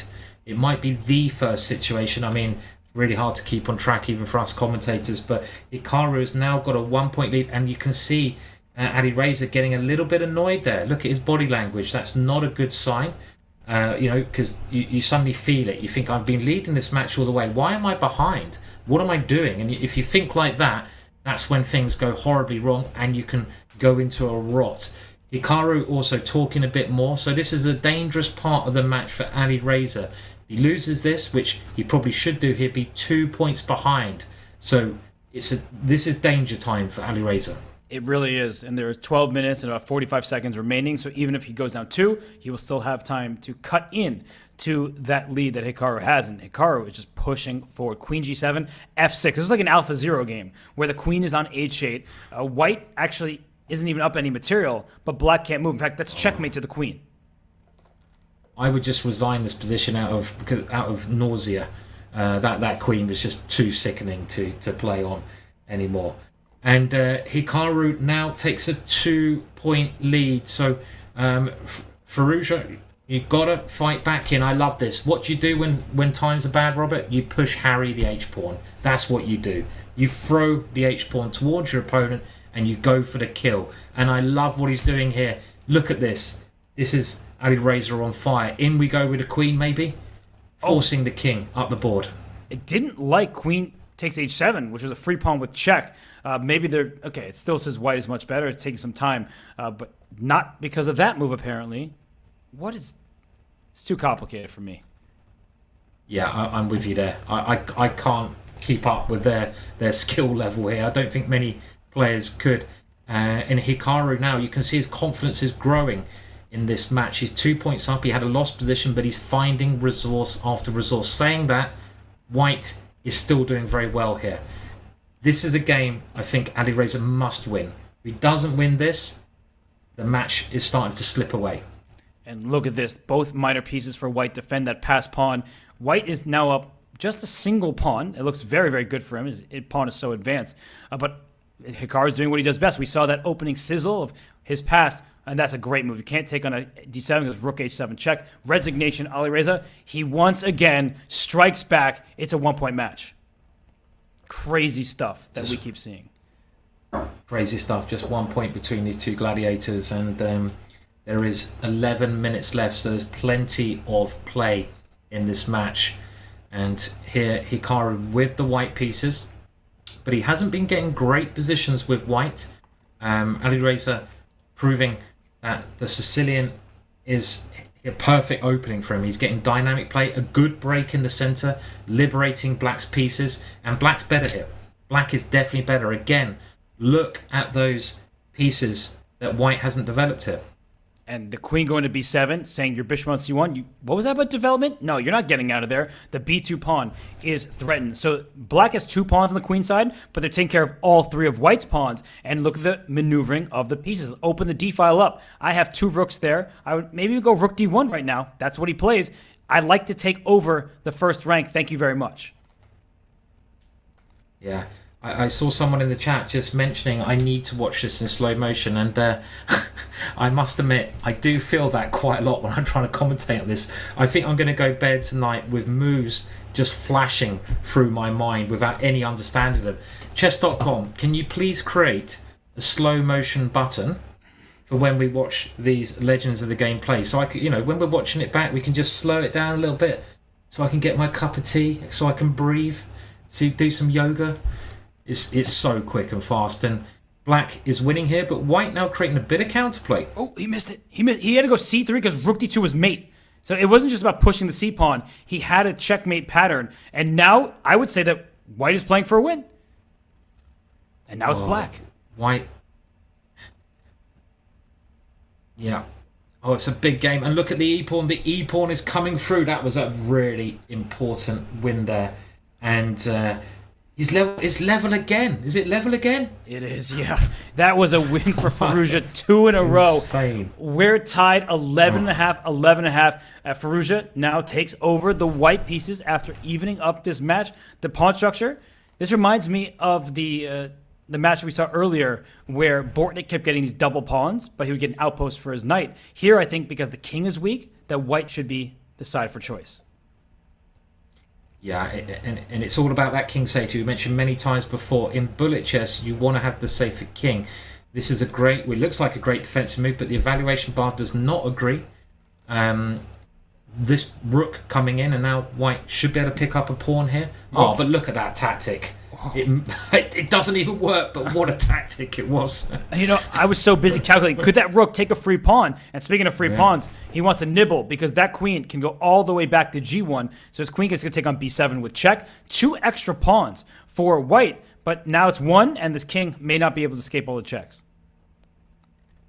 Black has at least a draw here, but Hikaru wondering if he can try to bring his knight in somehow to get some advantage, and I think he probably had to take the draw. And well, it's 12 all with 7 minutes 45 to go. If this does not go down to tiebreak, I would be shocked. I can't see how one player can get a 2-point lead in this match. It's just so close. It really isn't. Look at this game. White is throwing an avalanche of pawns up the king side, and Black saying, your king looks okay for now, but there we see the advantage starting to turn a little bit, and queen f2 was a mistake. I'm not entirely sure what would have taken advantage of it, but knight b6 was Hikaru's plan, and that knight on b6 has to retreat, and can Black open up the a file? That's the big question.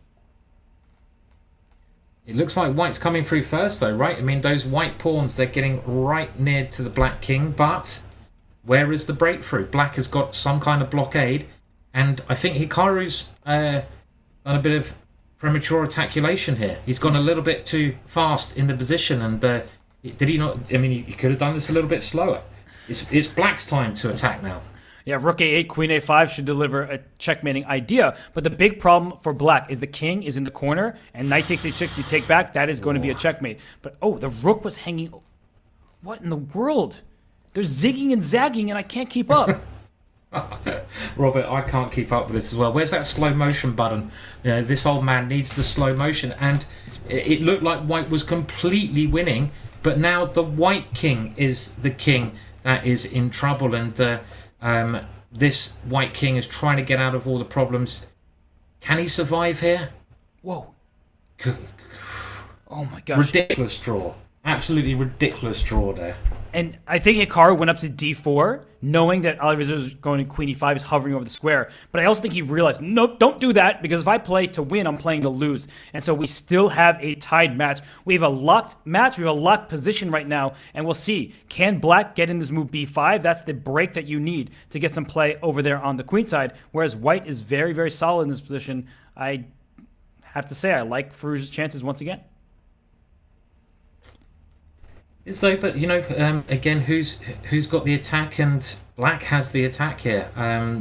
You can. Oh, okay. If you can lock it down on the king side before we have a chance to discuss any position, it's a totally different position, Robert. That's the problem I'm getting. They're moving so quick, finding such accurate ways to respond, and it might just be very much in the balance here. Black getting a lot of pressure actually now. Yeah, what's the score? Way too soon. Right? Look at this. Black sacrificed the pawn, but was completely dominating because the side that controls the pawn breaks is typically the side with the advantage. And black controlled them, took this pawn on b2. The knight on e4, the g5 pawn can be captured, and h3 might be next. Yeah, and under 5 minutes now. And it's danger zone because if one side wins, they win the next one, they go to that golden 2-point edge. And black is still dominating here because the white king is absolutely trapped. The c-pawn's coming through. Hikaru taking a big, big win there. And if Hikaru wins the next one, he gets that golden 2-point lead. So Firouzja with the black pieces, this is a pressure game for him. Yeah, what a game there by Hikaru. Have to give him his roses, his round of applause. That was really excellent stuff. And now Hikaru with the white side going for an attack. Watch out. There's e5 ideas in many positions, but you will remove the attacker with knight takes d3 in these positions. So be very, very careful if you are Firouzja. He gets rid of that most aggressive piece. I have to say that in classical games, I like this from the white side. In bullet, I tend to like the pair of bishops. Yes, and well, okay, we have that situation. The bishops versus the knights. If black king can, again, keep itself safe, I'm really liking black here. And it looks like the black king is not in really any danger. Hikaru opening up the position, and that's very dangerous because the two bishops love open structures. And I think the winning piece here could well be black's light squared bishop on that diagonal, pointing all the way towards white's queen and king. So Firouzja, I think he's got to, again, we have games where you must get a result. And with 3 minutes to go, this is a game where Firouzja, I think he must win this position. He won't get a better position than this. Complicated though. He gave his queen. He dropped his queen. What was he doing? Dropped his queen. Oh my gosh. He could have taken on e4 with check, for example, but he gives up his queen, and now his rook is hanging too.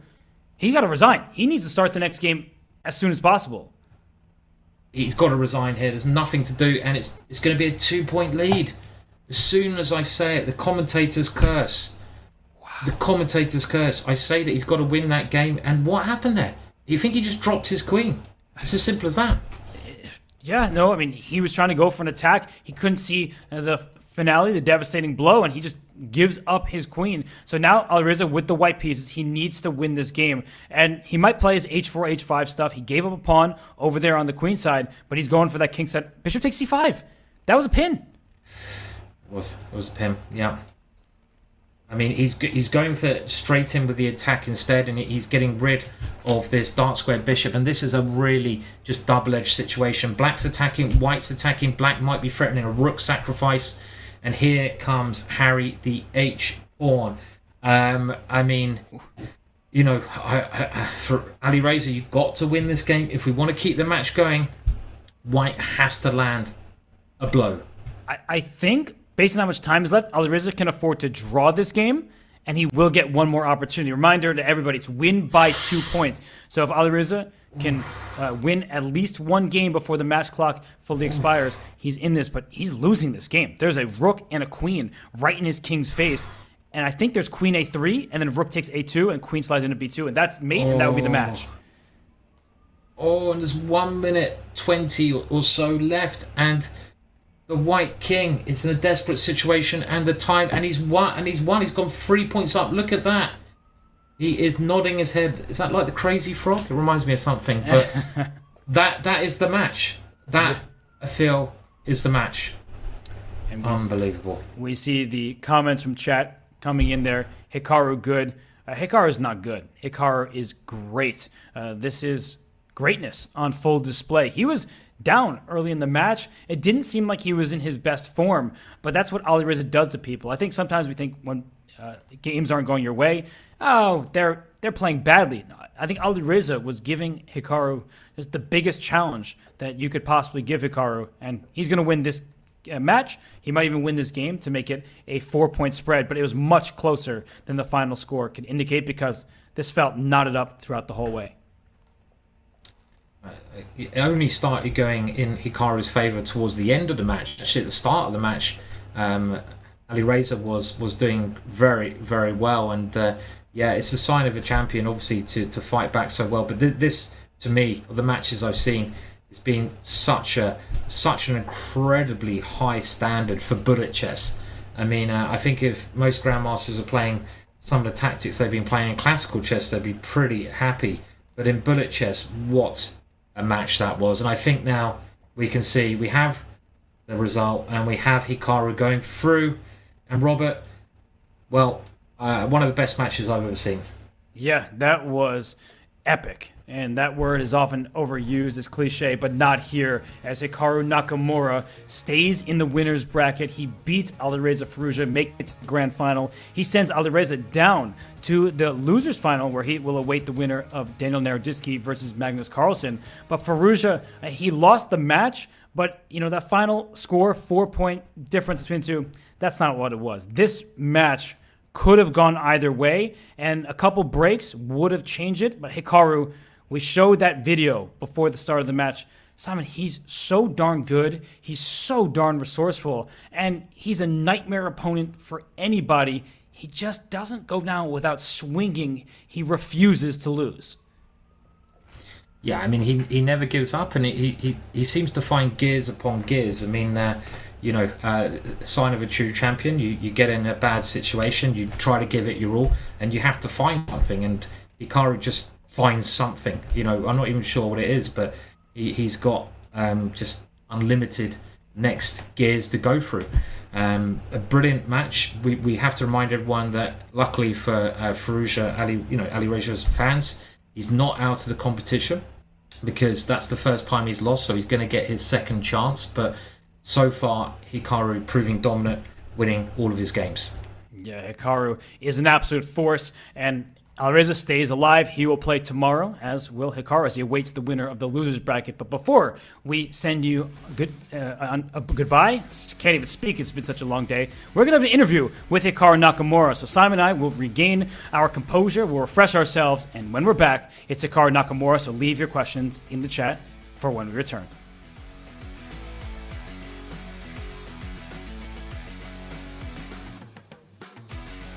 That is it. Still plenty of options and opportunities left. All right, next one. You ready? Yes. Let's do it.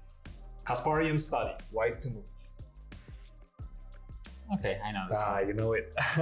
It's not fair. Queen a3, rook d2, rook b2, rook b2. Very good. It's Kasparian. Kasparian study, yes. Yeah. Looks kind of familiar.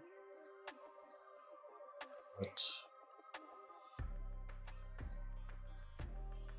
okay, yeah. Rook d2, rook b2, rook b1. So how do you start? Queen a3, rook a2, rook d2, d2, rook takes a3, rook b2, rook a2, rook b1. Very nice, very nice. Well done. Okay. So it's queen a3 check, rook a2, then rook d2, rook a3, rook b2, rook a3, rook b1. Very nice. Yeah. Very nice. Yes. Impressive knowledge. Another study. I mean, if you know this one, I'll be mightily impressed. Why to move? Okay, this one I don't know. So it's 10 seconds as well? 10 seconds. Oh. Yeah. Bishop b6, c5, queen b8, b6, King c8, king c8, king e4, h4, h4. Now I have to, yes, king f5 and king h5, and king e4. Yeah. Very nice. Is king e4 the final move? Bishop b6, queen b6, c5, queen b8, b6, king c8, king e4. Yes, h4 and king f5, h5, and king e4. King e4 back. Yeah, very nice. Well done. Okay, this one is a bit difficult, I can say. So I guess bishop takes b6. Yes. Queen b6, c5. Yes. Queen b8, b6, king c8, c7, queen b7. C7 might not be correct. Oh, king e4. King e4. Yes. H4. H4. You have opponent g3, h4, and h6, right? Yes. Okay, then king f5, H5, h5, king e4. Okay. Exactly. Yeah. Very that's, nice. Yeah. That's the one. Very Yeah. nice. Yeah.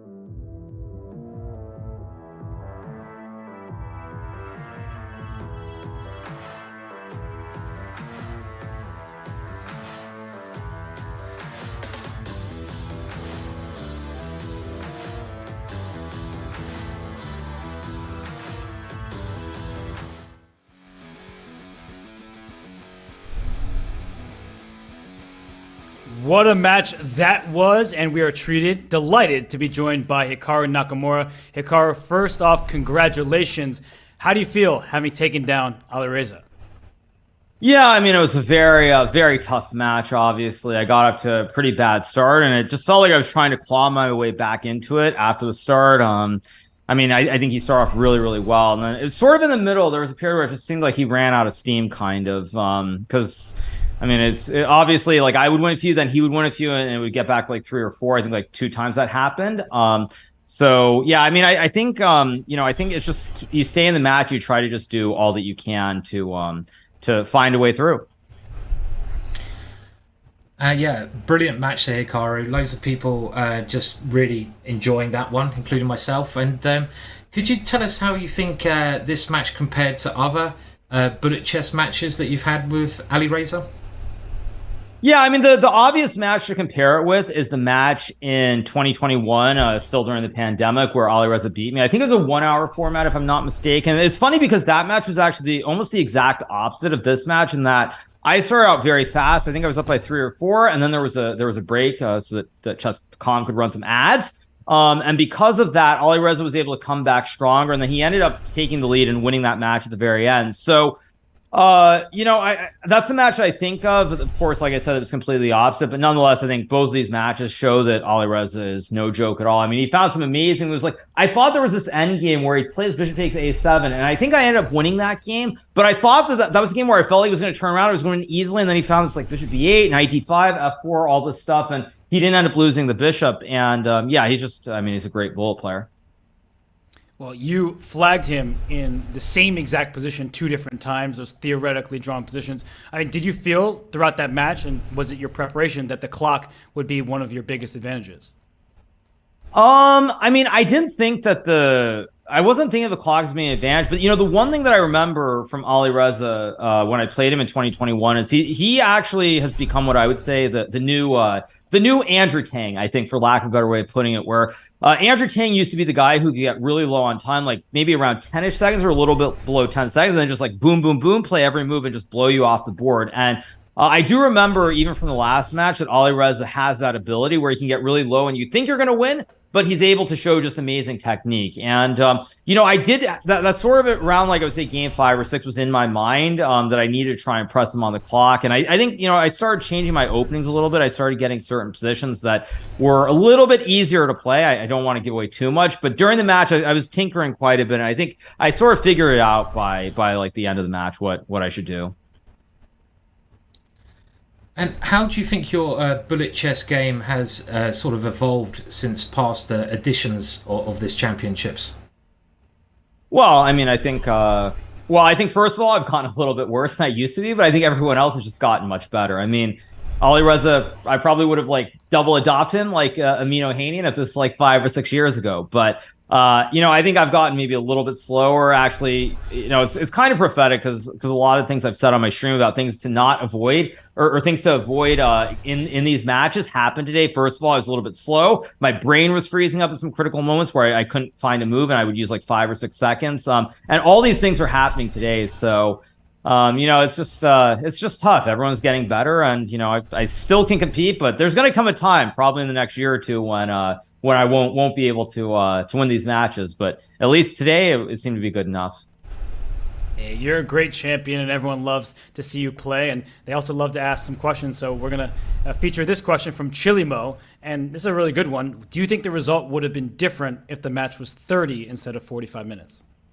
Oh yeah, absolutely. I mean, again, this is another thing that I was saying before the event started. I was very worried about the 30-minute format because I do feel that if you get off to a slow start in the 30-minute format, you're just toast. I mean, if this was a 30-minute match, I'd lose this match. And actually, now that I think about it, I did play Alireza in 2020, I think, in the Bullet Chess Championship, and that was, I believe, a 30-minute match, and quite similar to this one. The score didn't get to, I think, 6.5, 2.5, but I think he was up by 2 or 3 from the get-go, and then I won like 4 in a row to win the match at the very end. But 30 minutes is obviously very scary to play, and I think that 45 minutes gave me a chance. I'm very lucky I played him when I did, rather than when it was a 30-minute format. Because in 30 minutes, I would have just lost this match. Because also, when I was down by like the 4 games, I would have started stressing. Because with less time, you start stressing when you're like 15 minutes.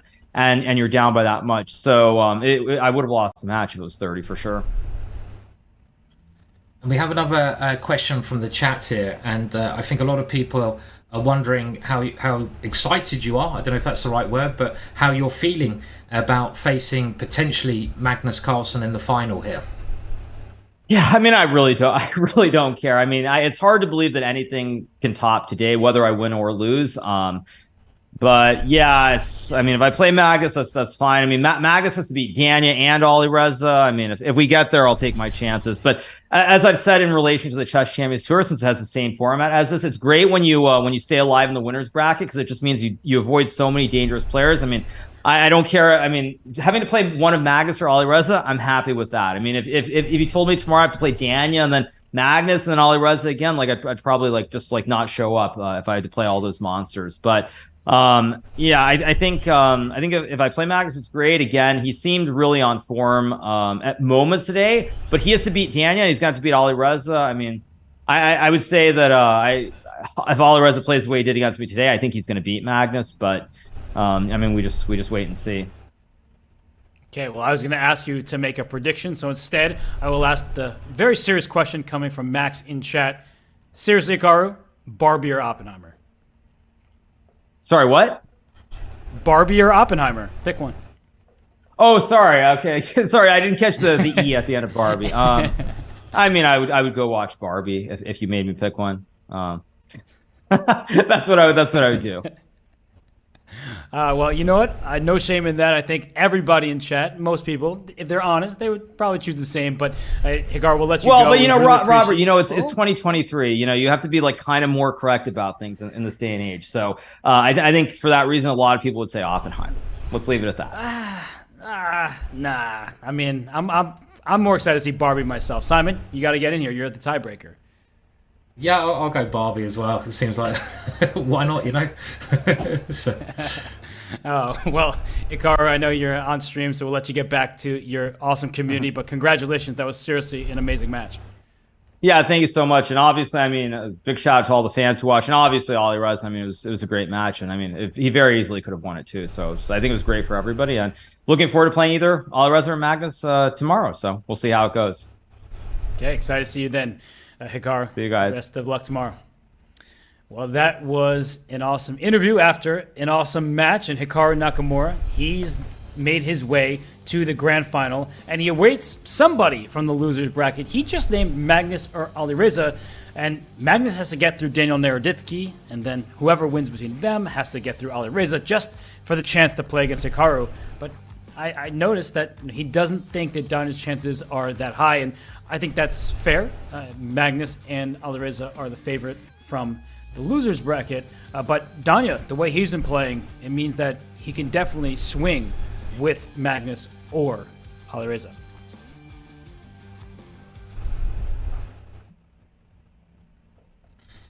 Yeah, I mean, it's going to be very interesting. I mean, I don't really know what to say after today. It was that last match has just kind of blown my mind a little bit. I mean, I was trying to keep up with the tactics, and I'm normally able to follow most of the stuff being a grandmaster, but in that one, it was just too much, Robert. The speed that they were thinking was from another world. It was just remarkable, and I think we watched something quite special in that match.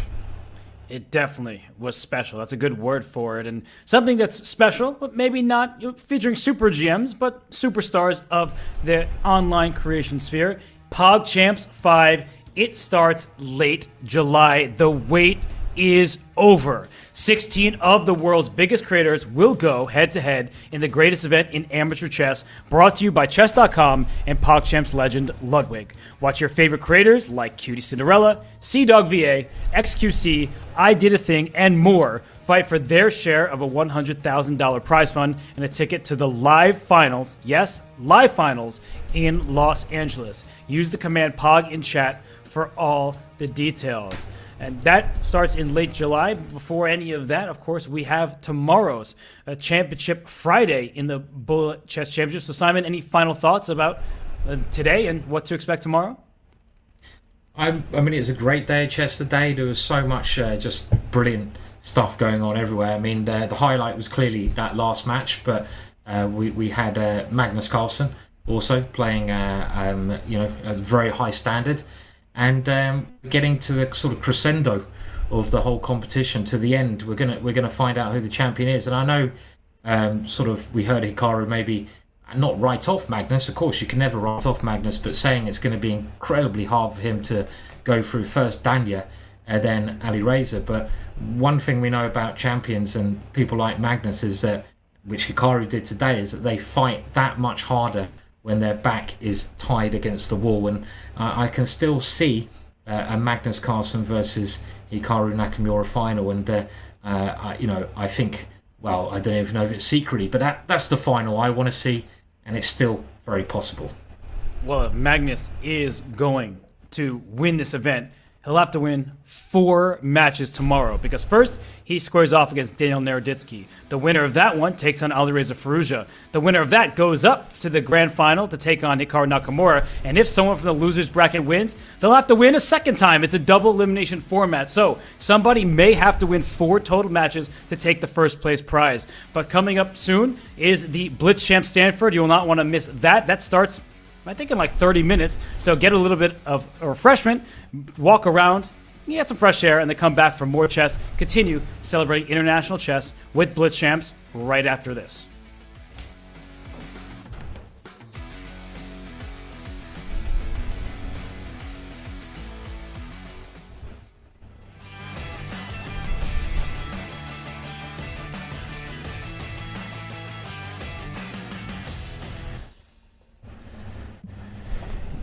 Yeah, it's hard work following the chess, you know.